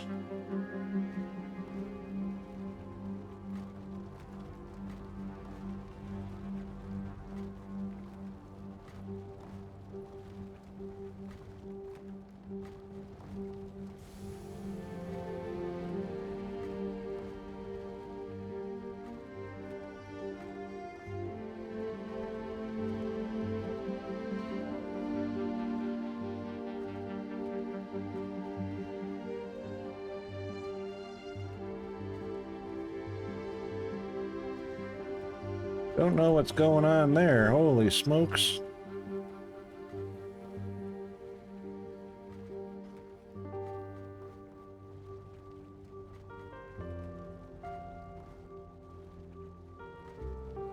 Much better.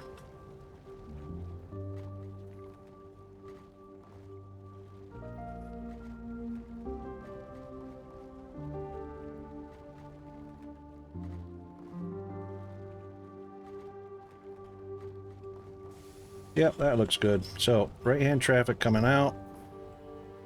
Still right-hand traffic. It will be very unlikely it needs to come over here, because there is nothing over here that it will need to go to. So we can actually eliminate that one as well. So it's just an off-ramp. Now, coming in, oops, coming into the circle.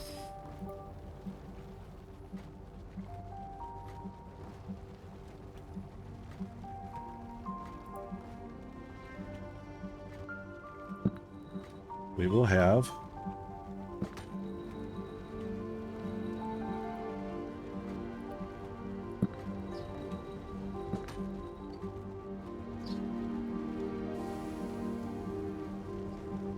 no right-hand turns. Nothing leaving.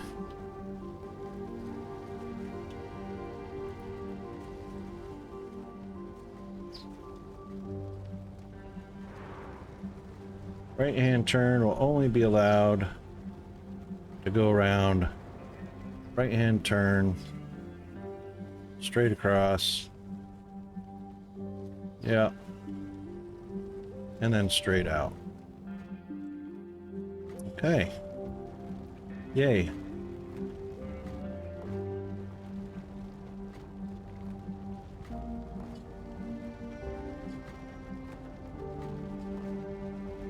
I didn't think that would be altogether that smooth, but that's all right. Looks pretty decent.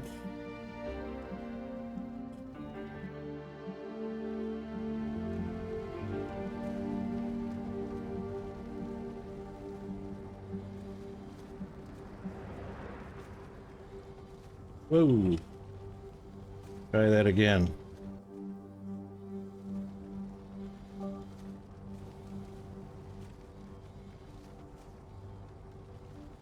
No, let's do this.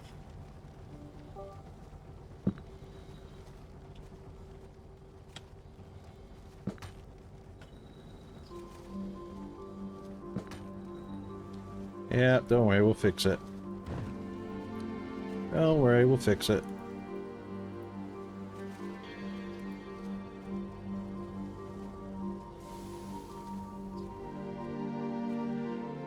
Very much done.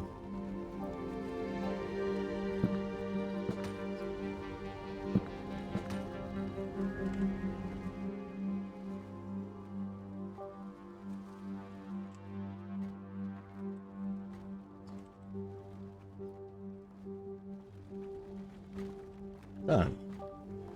Now, water has to come in. Water.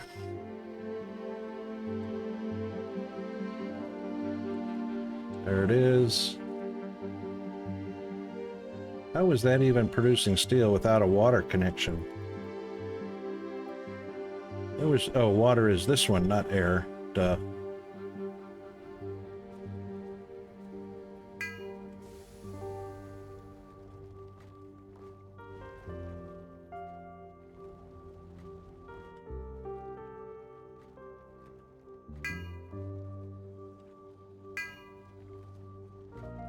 Done.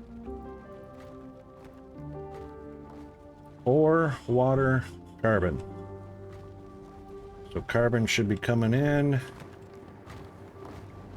Bada bing. Right hand turns. There's carbon. Actually, we don't even need this road here, but just in case. Carbon coming in. Steel going out. Bada bing, bada boom. Oh. Well, I guess I do need a right hand, don't I?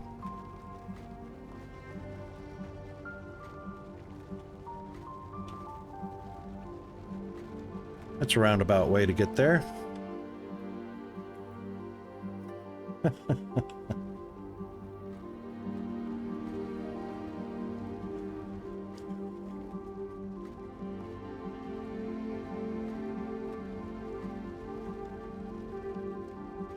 So let's make this a short trip.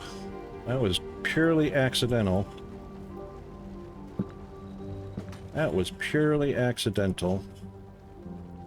Alright, we'll allow it to make a right-hand turn, and it will be allowed to go directly across.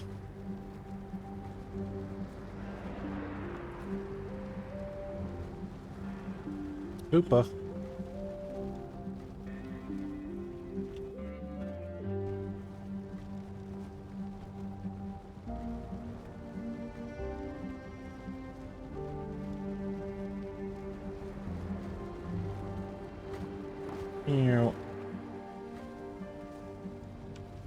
Straight across.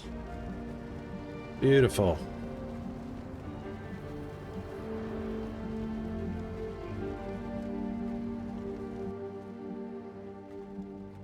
PFM. Pure freaking magic. Steel going out that way, steel going out this way.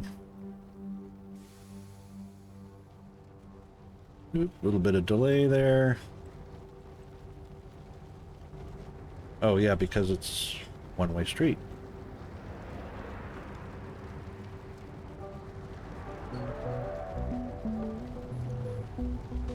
There, autosave.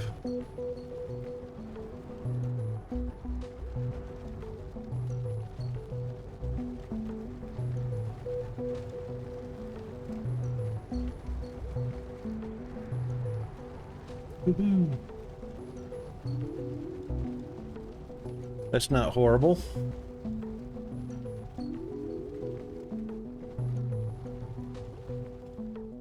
That's not horrible at all.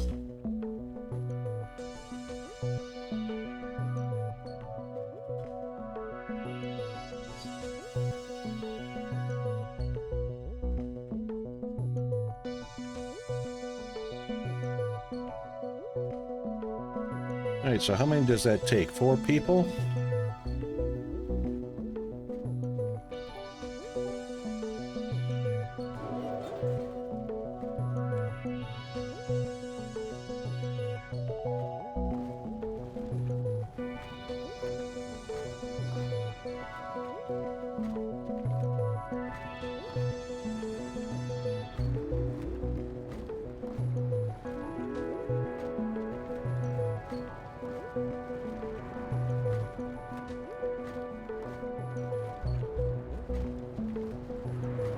Comes our carbon.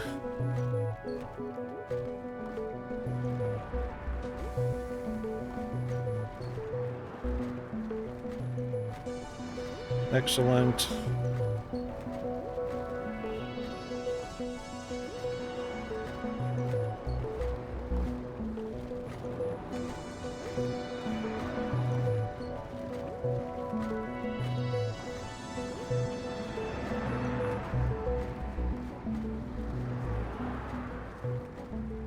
And they are actually using two different sides. It's very narrow, but the right hand is going in on the right and left hand is coming, or the right hand is coming out on the right. It's actually doing exactly what it's supposed to, just in a very small gap.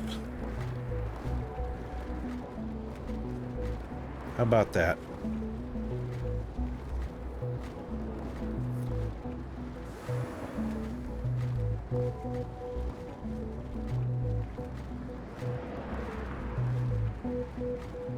Got a little bit of traffic running into each other.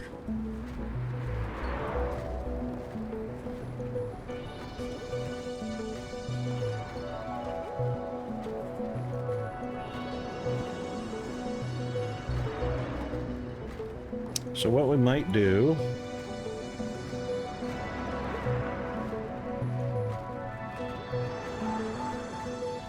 that won't, yeah, that'll help.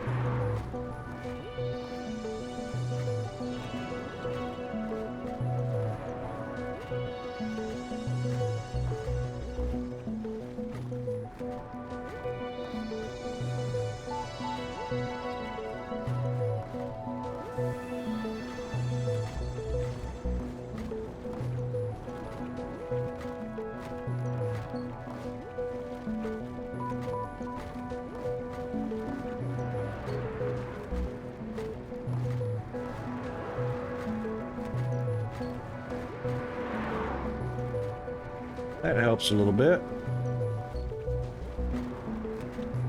At least it keeps traffic from banging into each other, eh?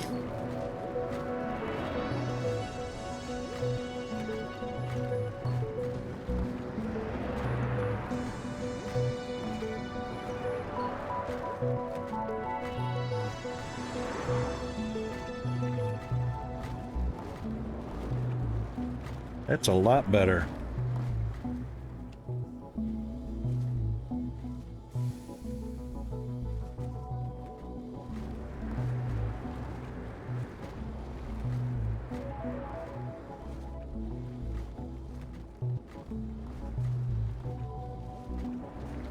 Why is steel going around? Oh, steel's coming out on this side. What? Well, maybe that's okay. How about that?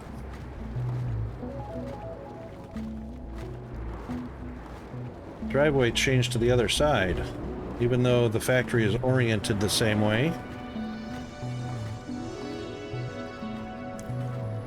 That's interesting.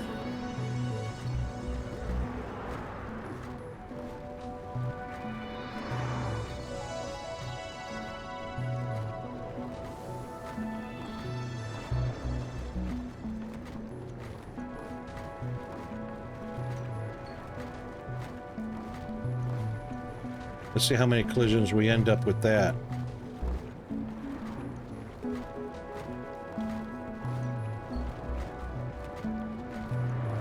But see, it's not feeding this side.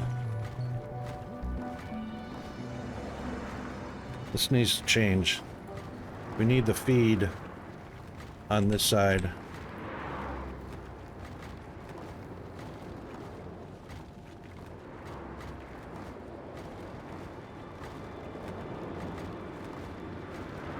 There we go. Now the iron ore is coming in.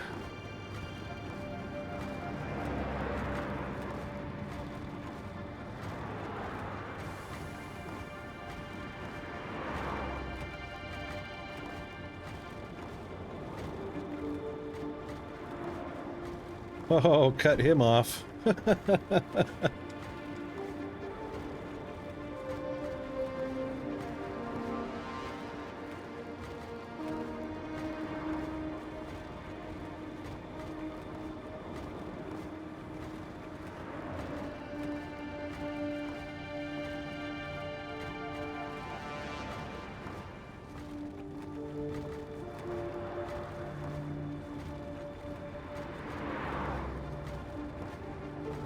That's a little better.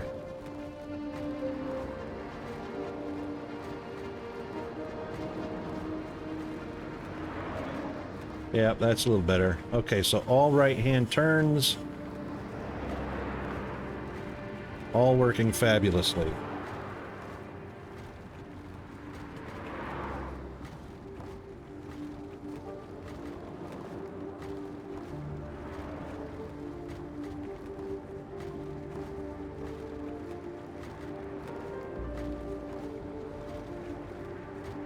$120.54, that's plenty. So we're going to go ahead, since we've got the power, we're going to go ahead and put down one more, since that's working.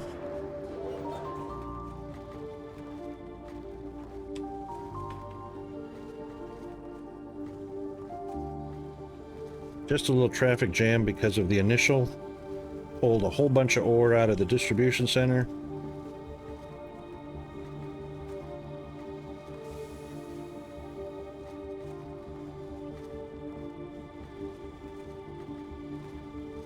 Carbon will catch up in just a minute here.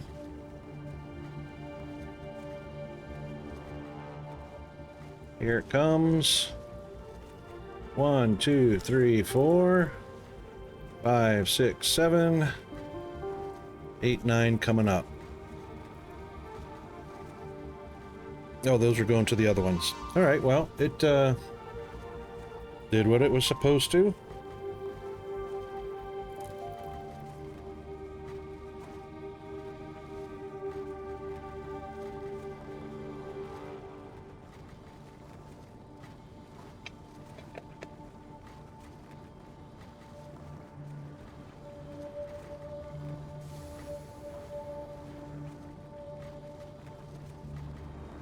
Okay, that's excellent.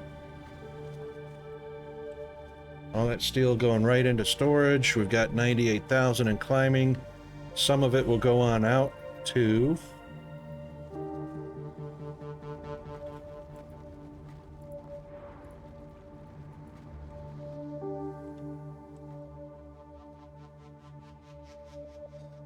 the things that need steel.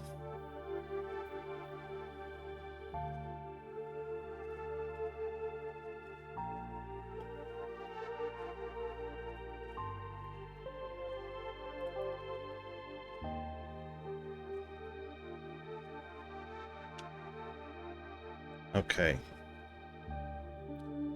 That's the steel.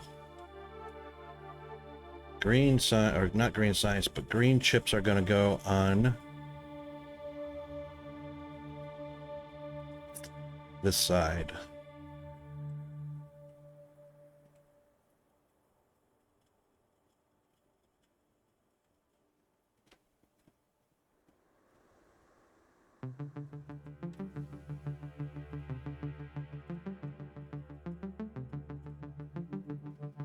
That's iridium.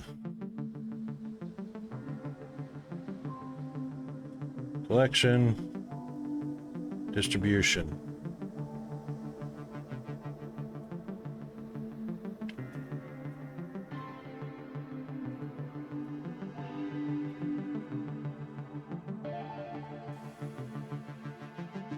That's not iridium, that's uranium. I don't even have any uranium buildings. Oh yes, I do. Way over here. We haven't gone that far yet. Okay,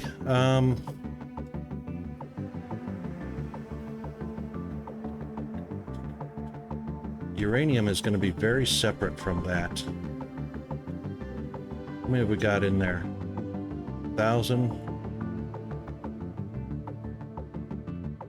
Might as well have 1,000 in there.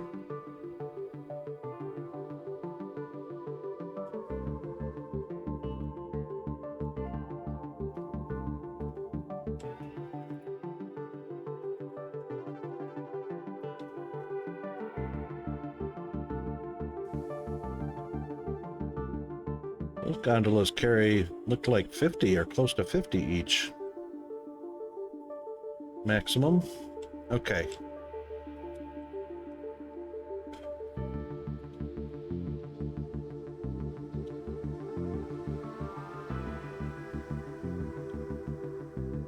That distribution center is going to be in the way.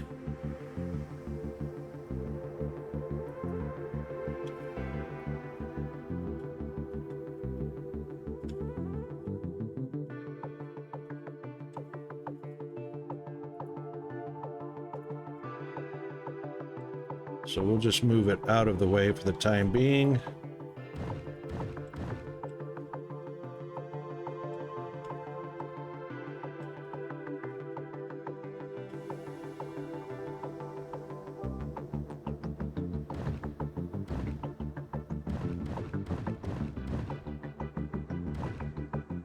Alright, so that's ready to go when we start pumping uranium into our nuclear power when we get there.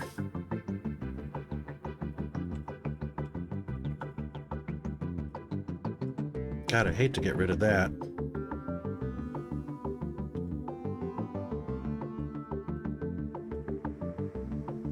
That's not piped with anything, is it? Nope. Just coincidentally in that spot.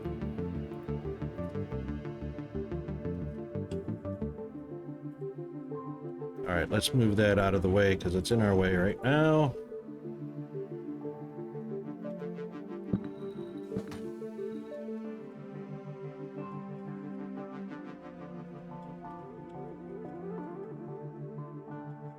That way we won't lose any resources. 100. And it's not drawing any power, which is fine. And the population went back into the collective. That's good. As long as it's not powered, it doesn't have to be populated. That's a good thing, actually.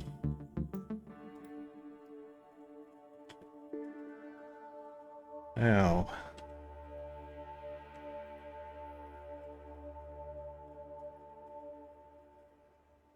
Copper and iron. That is our distribution.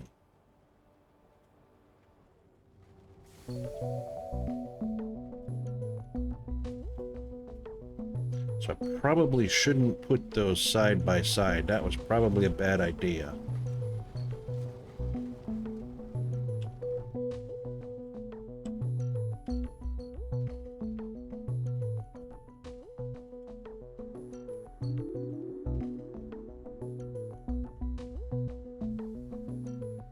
That does just coincidentally reach right past the edge of the iron ore.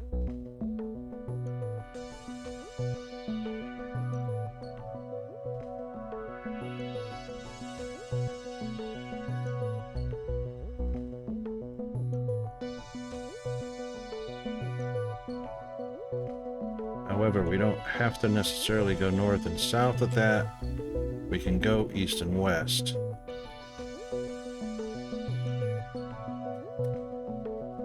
Thank you, autosave.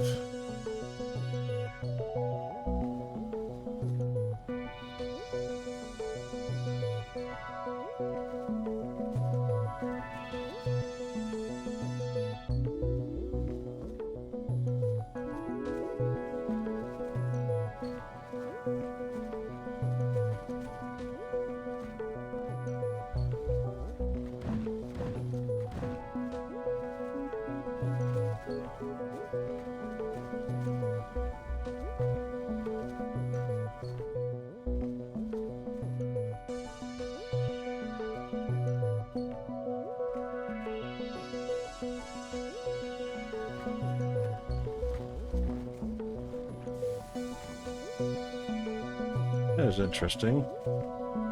Why are you coming down this one instead of down that one?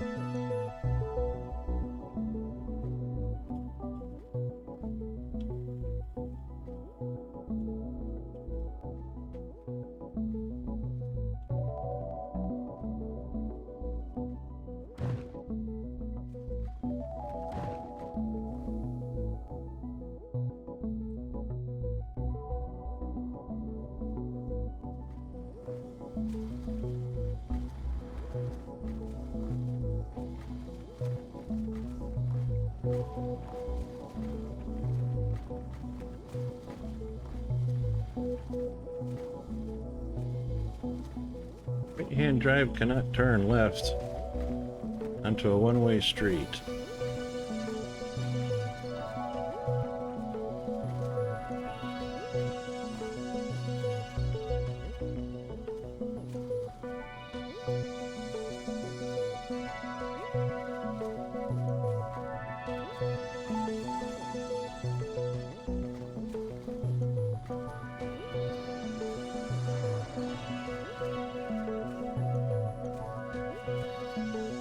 That's correct.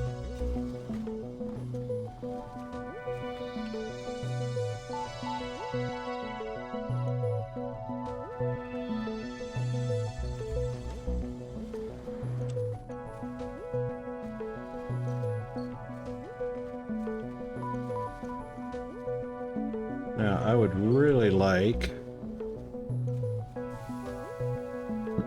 this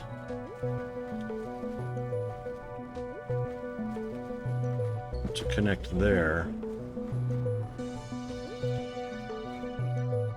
And don't use the middle lane.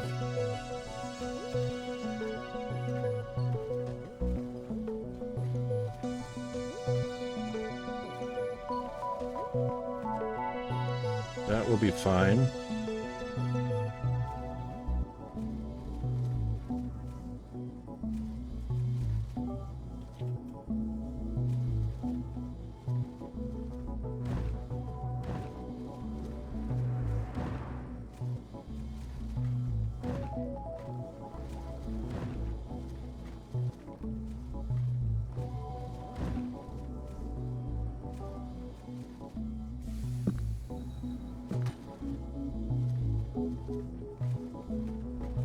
That's more better.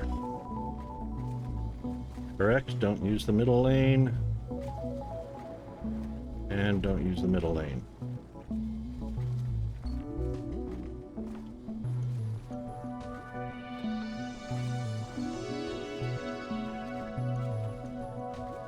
Much more better. Copper, iron, sand comes up from that way.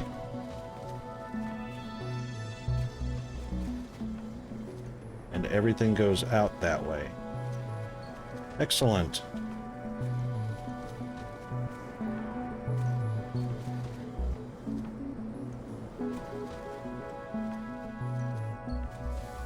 That's correct.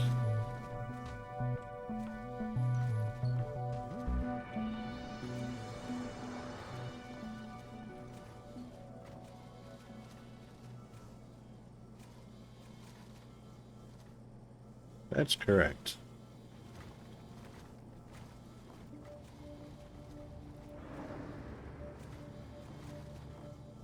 Excellent.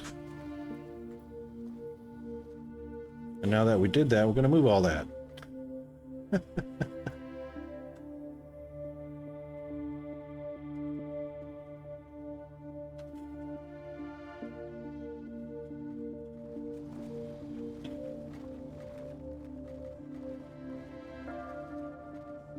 Okay, so how are we going to pull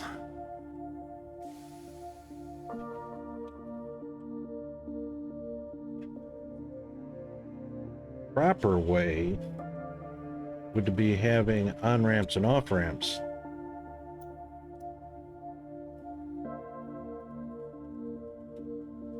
Which is what we did here, but this is too tight.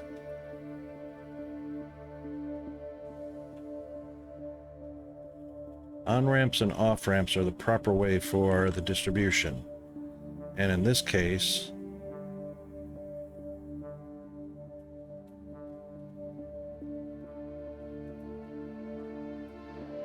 if it was a main highway, but it's just the ore. I mean, the ore isn't used in that many places. The copper ore is used in the green, and it's used in the smelters. Smelters actually need chemicals. Steel did not. Steel needed water and iron and carbon. Copper needs copper and chemicals.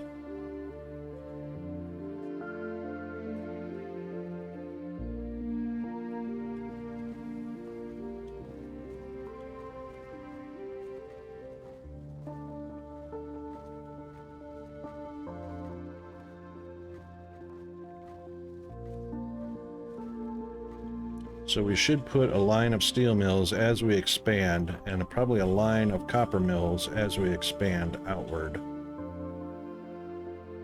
That would be the right way to do that.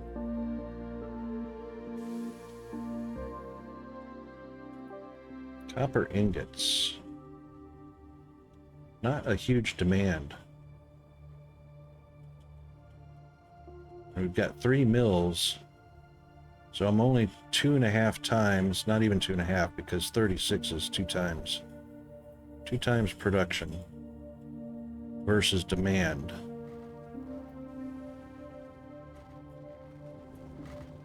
So very much like we did this one.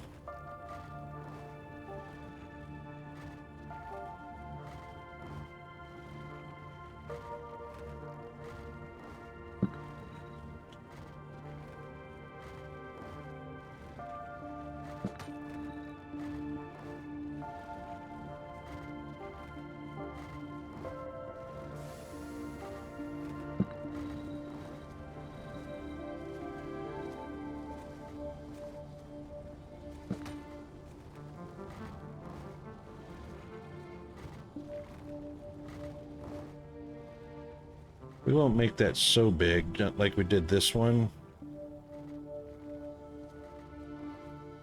So we'll need a little bit of turnaround.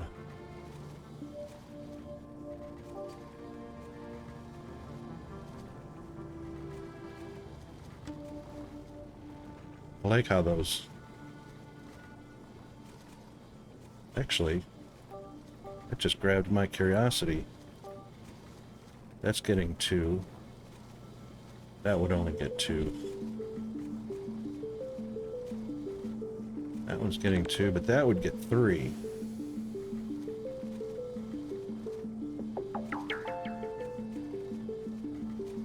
The only problem is these need sand.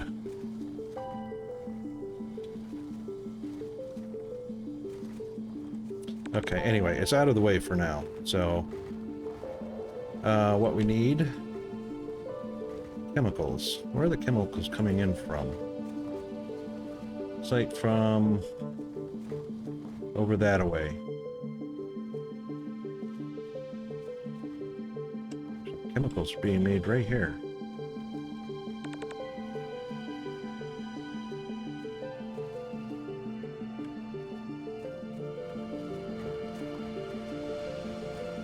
So they're actually making quite a long trip to even get here. That's crazy. Two-way street. We can utilize that.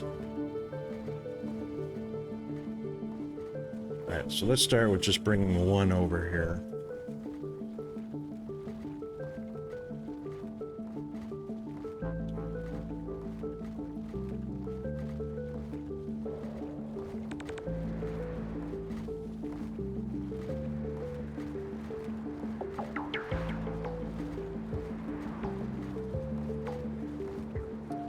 Let's move that.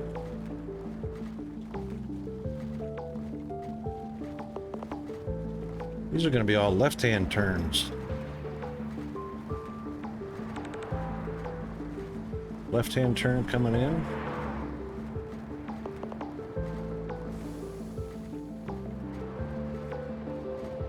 Well, we want it to be right-hand turns, so I'm going to have to get creative here.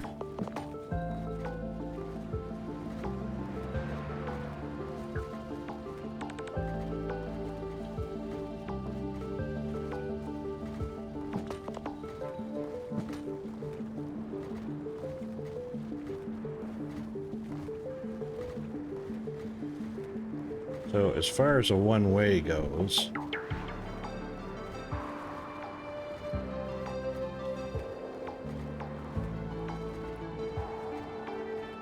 there won't be any traffic coming this way. So we'll go right hand and we'll rotate this.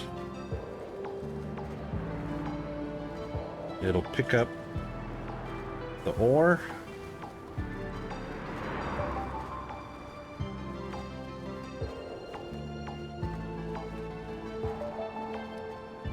Chemicals.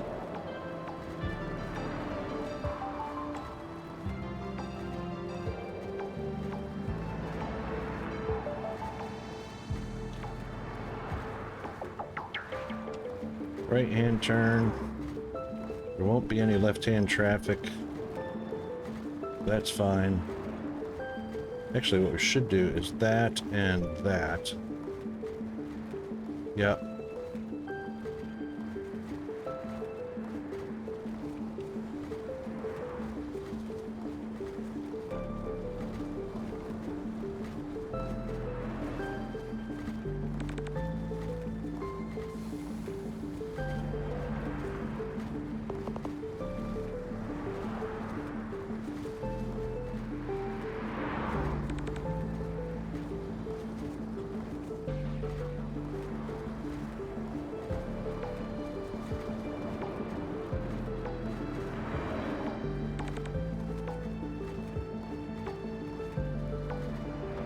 Yep, that's for starters.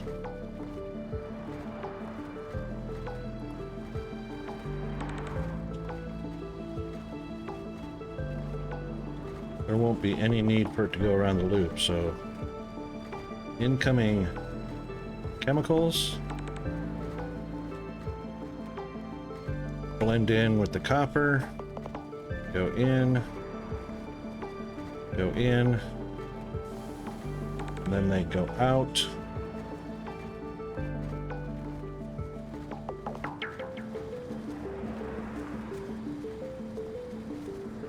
I reckon I can connect right here to go out. Or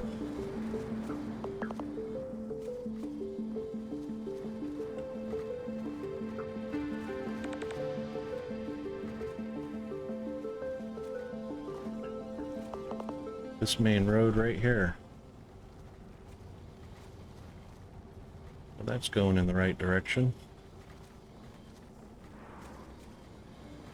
Let's ramp this a little smoother.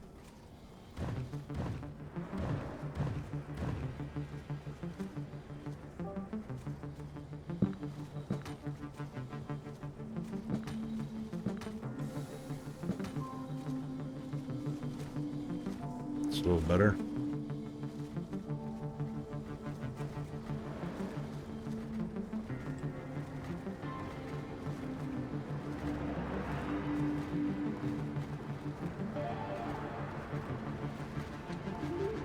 But we don't want it to exit crisscrossing traffic. So I reckon that's going to crisscross anyway. There's no way that's going to get underneath. No, I didn't think so.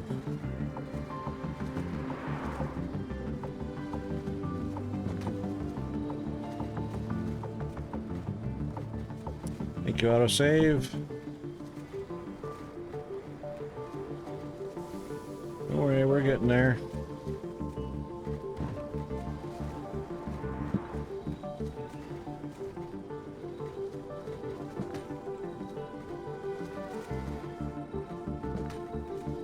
Oh, still too short. I mean, still too steep. Oh, I hate that. Hate that.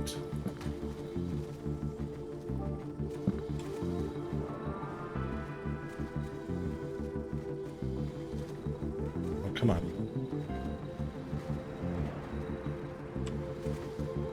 Now, up.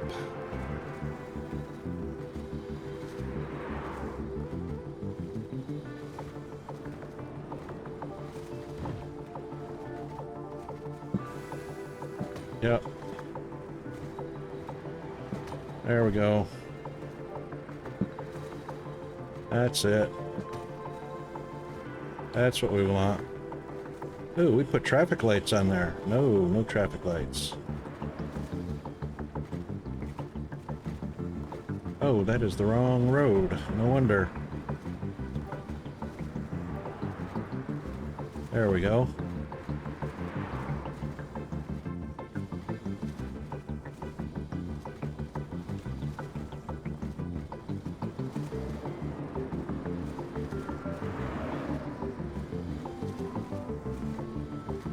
For now, that's what we're doing.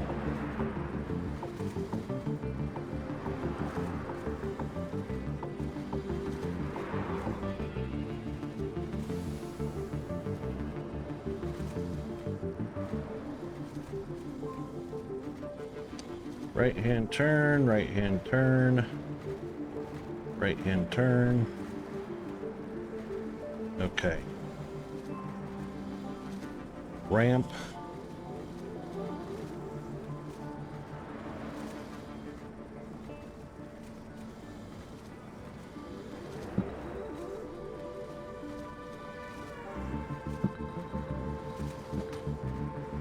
Just like that.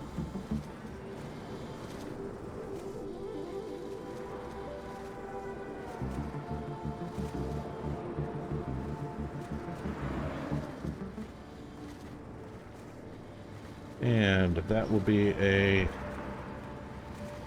no. It'll be a yes.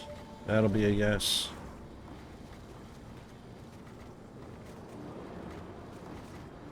There'll be nothing going on that direction. So coming on in, feeding the factory, going back out.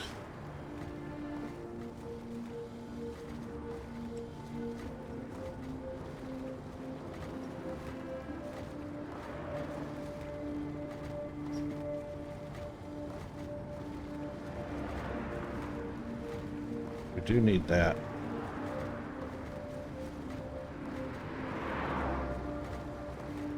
Okay.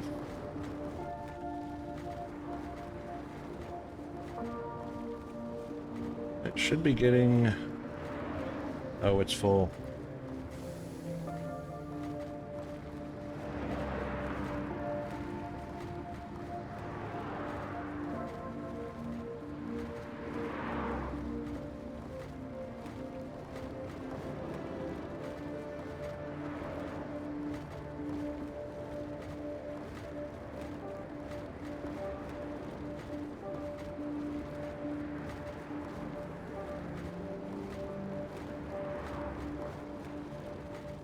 Just like that.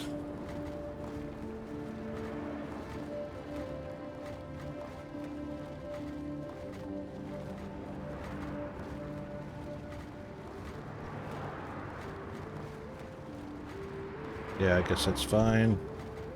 Going around.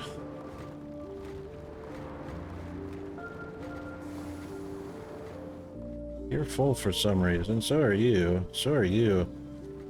You must not have a really high consumption. Yeah, it's pretty low. Pretty low.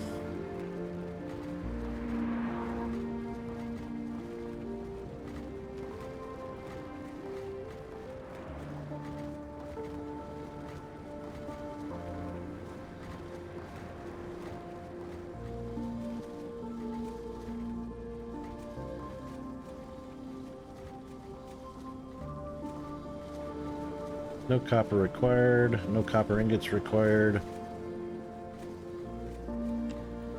No copper ingots required, so it doesn't need to come down into this section.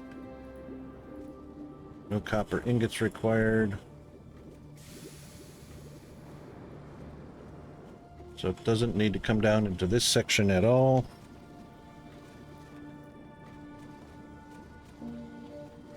Okay.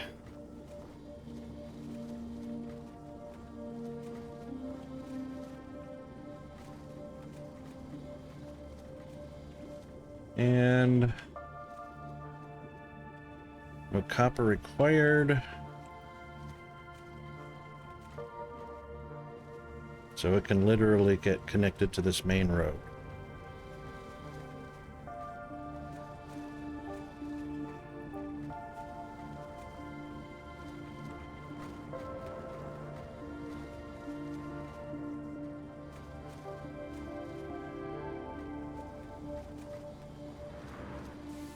And we can actually do a nice soft curve because, well, it doesn't matter. It doesn't have to be soft curve. But we'll do a soft curve.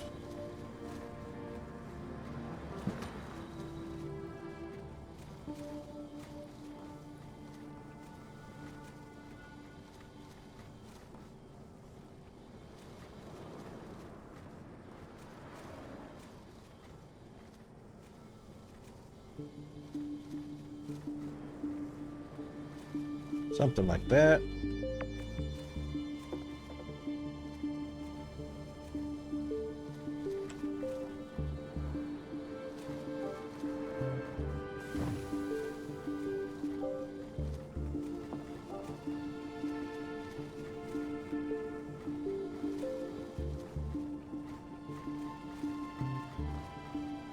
Okay.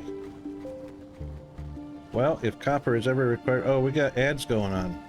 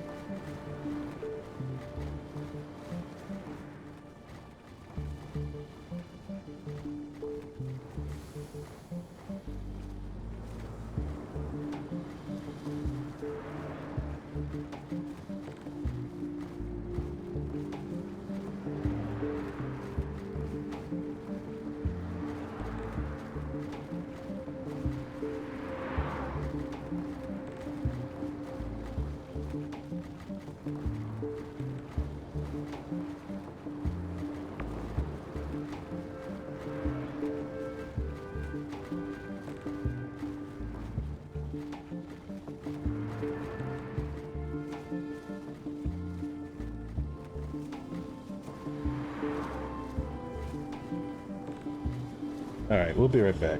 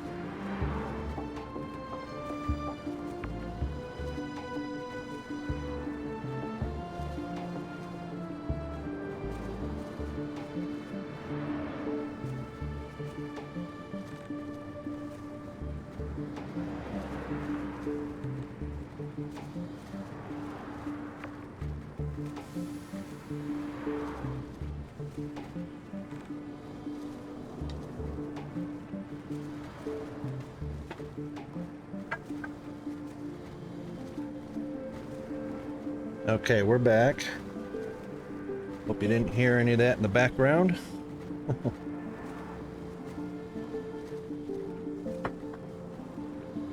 Okay, well that's working like it's supposed to. Right hand turns. Right hands around the clock. No traffic bumping into each other.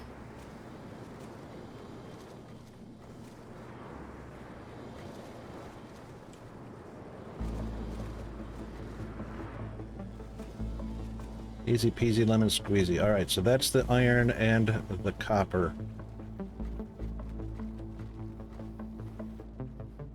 Okay, with that being said, we want to set up our electronics, which is very next in line.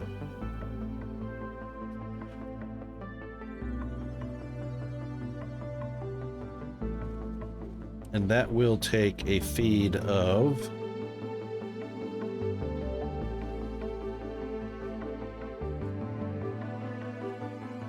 iron and copper. And instead of building north-south, we're going to go east-west with that.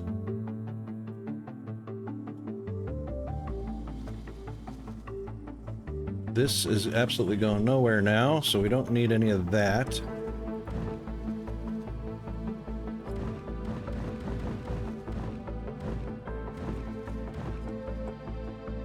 This is going to be tough to delete that little teeny tiny section without deleting the road beneath it. There we did. Excellent. And that one.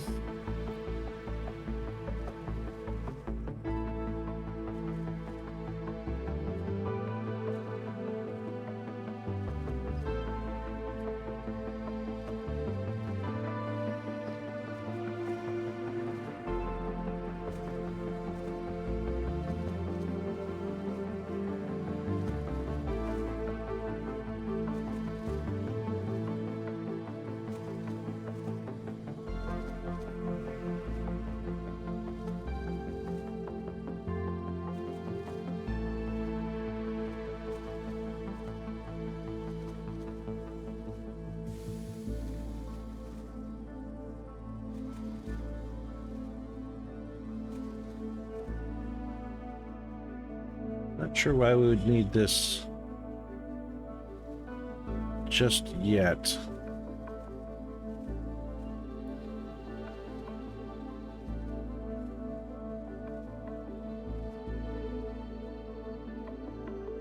That's steel coming in right here.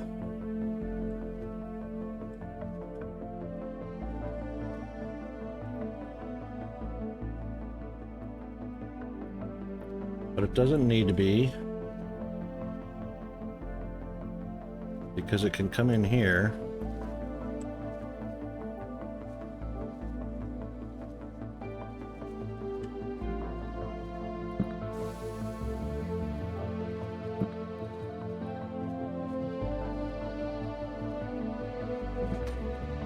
And connect there.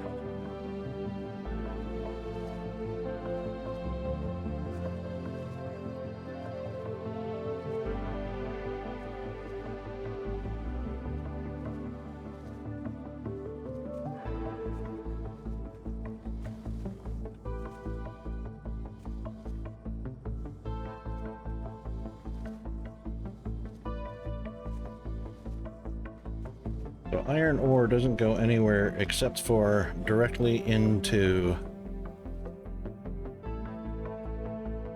steel and electronics.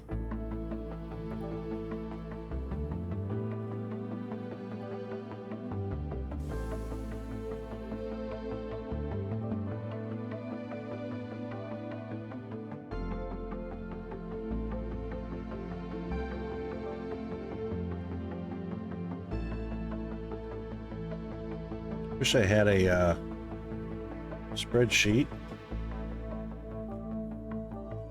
That's where my dear friend Ilta's scene comes in, because he is excellent with spreadsheets.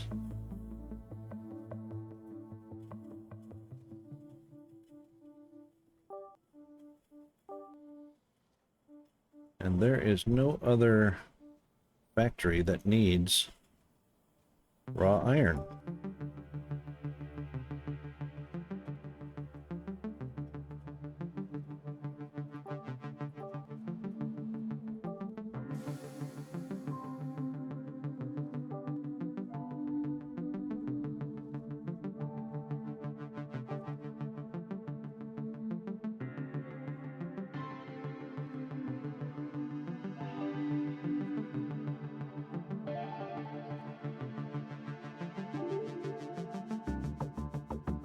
These are all just construction. All right.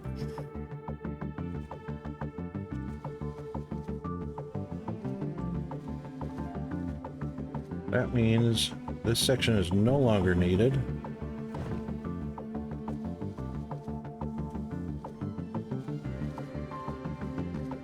And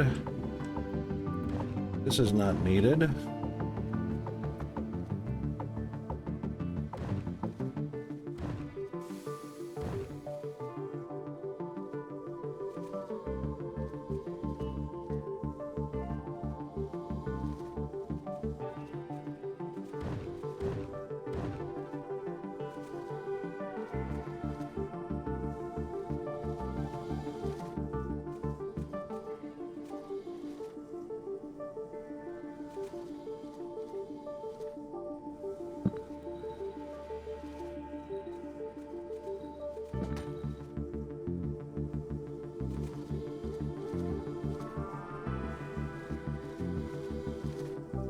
That looks kind of ridiculous.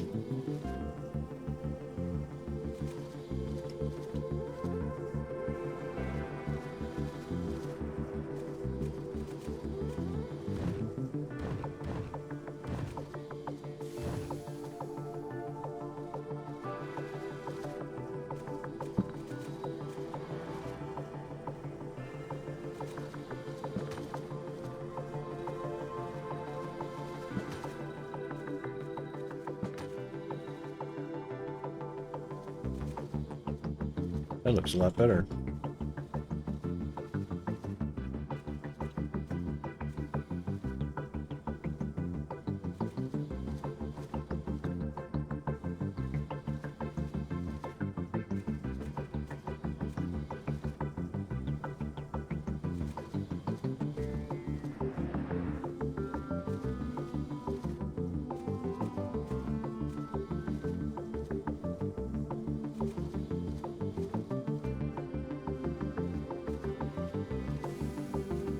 Actually, this should come over here if it's going to make any kind of turn, which it shouldn't be, because that is just copper. That's not allowed at all.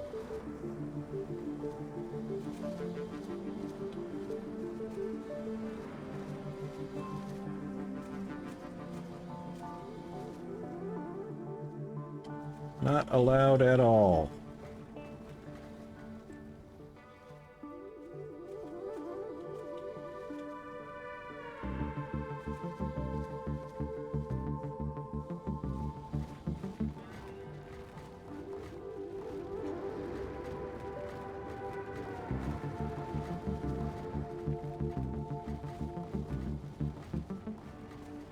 I like these guys taking their shortcut through here instead of going down the fast highway.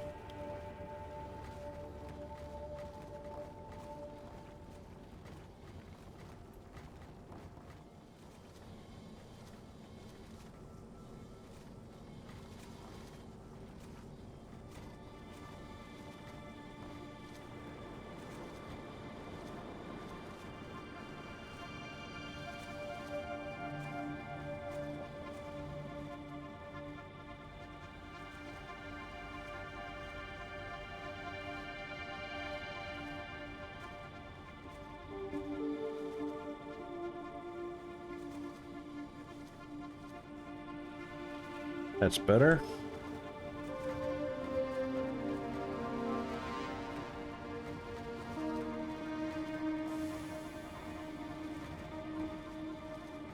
I don't know why they're jumping like that. They can just go straight on through.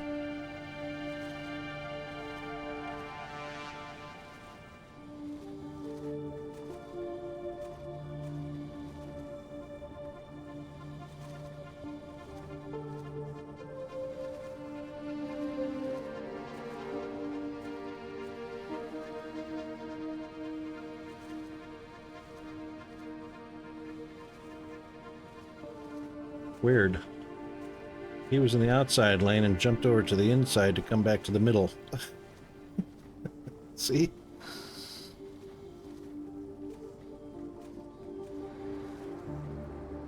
Oh. You got that little weird thing going on right there. What is going on here? Alright, we need to get rid of that little... right there. That little thing.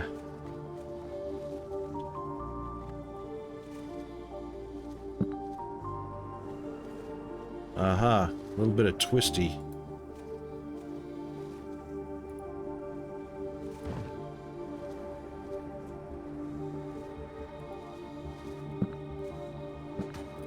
Lots better. That's a no. That can do that. That can do that. Much better. Except this needs to go here, and this needs to go there. Ta-da!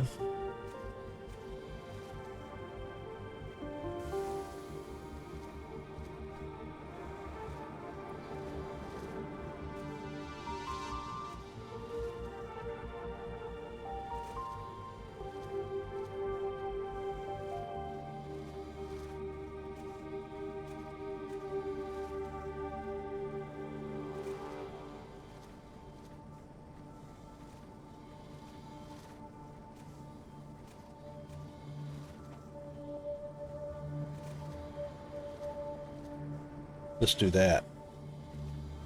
That looks a lot smoother.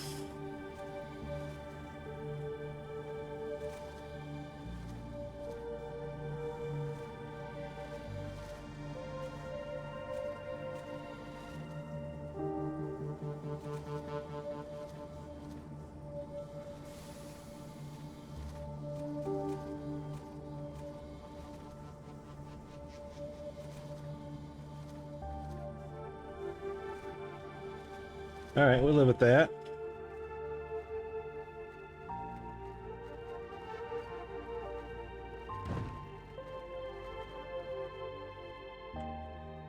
Now,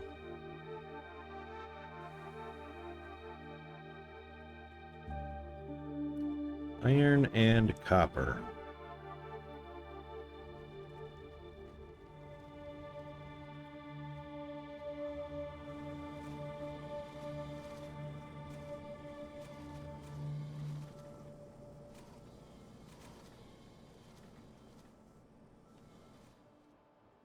This is going to be fun. All right.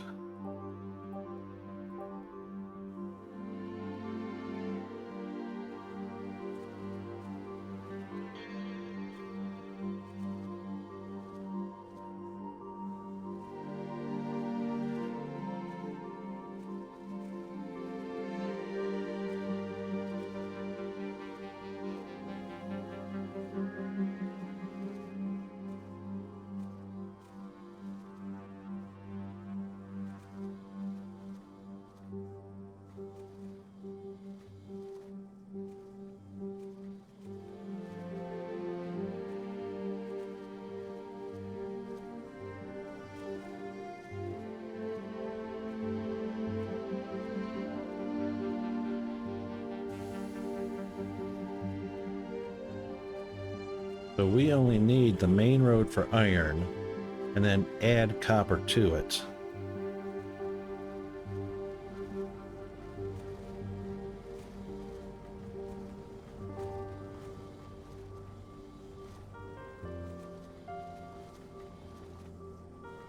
Because all of this is going to move over here. Then we only need a ramp that crosses over to here on the copper. An off ramp.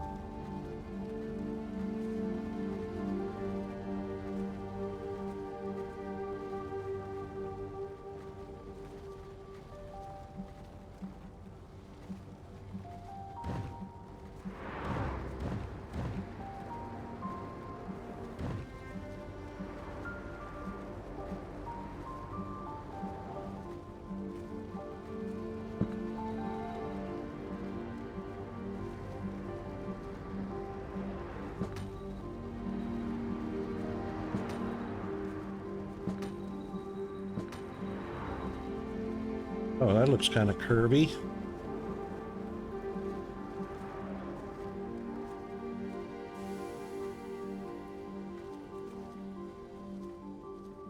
There we go.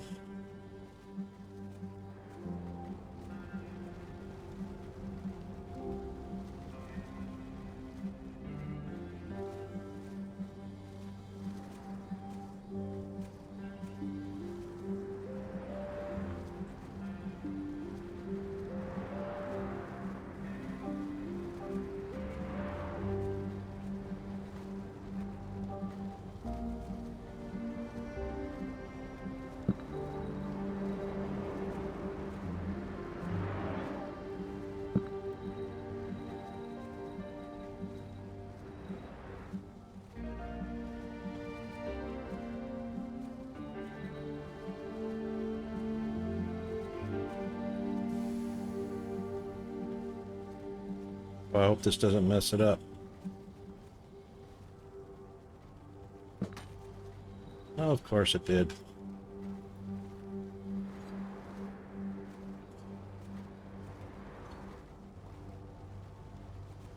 That's what we want. Just like that.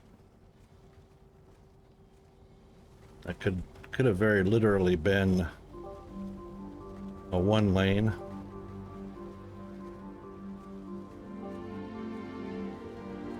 There we go.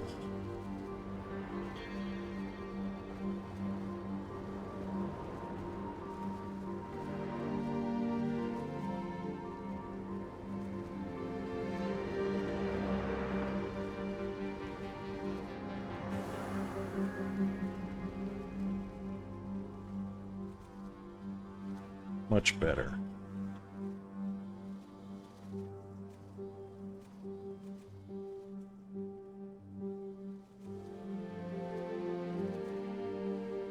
Iron, copper.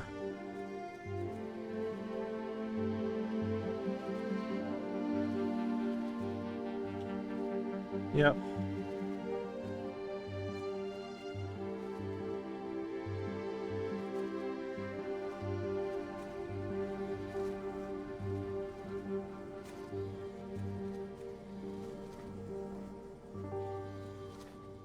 Very nice.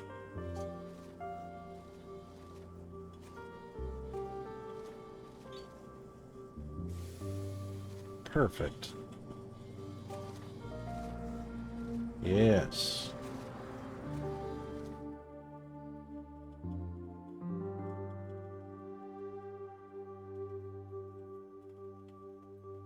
Autosave. Thank you very much. Which reminds me, I haven't done one in quite a while.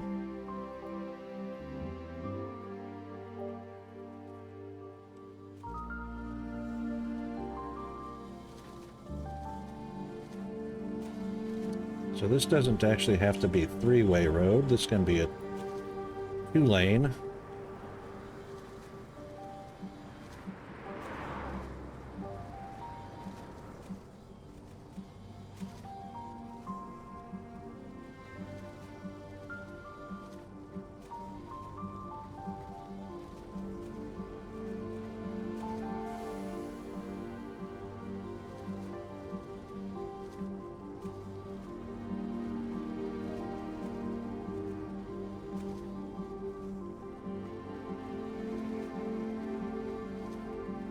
That's better.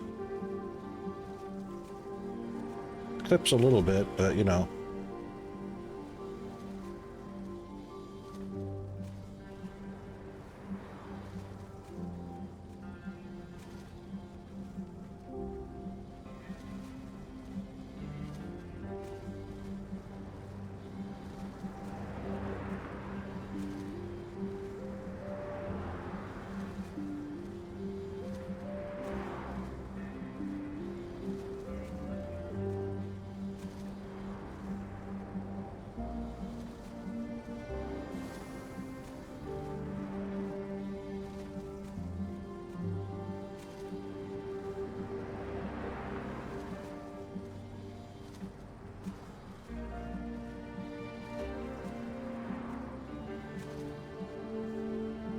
Actually, that doesn't need to be.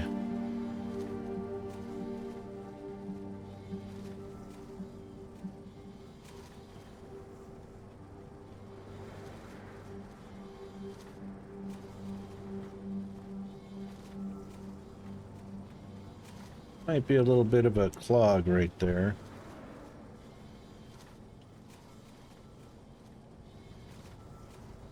A little bit.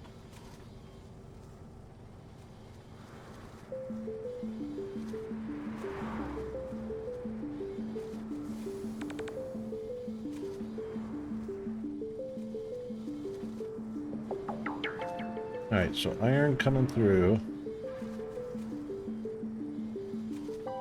That one doesn't need to be there at all. Oops, sorry.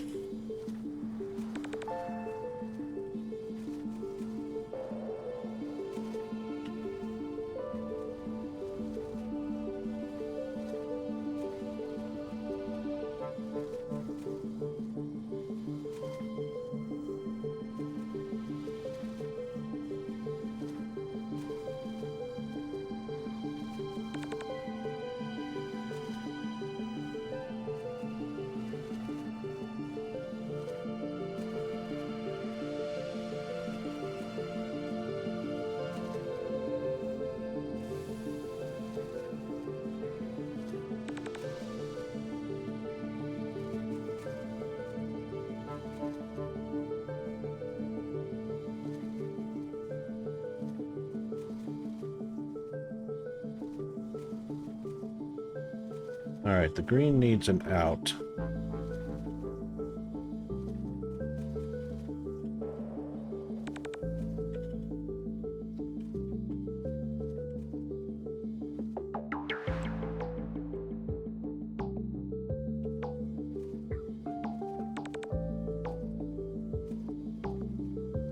This road, nothing's really coming in on that road. Water and chemicals.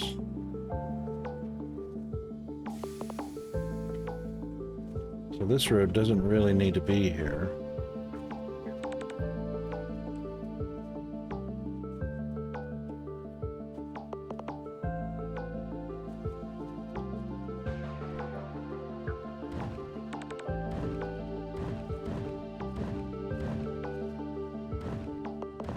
Oh. Hated.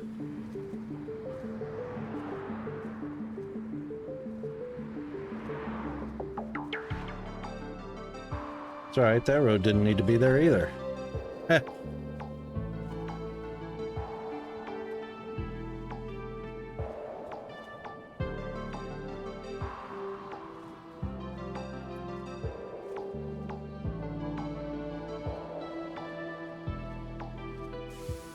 That needs to be rotated.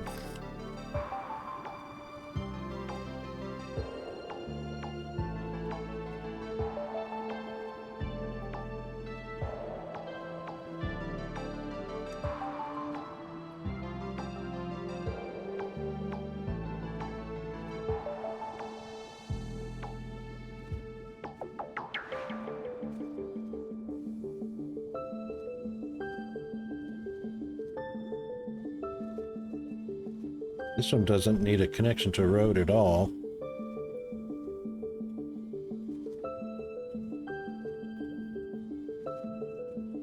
Oops. Which means this road in the middle doesn't even need to be here.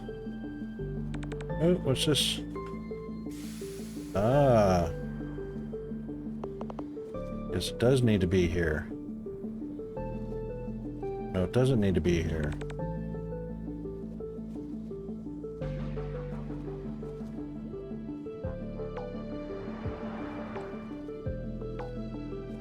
Yeah, it does. No, it doesn't. Coming in, going around the loop, going out. This is not an in anyway.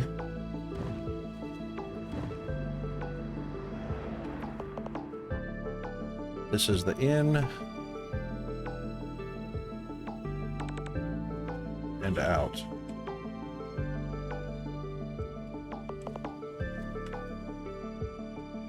Alright, that's more better. Now, continuing on.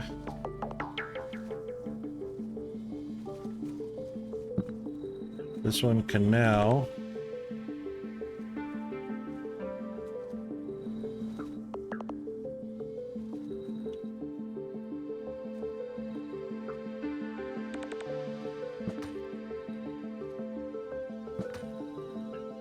it can do that for now. Till these blue buildings move. And blue buildings need sand. They need green and sand. So sand will come out. Two-way roads, two-way roads.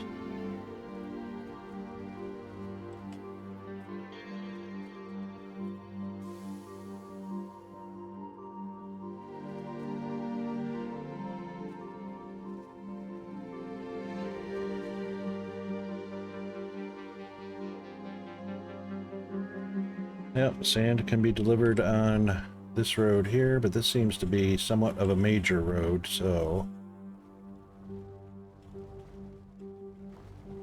what needs to happen is clockwise.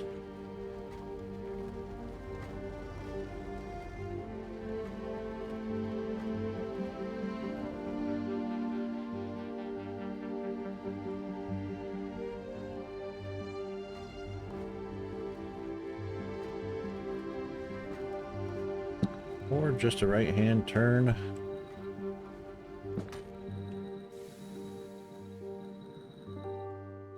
I wish I could go under right there, but not.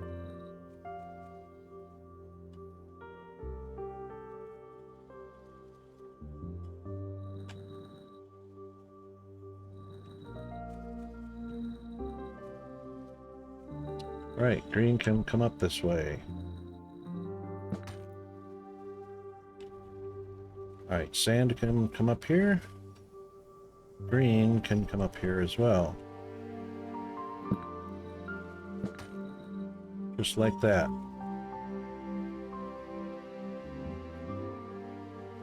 This is not allowed. That is not allowed.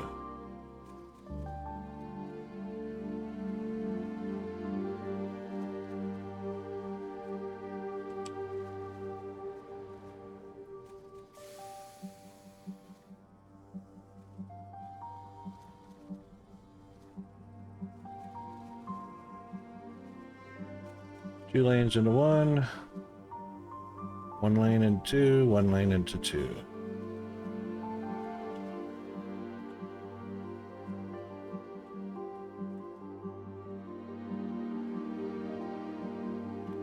Intersection.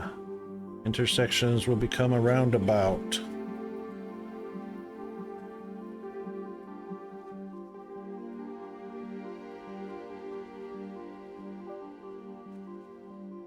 So we will actually go from here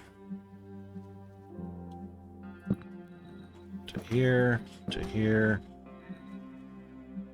to there to there, and we will eliminate that, that, that.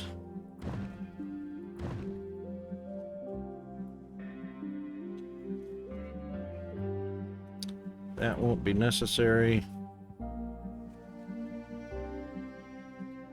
Right-hand traffic. Oops.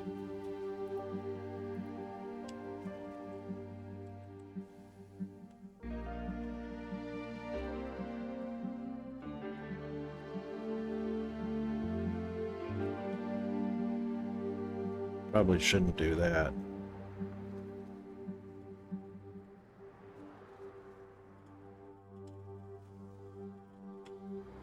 All right, right-hand traffic. Nope.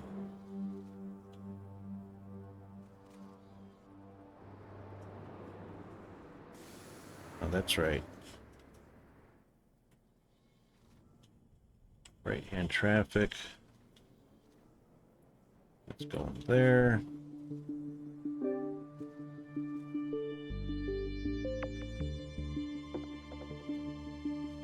Oops, to the right and to the left. To the right only.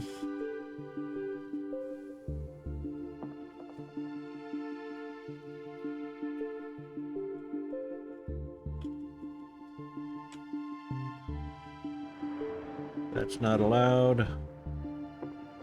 Right-hand traffic into either lane. Right out. Left across. We won't be doing any of that.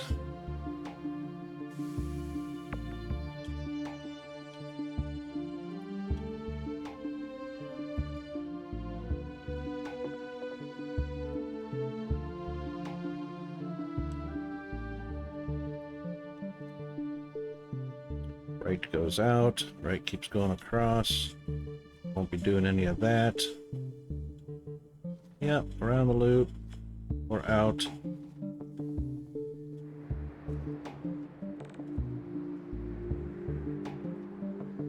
Yep, bravo.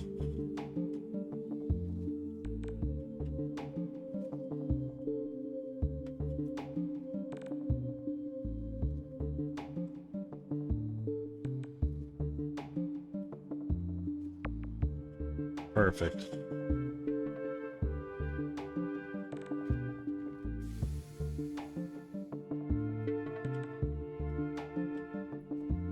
So going straight across is red, green, green.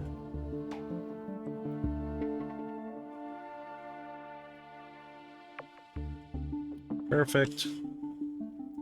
This is where our blue will go.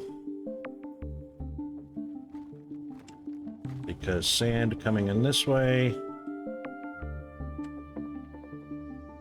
And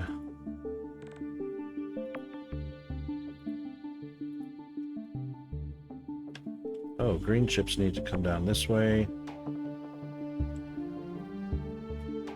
That's a left-hand turn. They need to do a right-hand turn.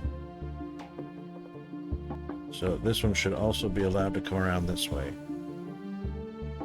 Oh, it is. This one right here.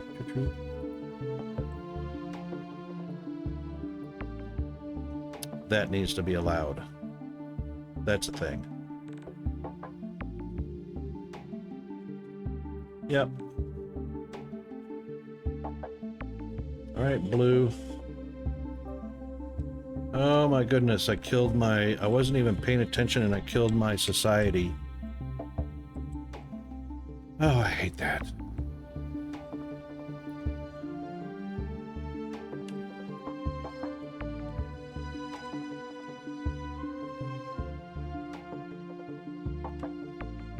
And that's an autosave.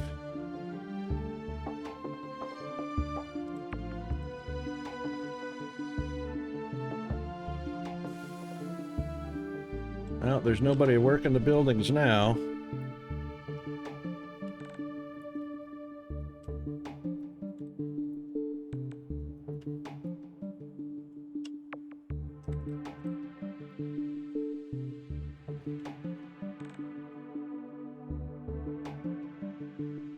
Because I wasn't paying attention to this.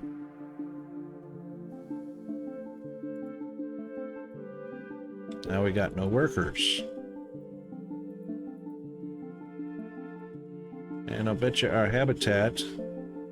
Oh yeah, they're flat. They're flat. Down to 2s. Oh yeah, I only got 200 out of the 800 I used to have. Oh my goodness. Yeah, I killed it.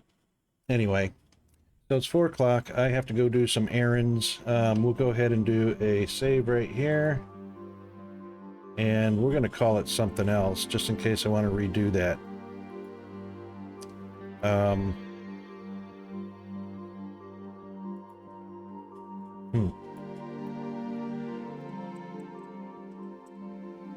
Yeah, we'll just call it Aftermath.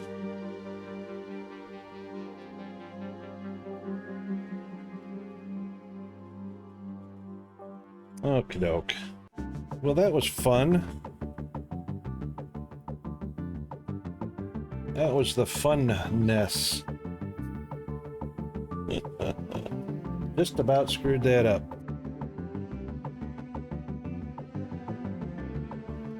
Fortunately, we know how to recover from...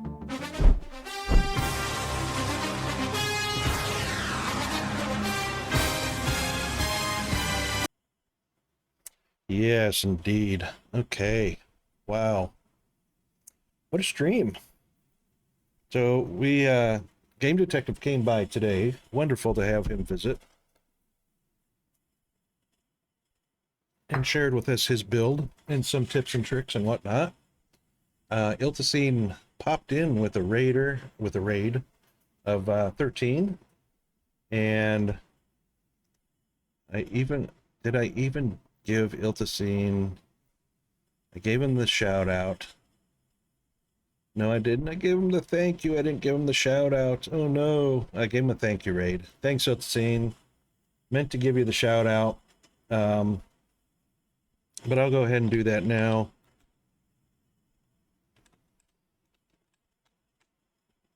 Just so that everybody sees that.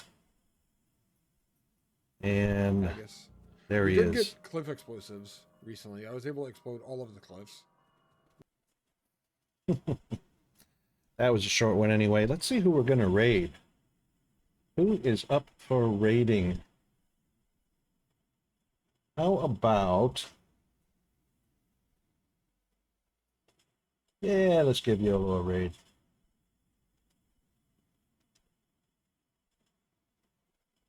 All right, so we're going to set up for YOLO. And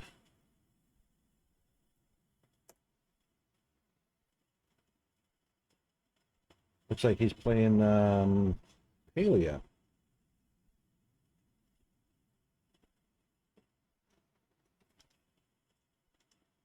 So while I'm doing that, here are the rating tools.